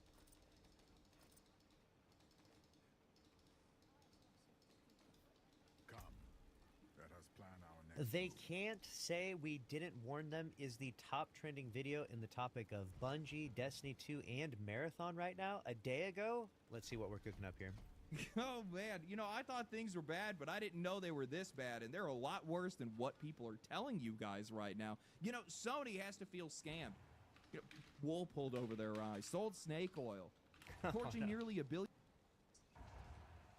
Oh man, you know, I thought things were bad, but I didn't know they were this bad, and they're a lot worse than what people are telling you guys right now. You know, Sony has to feel scammed. You know, wool pulled over their eyes, sold snake oil, torching nearly $1 billion off the books because they bought 2 failed live service games instead of 1. What a bargain. Surely it can't get any worse. Well, I've looked into it, and of course it does. Predictable. That's all I can say. It's the best thing that I can say. When you have audiences that are as loud as the people that have been around Bungie or Destiny or Marathon, hell, any other game right now, these guys, the players warned you. All the signs were there. You had all the information that you needed, but you just refused to listen. And while I do think that it looks like Marathon's starting to make some of the right choices, that only came after you were financially incentivized by the audience to do so. And that's definitely not the way that things should be. This industry is just, they're so obsessed with reaching audiences that they just refuse to understand. They don't want to listen to you. They see you more as market share than they actually see you as people. Well, that's just, they need to appease shareholders, stakeholders. Well, shareholders, not stakeholders. Both. Well, Earn money into failed live service games, just failed games in general that we've seen over the past couple of years are because of this. I think Bungie is the cost of that blindness. The fact that these guys just don't want to see you as people, they only want to see you as a consumer. So today, I want to talk about how Sony has torched nearly $1 billion off the books because of Bungie. I want to talk about the fate of Marathon and Destiny and how an industry that is so obsessed with getting our money refuses to understand the people that spend it. Before that, a word from today's sponsor, Boot.dev, longtime partner of the channel and one of the best websites if you want to learn to code. Instead of just vibing out to a YouTube video in the background that you then close afterwards, you guys actually want to learn how to do it, this is the site to use. I hop on the site in my free time because it doesn't feel like I'm actually studying. I'm earning XP, completing quests, fighting bosses. so stupid. I hate everything about the boot.dev advertising. Go, real skills, the kind of stuff that would land you guys. God, it's so stupid. It's all word for word. I know you're fucking assing hopping on there coding. That's it. I do like boot.dev. I just hate their ad campaign. It's horrendous. It's garbage, and anybody who shills that shit should feel bad. It was just destined for greatness that we just couldn't see yet. But in my eyes, and in the eyes of a lot of other players, this game was just destined for failure. Bungie just flat out abandoned their audience with Destiny to go and make this new game and this new audience that was never theirs to begin with Marathon, and then they just made this game that was incredibly niche for an incredibly niche audience, and this was just always going to end the same way. And what was the result of that? Well, Marathon launched to a peak of 88,000 players, started declining within its first week, and it just never recovered from that. Instead, it just cascaded downwards, now hovering around 12,000 players, down nearly 90% from their launch, a number, mind you, that you just flat out cannot survive as a live service. It's just not possible, especially with how much money they invested into this game, and even more so when you consider how many developers Bungie has and how much those guys are actually getting paid. So now Bungie has gone all hands on deck trying to save this new game, while support for Destiny 2 has grinded to a halt, showing those players exactly... Dude, I really want to know what the morale is like in that studio. Like, it can't be good. Like... There's no way. There's no way Bungie's morale, like, they have a good morale. That really sucks, but, like, yeah. You need really good leaders to get you through something like that. Who they find more important and causing that game to tank just the same. 2 failures for the price of 1. That's not a deal that I would take, but it's one that Sony has, and somehow it has only gotten worse. During their most recent earnings call, Sony announced a $565 million impairment loss against Bungie, which combined with the $200 million impairment loss they took last year, now comes to the tune of $765 million. Sony CFO stated, "Earnings from Bungie's title portfolio did not meet our expectations, so we downwardly revised our business plan and impaired the full amount of the fixed assets related to Bungie except for goodwill." So the whole reason that I made this video is because this is actually a lot worse than what people are letting on right now, because I'm sure not a lot of people are spending their free time trying to brush up on their accounting lingo. Fixed assets are things like software, engines, the physical assets. Goodwill is the brand. Bungie's games have flopped now to such a degree that Sony is forced to admit that those assets that they had purchased are no longer worth what they paid for, wiping nearly $1 billion off the books. And now, by impairing the full amount towards Bungie's fixed assets, the games themselves, the studio, the engine, the developers, Sony has basically put their back against the wall. If there is further impairment down the road, they are going to have to go against goodwill to the value of the Bungie name itself, the brand itself, and their reputation as a studio, which would then ultimately be the admission that this acquisition was a complete failure and would likely lead to the dissolution of the studio or very, very significant downsizing. All of which I think was completely avoidable. I think a good chunk of the animosity that we see today from players is largely just coming down to the fact that they are not being listened to, and also how often these publishers and studios just deny reality that's right in front of them.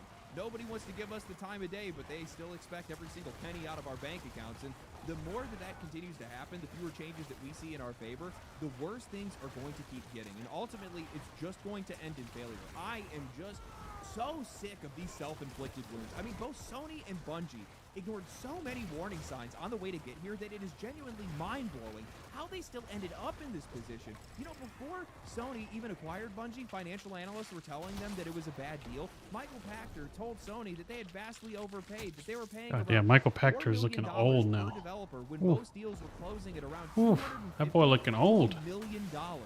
He contrasted that with EA buying Respawn for $700 million when that studio was already making $700 million, while Bungie, at the same time, was only making around $200 million, while Sony was buying them for $3.6 billion. It just didn't make any sense, and in his view, the entire deal felt directionless. It felt like it was made out of desperation because Microsoft had just bought Activision. And Yep. man, was this dude That right. is 100% what it was. With no plan, And the that was Microsoft buying Activision another thing is biting them in the studio ass with no too. plan. Probably worse. I need you guys to understand the stupidity in all this. Like, try to make this make sense to me. You are Bungie. You have an audience that you've attracted for over a decade through Destiny, a live service MMO that, while it does have PvP, you guys have largely stopped supporting it, making the primary audience for the game overwhelmingly PvE. They like dungeons, they like raids, they like stories, and then when it comes down to you making your next game, you get the bright idea that you're going to make something that audience is never going to be interested in. And on top of that, you're also going to effectively halt support for Destiny 2 while you support this new game, leaving that audience hung out to dry while you have no allies. You are either dumb enough to make a game with no interest in retaining the customers that you already have, or you made a game that was actively trying to ignore them, assuming they would either buy anyway, or you just didn't mind losing them if they didn't want to buy it. That is quite literally the only explanation here, because it's not like Bungie or Sony could be surprised by any of this. From the moment that Marathon released, everybody let out a collective sigh when they realized this game was going to be a hero-based extraction shooter with no PvE. Like, how generic can you get? Why do you guys have to keep forcing this one single mode on everybody right now? What is with the obsession with it? Whether it was Reddit threads, journalists, content creators, everybody was skeptical of this game from day one, and these guys never acted on any of it. Everybody... So, extraction shooters, at the time that this was announced, Tarkov was gigantic. I wouldn't say it's like, you don't really know their numbers, but it was very big. It was big in streaming, it was big in views, etc. Bungie was trying to get ahead of the curve. I'm assuming Sony was trying to get ahead of the curve and basically hope that they could make the next Fortnite. That was basically what they probably pitched in a executive suite conference, when initially greenlighting this game, thinking it was, we're going to get ahead of the market, we're going to make the best extraction shooter, blah blah blah. And I don't think it ever would have been good, but had they released before Arc Raiders, we might be looking at a different story. Maybe, probably not though, because the game's UI is not casual friendly, no matter how you break it down. It's fucking piss poor UI. kept asking whether there was going to be any PvE in the game. It came up again after their technical test when people were begging for it. Then you had all the time in the world after the art scandal to act on it. Sony delayed the game indefinitely. Again, they did nothing about it. They ignored another warning instead when the server slam came, and you had 140,000 people that showed up to play your game, and they lost half of those players over the weekend when people had the most time to play the game, when the game was free to play. Free. How do you lose people when the game is free? Because they don't want to play it. Bungie heard all of it, they saw the relevant data, they released it regardless, and they have found nothing but failure. In fact, these guys are failing so hard that it's likely going to end up killing both of their games. AoD, why would you say that? That's a bold claim to make. I don't really think it's all that bold because PlayStation cannot let go of Marathon. And because they can't let go of it, it's going to destroy everything that they have, at least with Bungie. They can't let go of it because they can't bury another live service game prematurely, not with how many failures they've already had. Exactly. That's why they're keeping it. Concord If was. Concord didn't exist, this game would have been canceled.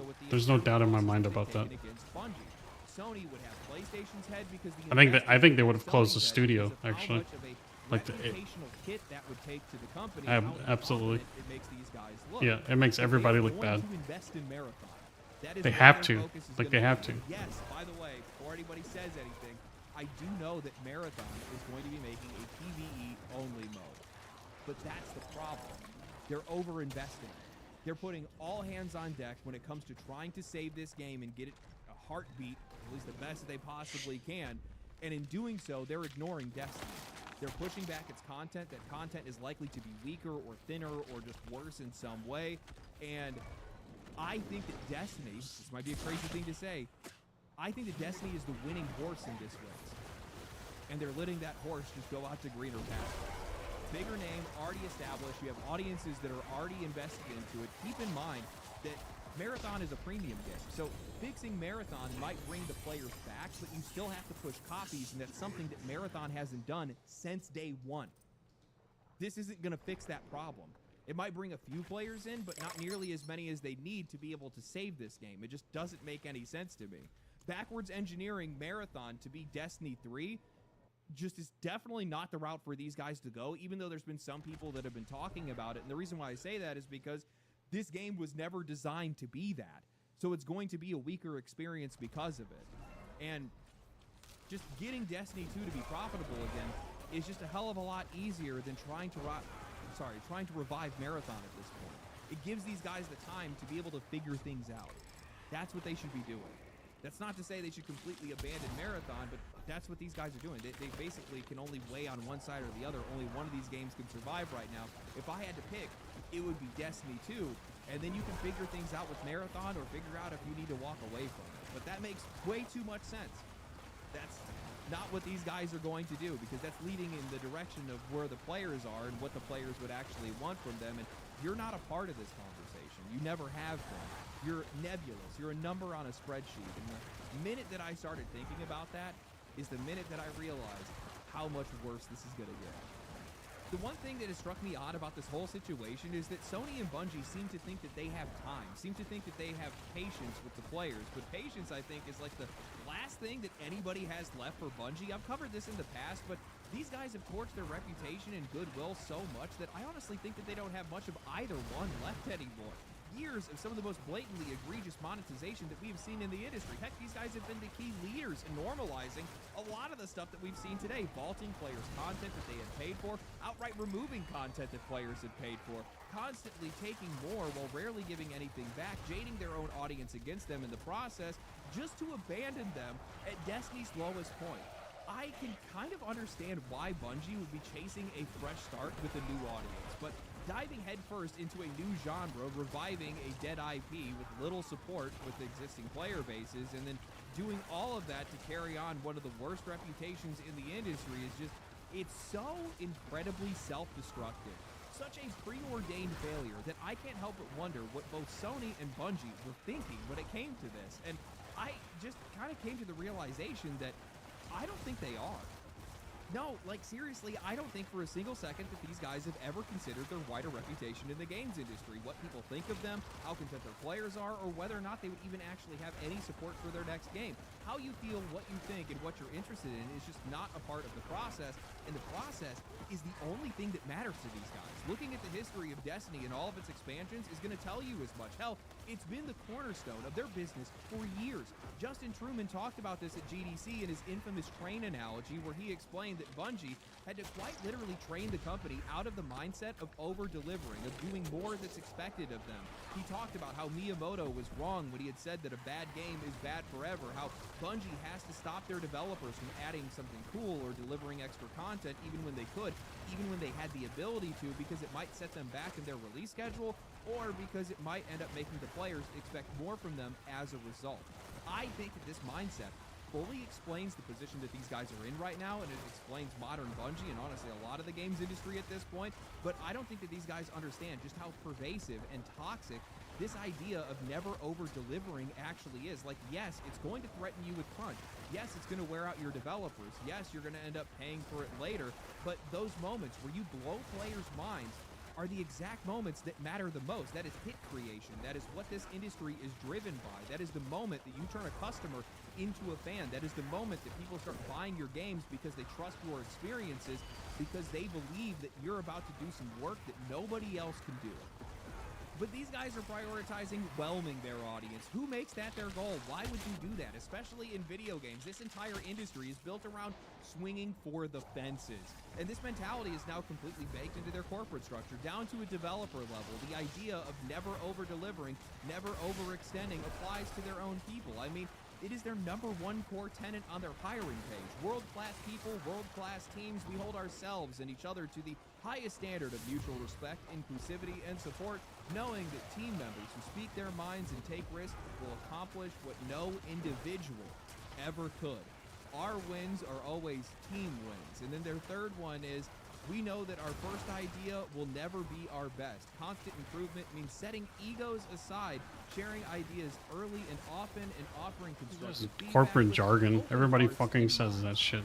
So your philosophy is to neuter your staff while getting rid of individuality in a creative field. Genius, really. Creative industries are full of egos. They have to be. At some point, you have to have somebody in the room that has an idea that they feel is worth fighting for. Somebody has to be stubborn enough to say, no, this is the thing, this is what makes this special, this is what we have to do, and we're going to do it that way. Obviously, ego can become toxic in some cases, obviously it can get out of control, but trying to strip it out of the process entirely is exactly how you end up stripping out any conviction or identity in any of your games.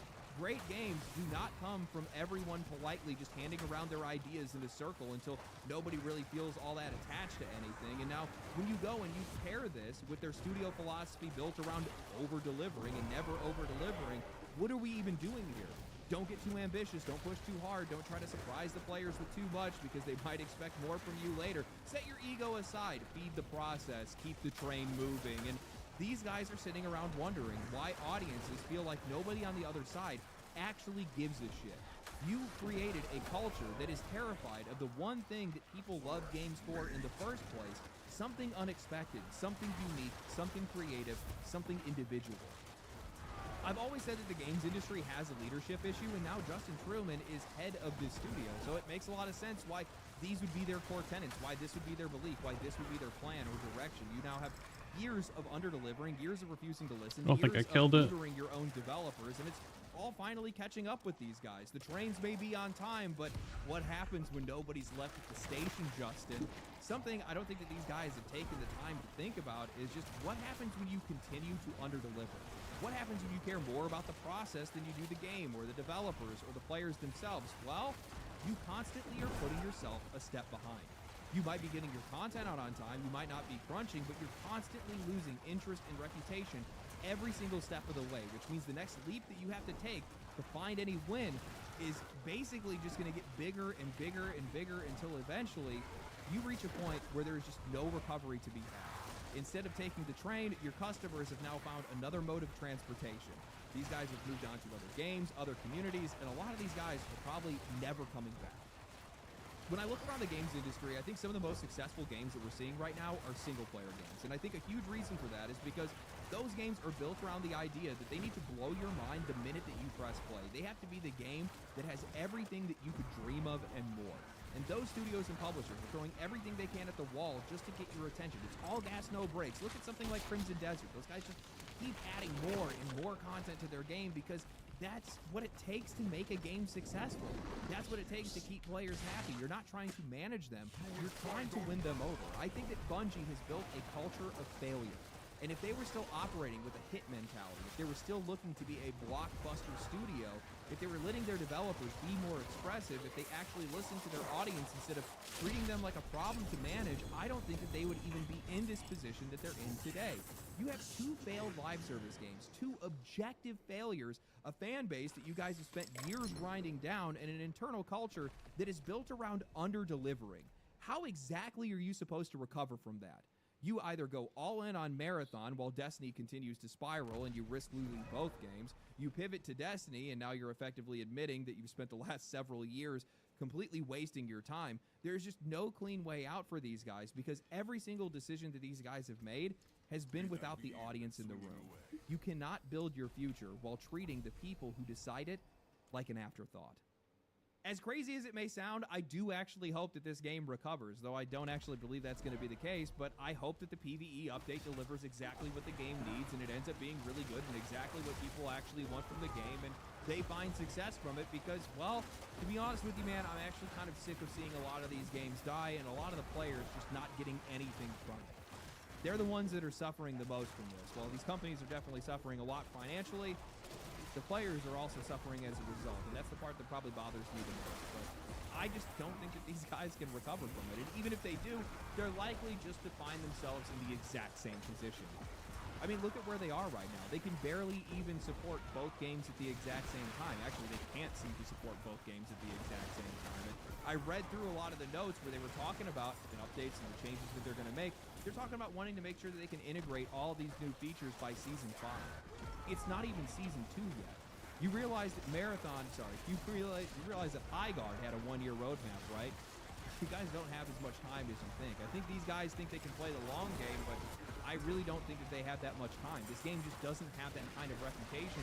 It's not like a No Man's Sky, where millions and millions and millions of people bought that game. Everybody in the world was looking forward to it. Then it just didn't deliver, and then those guys went back and they cooked and they just ignored all the noise and put out a really good game later. You're not going to see that same recovery. That also wasn't a Sony first-party studio. That same reputation. The art theft made sure of that. I'll tell you that right now. I don't think Sony had any idea what they were getting into when they bought Bungie.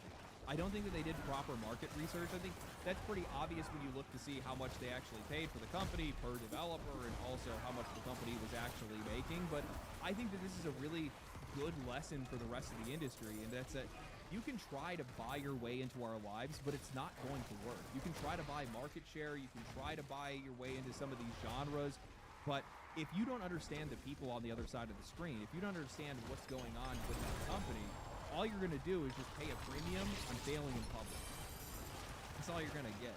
If Sony had seen how often, how frequently Bungie was disappointing their audience, how many times they had pissed them off, how many times they had taken things from them, how many times they had failed outside of the crazy peaks that they had seen with some of their dedicated expansions, I think that they probably would have maybe second-guessed this purchase in some way.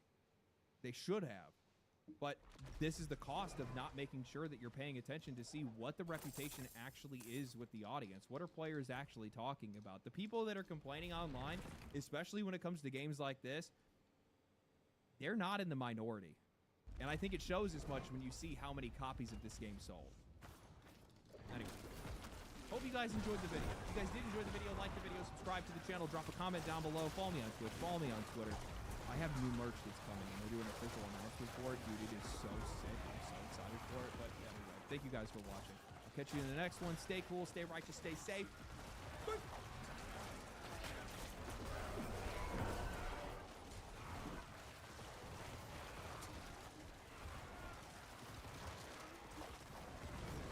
You guys aren't going to believe this. Hell, even I barely believe this. We have a studio that, nearing the release of their next game, likely to make an announcement on that pretty soon, went out of their way to raise money and dissolve their publishing partnership so that they can release their game anywhere they wanted to without any exclusivity. Why? Because the players asked for it. That's it. That's as far as their decision-making went. No. These guys literally said, oh, that's what the players want? Okay, that's exactly what we'll do. Like, how many times have we seen these developers come out and say that they're for the players, only for these guys to immediately go and do the exact opposite? How many times have we seen a developer bet on us? Never. Doesn't happen. And in this case, what Lords of the Fallen is doing, this has never happened before. Ever. This is an industry first. These guys have taken a complete turnaround. They have taken a leap in the opposite direction of the industry in this case, where they're saying that they are putting the players first, and hell, in this case, they're putting the players before even themselves because they are assuming all of the risk for this. There's nobody left to catch them other than us. That's a lot of trust to give. And these guys have just kept at it. This is what they've been doing the entire time. Everything that they've changed with their old game and everything that they're doing with their next game, is all of it's been based on player feedback. All of it's been based on talking to the community. And because of that, these guys have become public enemy #1 for the media. This has been absolutely crazy. Every single move they make, every request they fill, the media has been out for blood since day one when it comes to these guys. So today what I want to do is I want to talk about how, for the first time ever, a studio is buying back its freedom for the players. I want to talk about how third-party exclusivity has become a poison in the games industry, how Lords of the Fallen has been putting players first, and you know, for everything that these guys do and all the attention that they get, they got to be doing something right. But before that, a word from today's sponsor, Display. I love these nails. Video. Oh if my you guys God. have watched me for any length of time, then you guys probably already know exactly where I stand when it comes to exclusivity. I hate it. I think it's one of the I literally worst forms of tried to get rid of that competition. I ad think and died for it. absolutely Still spineless. worth it. is just Not gonna allowing lie. these platforms to Fuck avoid that ad. competing on the quality of their services, of their hardware, of their storefronts, and instead, it's opting to gatekeep the audience by holding a bunch of games hostage that they otherwise might want to buy. It is wholly anti-consumer, and I think that it is absolutely toxic for the success of games themselves, as well as the future for the studios that make them. Now, I will submit that first-party exclusivity makes sense. Those are their games, they fund them, they make them, and it makes sense that they would use those games to support their own platforms. Fine. But with third-party studios, them making a game exclusive, it's just not good. It doesn't make any sense. I understand why these guys do it. They need funding. They want visibility. Sometimes it's the only way that these guys are able to exist in the first place. But you are still adding another layer of oversight, and you're also limiting your own potential success. And we have seen just how badly that can backfire. PlayStation kneecapped the shit out of Helldivers 2 when that game was setting the world on fire because of PlayStation logins and regional restrictions. Arrowhead made a game that everybody was in love with, and then Sony created a disaster around it. And that's kind of the problem here. When you're tied to a platform like that, Oh my God. decisions become I moved back and I moved forward even if you're not the one that's because of the actually pathing making there. them. But even when things aren't as dramatic as that, exclusivity is still putting a ceiling over your game. That's only annoying. so many people are going to be able to access it, and only so many people are going to be willing to go the Keep extra going mile forward. that you are now forcing upon them, whether that means buying a new piece of hardware or using a Oh, I storefront see you that they don't teleporting on wanna me. use. And I think that has helped to create this weird codependent relationship where these studios make exclusives because they need the money, and then the game goes out and it struggles to reach as many players as it Skip could that. have, and suddenly they're even more dependent on those same platforms the next time around because they're still in the hole. I think the best two possible examples I could give are Square Enix and Remedy. Final Fantasy spent years tied to PlayStation, and I think that has absolutely helped to drag that series further out of the wider conversation of video games, with both Final Fantasy 16 and Final Fantasy 7 Rebirth just failing to meet expectations. And with Remedy and Alan Wake, well, that was locked in the Epic Game Store, and that game just didn't sell. It was a game that took them to the end of 2024 to finally start generating royalties for the studio because Epic still had to recoup their costs from it first. These are not bad games. And I think that's what makes it so frustrating. They are games that should have had every single possible chance to be able to find players, but instead, they launched outside of the reach of players because these platforms were putting themselves first. So those games come out and they underperform, or at least they fall short of what they should have been. That studio now needs more money. The platform holder is still there with the check because they still want players to be baited in by some of these games. And the next exclusive deal starts looking a little bit more necessary than the last one. And it just keeps happening. It's such a bad cycle, and it's not good for these studios. It's not Let's go what this way. the players are wanting, and it looks like Lords of the Fallen is going to be one of the first ones to break this cycle by putting the players. I don't want that Just a few days ago, Lords of the dampen Fallen CEO barrier or Barry whatever. Zelinsky wrote on Twitter, independent developer CI Games today announced that it has signed a separation agreement with Epic Games Publishing. As a result, CI Games has regained full open distribution rights for the PC version of Lords of the Fallen 2, moving away from the PC exclusive publishing arrangement signed in June of 2024. Lords of the Fallen 2 remains scheduled to launch later this year on PC via Epic Game Store and other PC storefronts, as well as PlayStation 5 and Xbox Series X and S. CI Games will self-publish the title across all platforms, while Plaion continues to be the global physical distribution partner. This has never happened before, at least not like this. An independent studio raising money, turning around and dissolving their publishing agreement just so they can get out of what would have been permanent exclusivity. Honestly, man, this is just crazy, especially for how much money was likely invested into these guys. And all of this was done based on player feedback. It's what their players wanted. And I mean this with sincerity. Regardless of how good Lords of the Fallen 2 ends up, if this game had stayed locked to Epic, it was going to fail. PC players have chosen Steam. That fight is over. Epic cannot pull them away. Even when they're giving away free games. I mean, look at their numbers. Over the past 5 years, they've more than doubled their user count, but they've only increased third-party revenue by 1.6%. People log in, they take a free game, and then they leave. Hell, in most cases, they go buy that exact same game on Steam later because that's where they actually want to play it.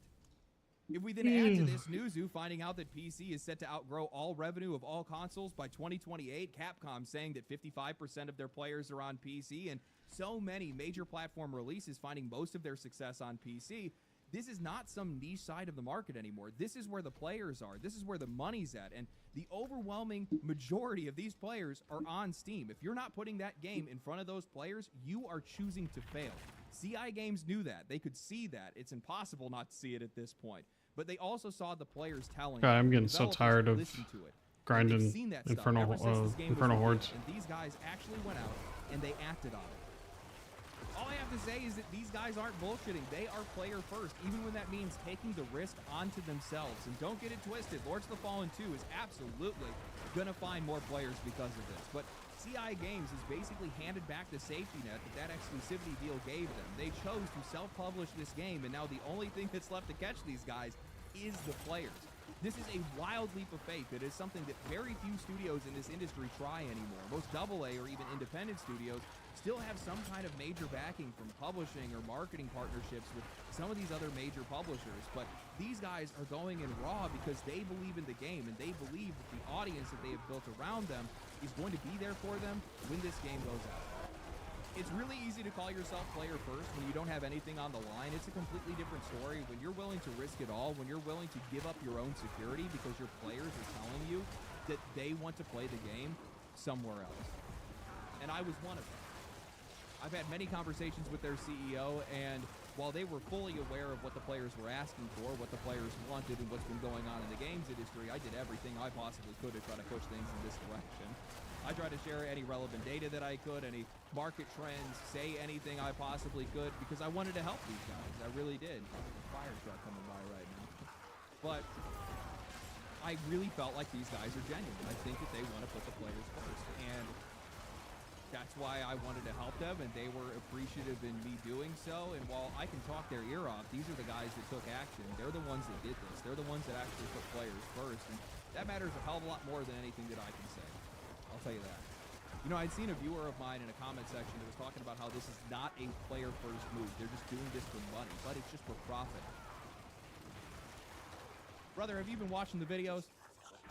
I try to approach all of this from both the perspectives, not only a businessman, but also a customer, and try to make these developers or some of these studios realize that those two things are not mutually exclusive. Making the players happy, doing things for the players, and making more money is supposed to happen at the exact same time. If you make the thing that people are asking for and you deliver it where they want it, they're going to show up for it. That's the whole point. These guys are taking a massive risk.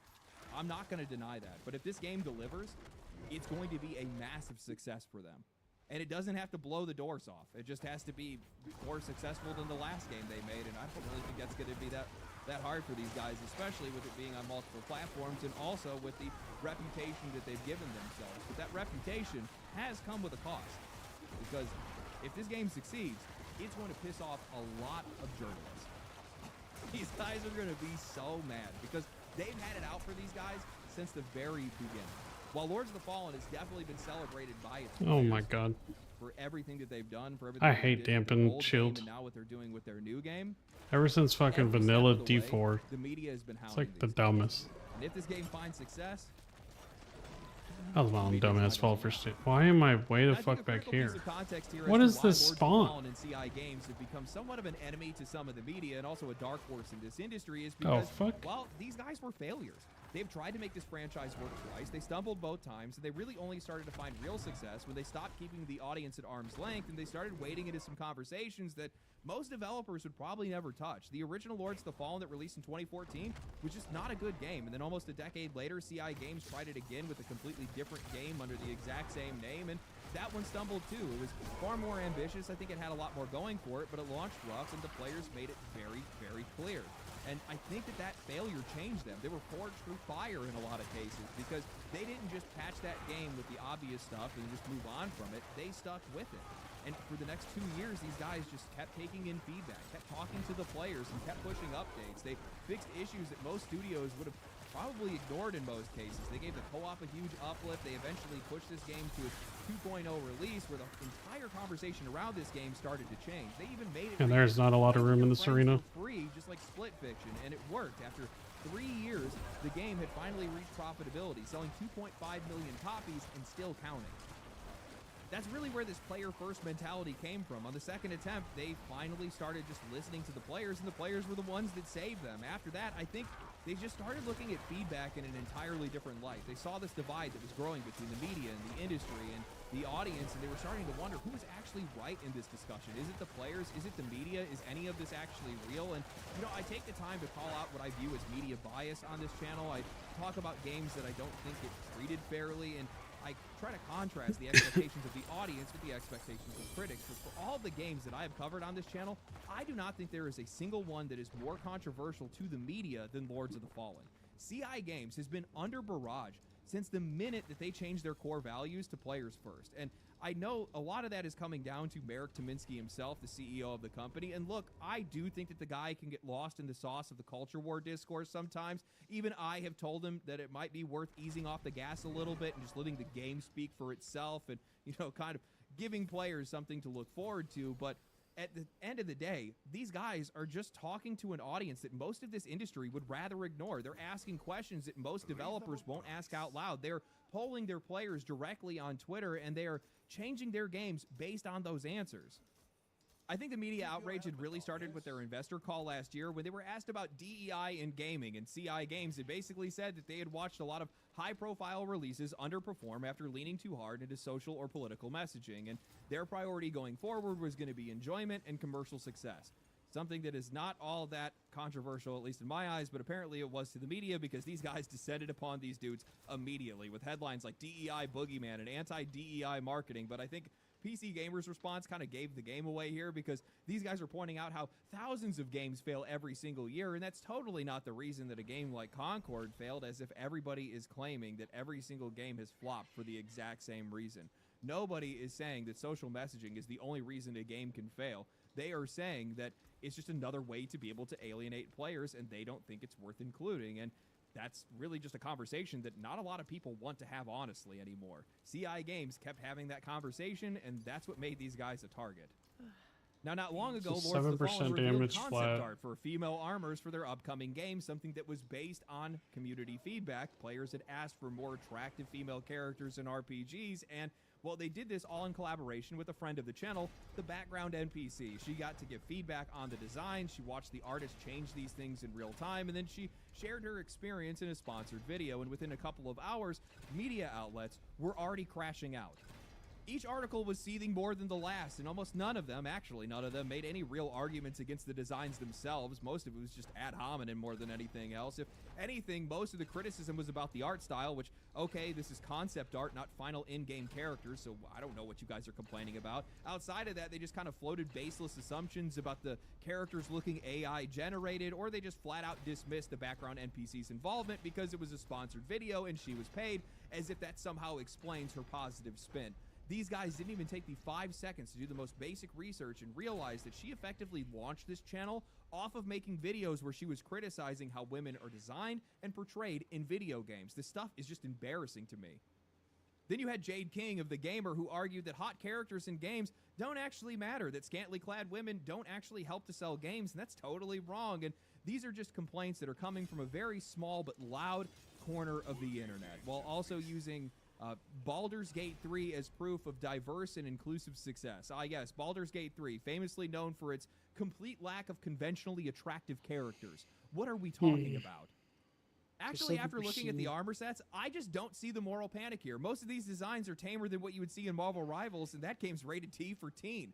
None of this outrage made any sense, which is why I think that this outrage was never even about the designs. I think it was about the people involved. They don't like CI games. They don't like the audience that CI games is willing to engage with, and they saw the background NPC as a woman, as a small creator, and someone that they could probably put some pressure on. I think this is without like a getting much rough, pushback.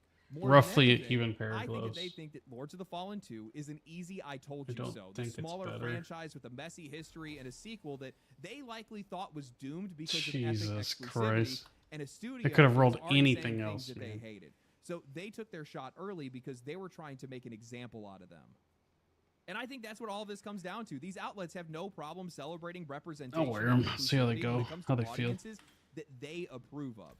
When they have games that are reflecting certain values or identities or politics, and nobody is questioning whether As far or as not damage, I that is think it's sincere, or it's pandering, or it's just another way within to sell a product, margin. or whether I or don't- not people even want I that don't or know if even it's better source or the worse. games to begin with. But when a studio openly serves a different What's my audience, crit gonna be that at? tone changes immediately. There's Now it's so much desperation, now it's intellect. embarrassing. Now everybody is acting like fantasy armor for women in a video game is some moral emergency that they all need to panic over. 66%. This is why CI Games has made themselves a target. They have been pretty blunt about what 66% kind of game they are making and versus what kind of audience they want to serve. 55. Players who want fantasy to look like fantasy, players that don't want a character to look like it was designed and filtered through HR, players that don't want to feel like they're being lectured when they sit down to play a game. And whether or not you like those people, whether or not you like that audience or these developers, they exist. These guys are buying games. These guys have their own preferences. CI Games is not excluding anybody by making a game that is outside of that conversation. Anyone can buy it. Anybody can still play it. But to certain outlets, refusing to participate is treated like an act of hostility. Not adding messaging is now the messaging. And that is exactly why the studio is just constantly being dragged into controversy for doing something that, honestly, I think should be painfully normal. Just asking players what they want and then making what they ask for. I just think it's a really weird position to take, saying that none of this stuff is necessary in games. It's not needed for games.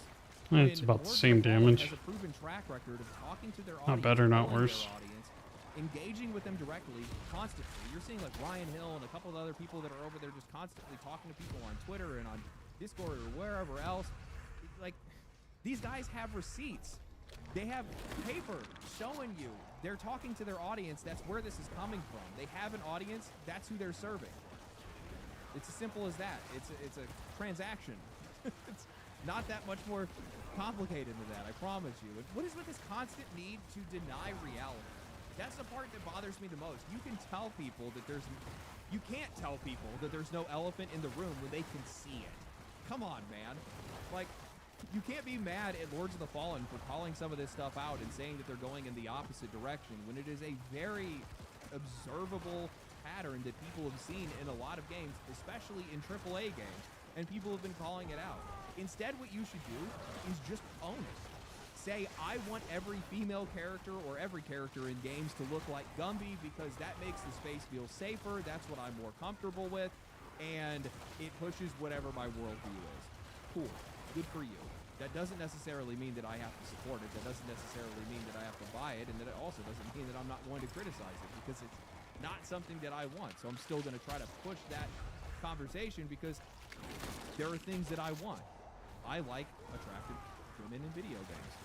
Make a martyr out of them. It's so stupid. You know, I've largely fallen off the train of no social messaging in video games, and it's mostly just because, like, people are allowed to do whatever they want. Make whatever game that you want. That used to be the kind of message that we had in the games industry, and then it kind of changed because of how divisive things have become. But it's like, do whatever you want, make whatever you want. It just doesn't necessarily mean that it's not going to be criticized, and it also doesn't mean that it's going to be commercially viable. That's a choice that you have to make, and I think that choice kind of goes in either direction. And I think that one direction, at least right now, seems like it's going to be a little bit more profitable, and it looks like the direction that Lords of the Fallen is chasing right now. But all I can say is that, you know, given all of this, and just given everything that these guys have done, they really are putting the players first. They're genuinely listening to people in a way that I think we rarely see in the games industry anymore. I think that there's different kinds of talent in the games industry. You have some people that are just naturally gifted and they just know what players want. They probably because they want it themselves in some cases. And it just so happens that perfectly lines up with exactly what people are looking for in a moment. And then you have people that just don't necessarily have that talent. And there's nothing wrong with that. It doesn't mean you're not talented. It just means that you have to go out there and find out what you want. And that's what these guys have been doing. Whether that's fixing their last game, whether that's the changes that they're making with this game, whether that's them getting rid of exclusivity, these guys are actively listening, and they are taking some really big swings and some really big risks in trying to connect with the audience the best that they can. And I think it's one of the coolest things that I've seen. That's it. That's all I got. Anyway, hope you guys enjoyed the video. If you guys did enjoy the video, like the video, subscribe to the channel, share the video, comment down below. Follow me on Twitch, follow me on Twitter. I'm not going to do this. I'm going on a trip. I'm going to see family after this. So stay cool, stay righteous, stay safe. Catch you in the next one. Peace.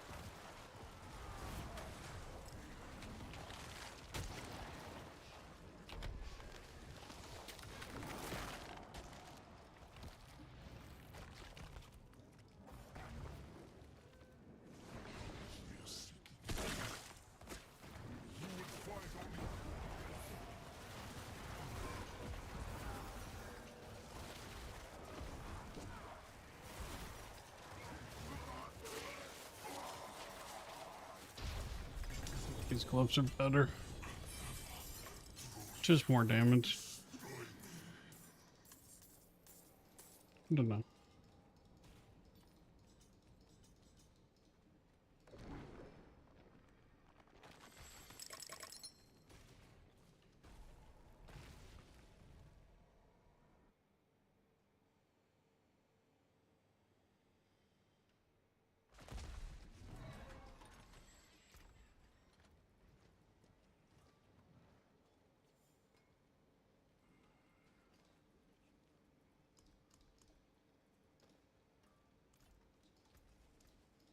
Back to it then.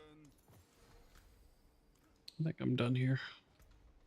I'm gonna log onto the barb and get a bunch of loot and probably log off. I don't know if I'm gonna play the barb, but we'll see.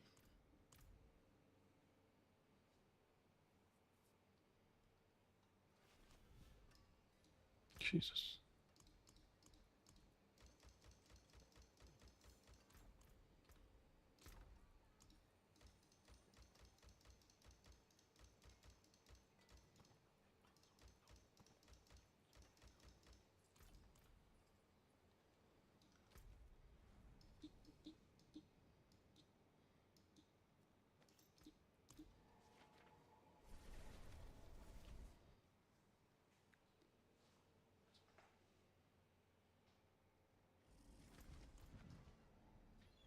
Paying the tent.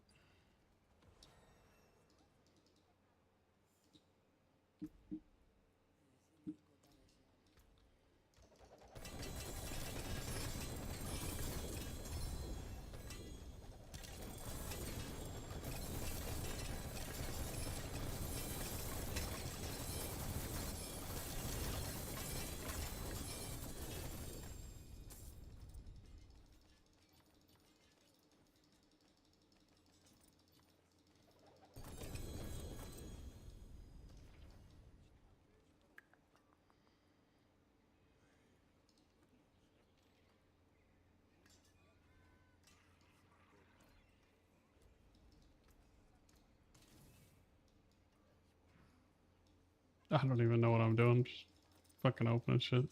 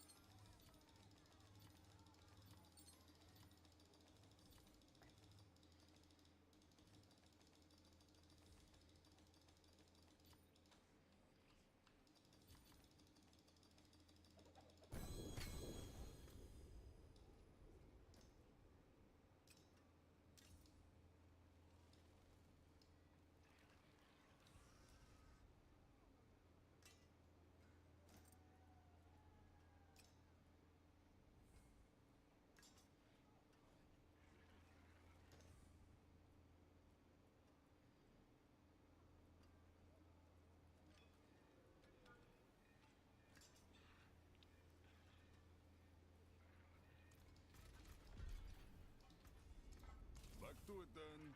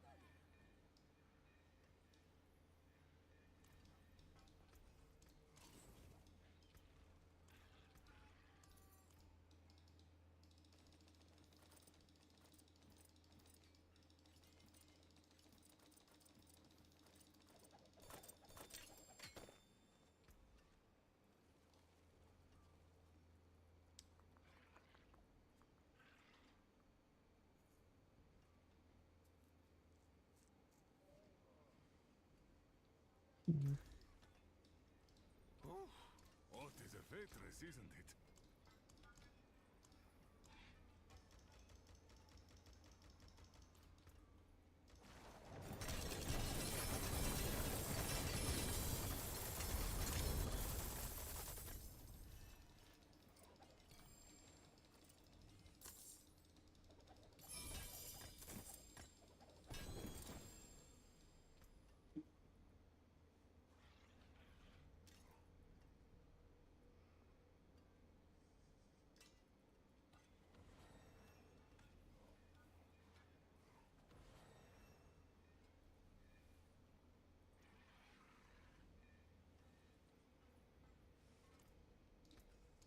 That's it for that piece.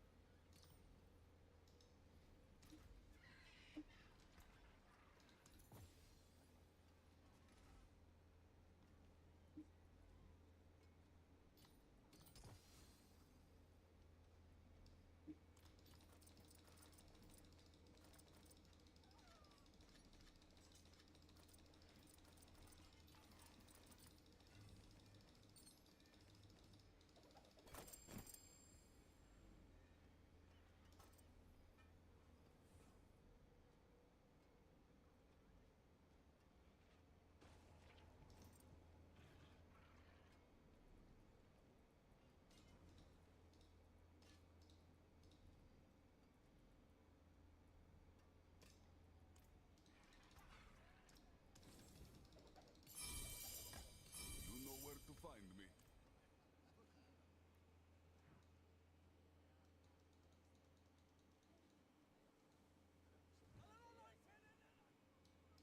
Need something heavy? Yes. Decent piece.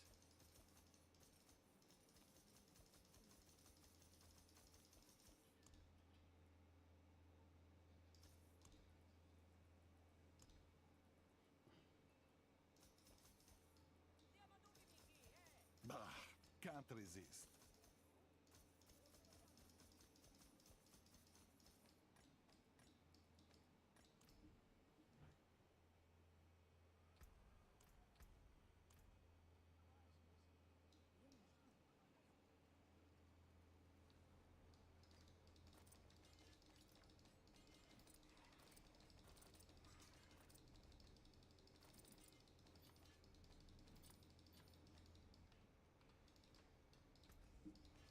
I'll be step up to my anvil.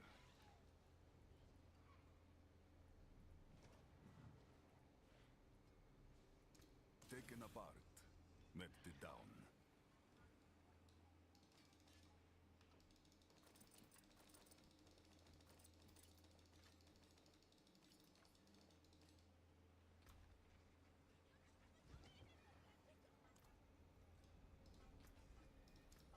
Back to it then.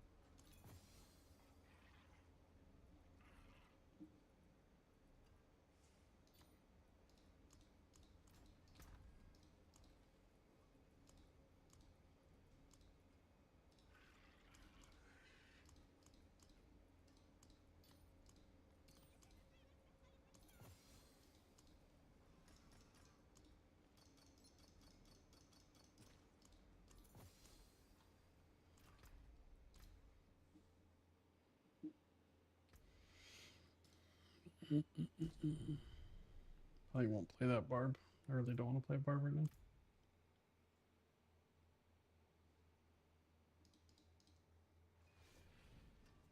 Hmm.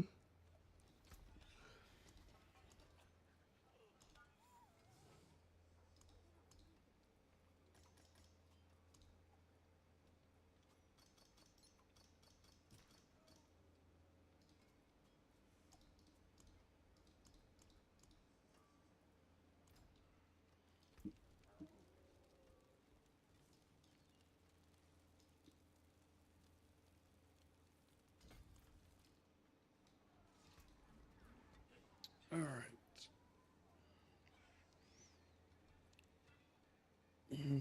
Could gamble on some rings. Rings has potential for my biggest damage increase. Yeah, I think it will. Let's do some rings. It's an yeah. Oh, we were just getting warmed up.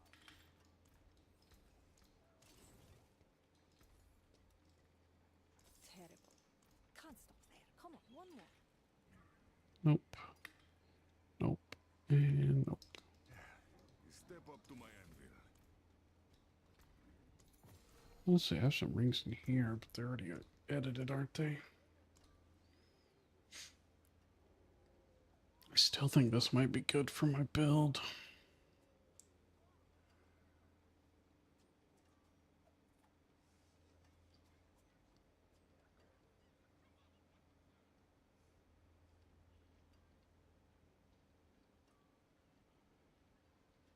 Yeah, the only reason I think this is good is because it would give me 33% crit. And they would count, well, it says minions, it doesn't say summons. But my understanding, summon damage.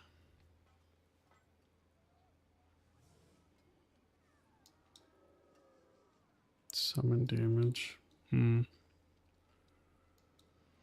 Suppose it is summon damage. Okay. Yeah, if it's summon damage. Yeah. So it wouldn't be good. Still need better blood moon breaches. These just aren't very good.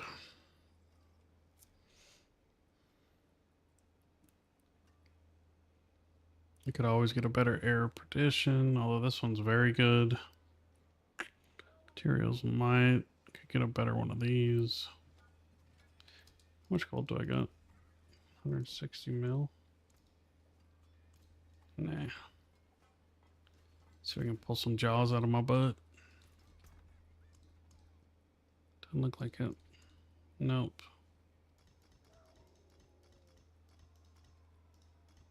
Gotta do a couple. Yeah, we'll do 3 rolls on it before I go to bed.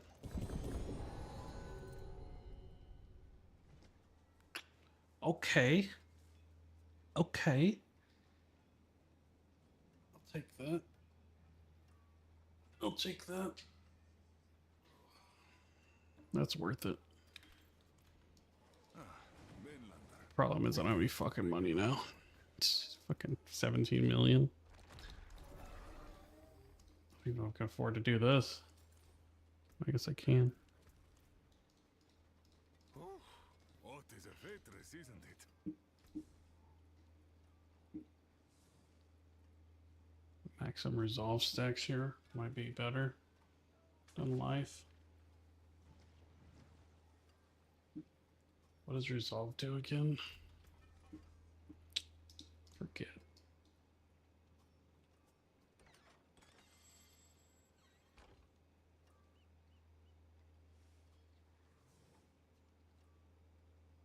Oh, I don't think I need that actually. I think health is more important. What is a waitress, isn't it? Yeah, I think I go health here.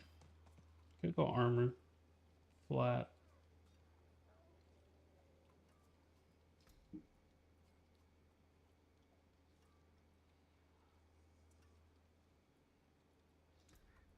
No, I think I do health.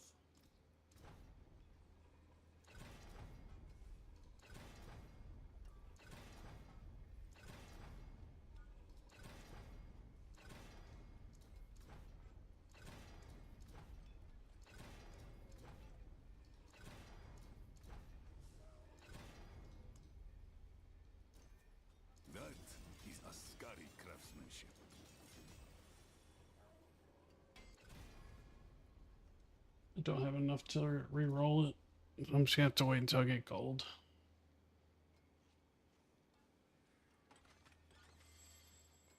Yeah, it's not terrible though.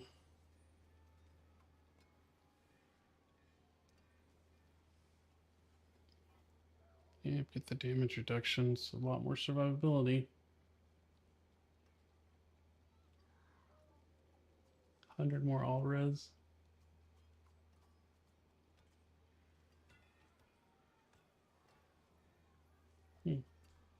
Too bad I don't have gold right now.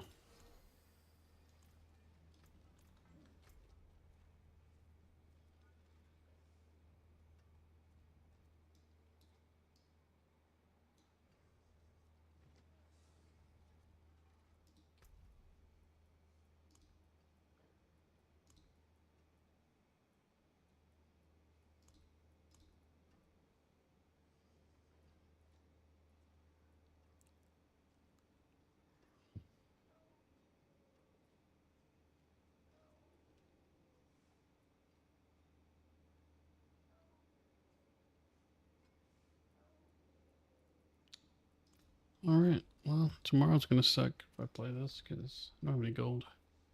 I'm logging out for the night. I'm tired. I need sleep.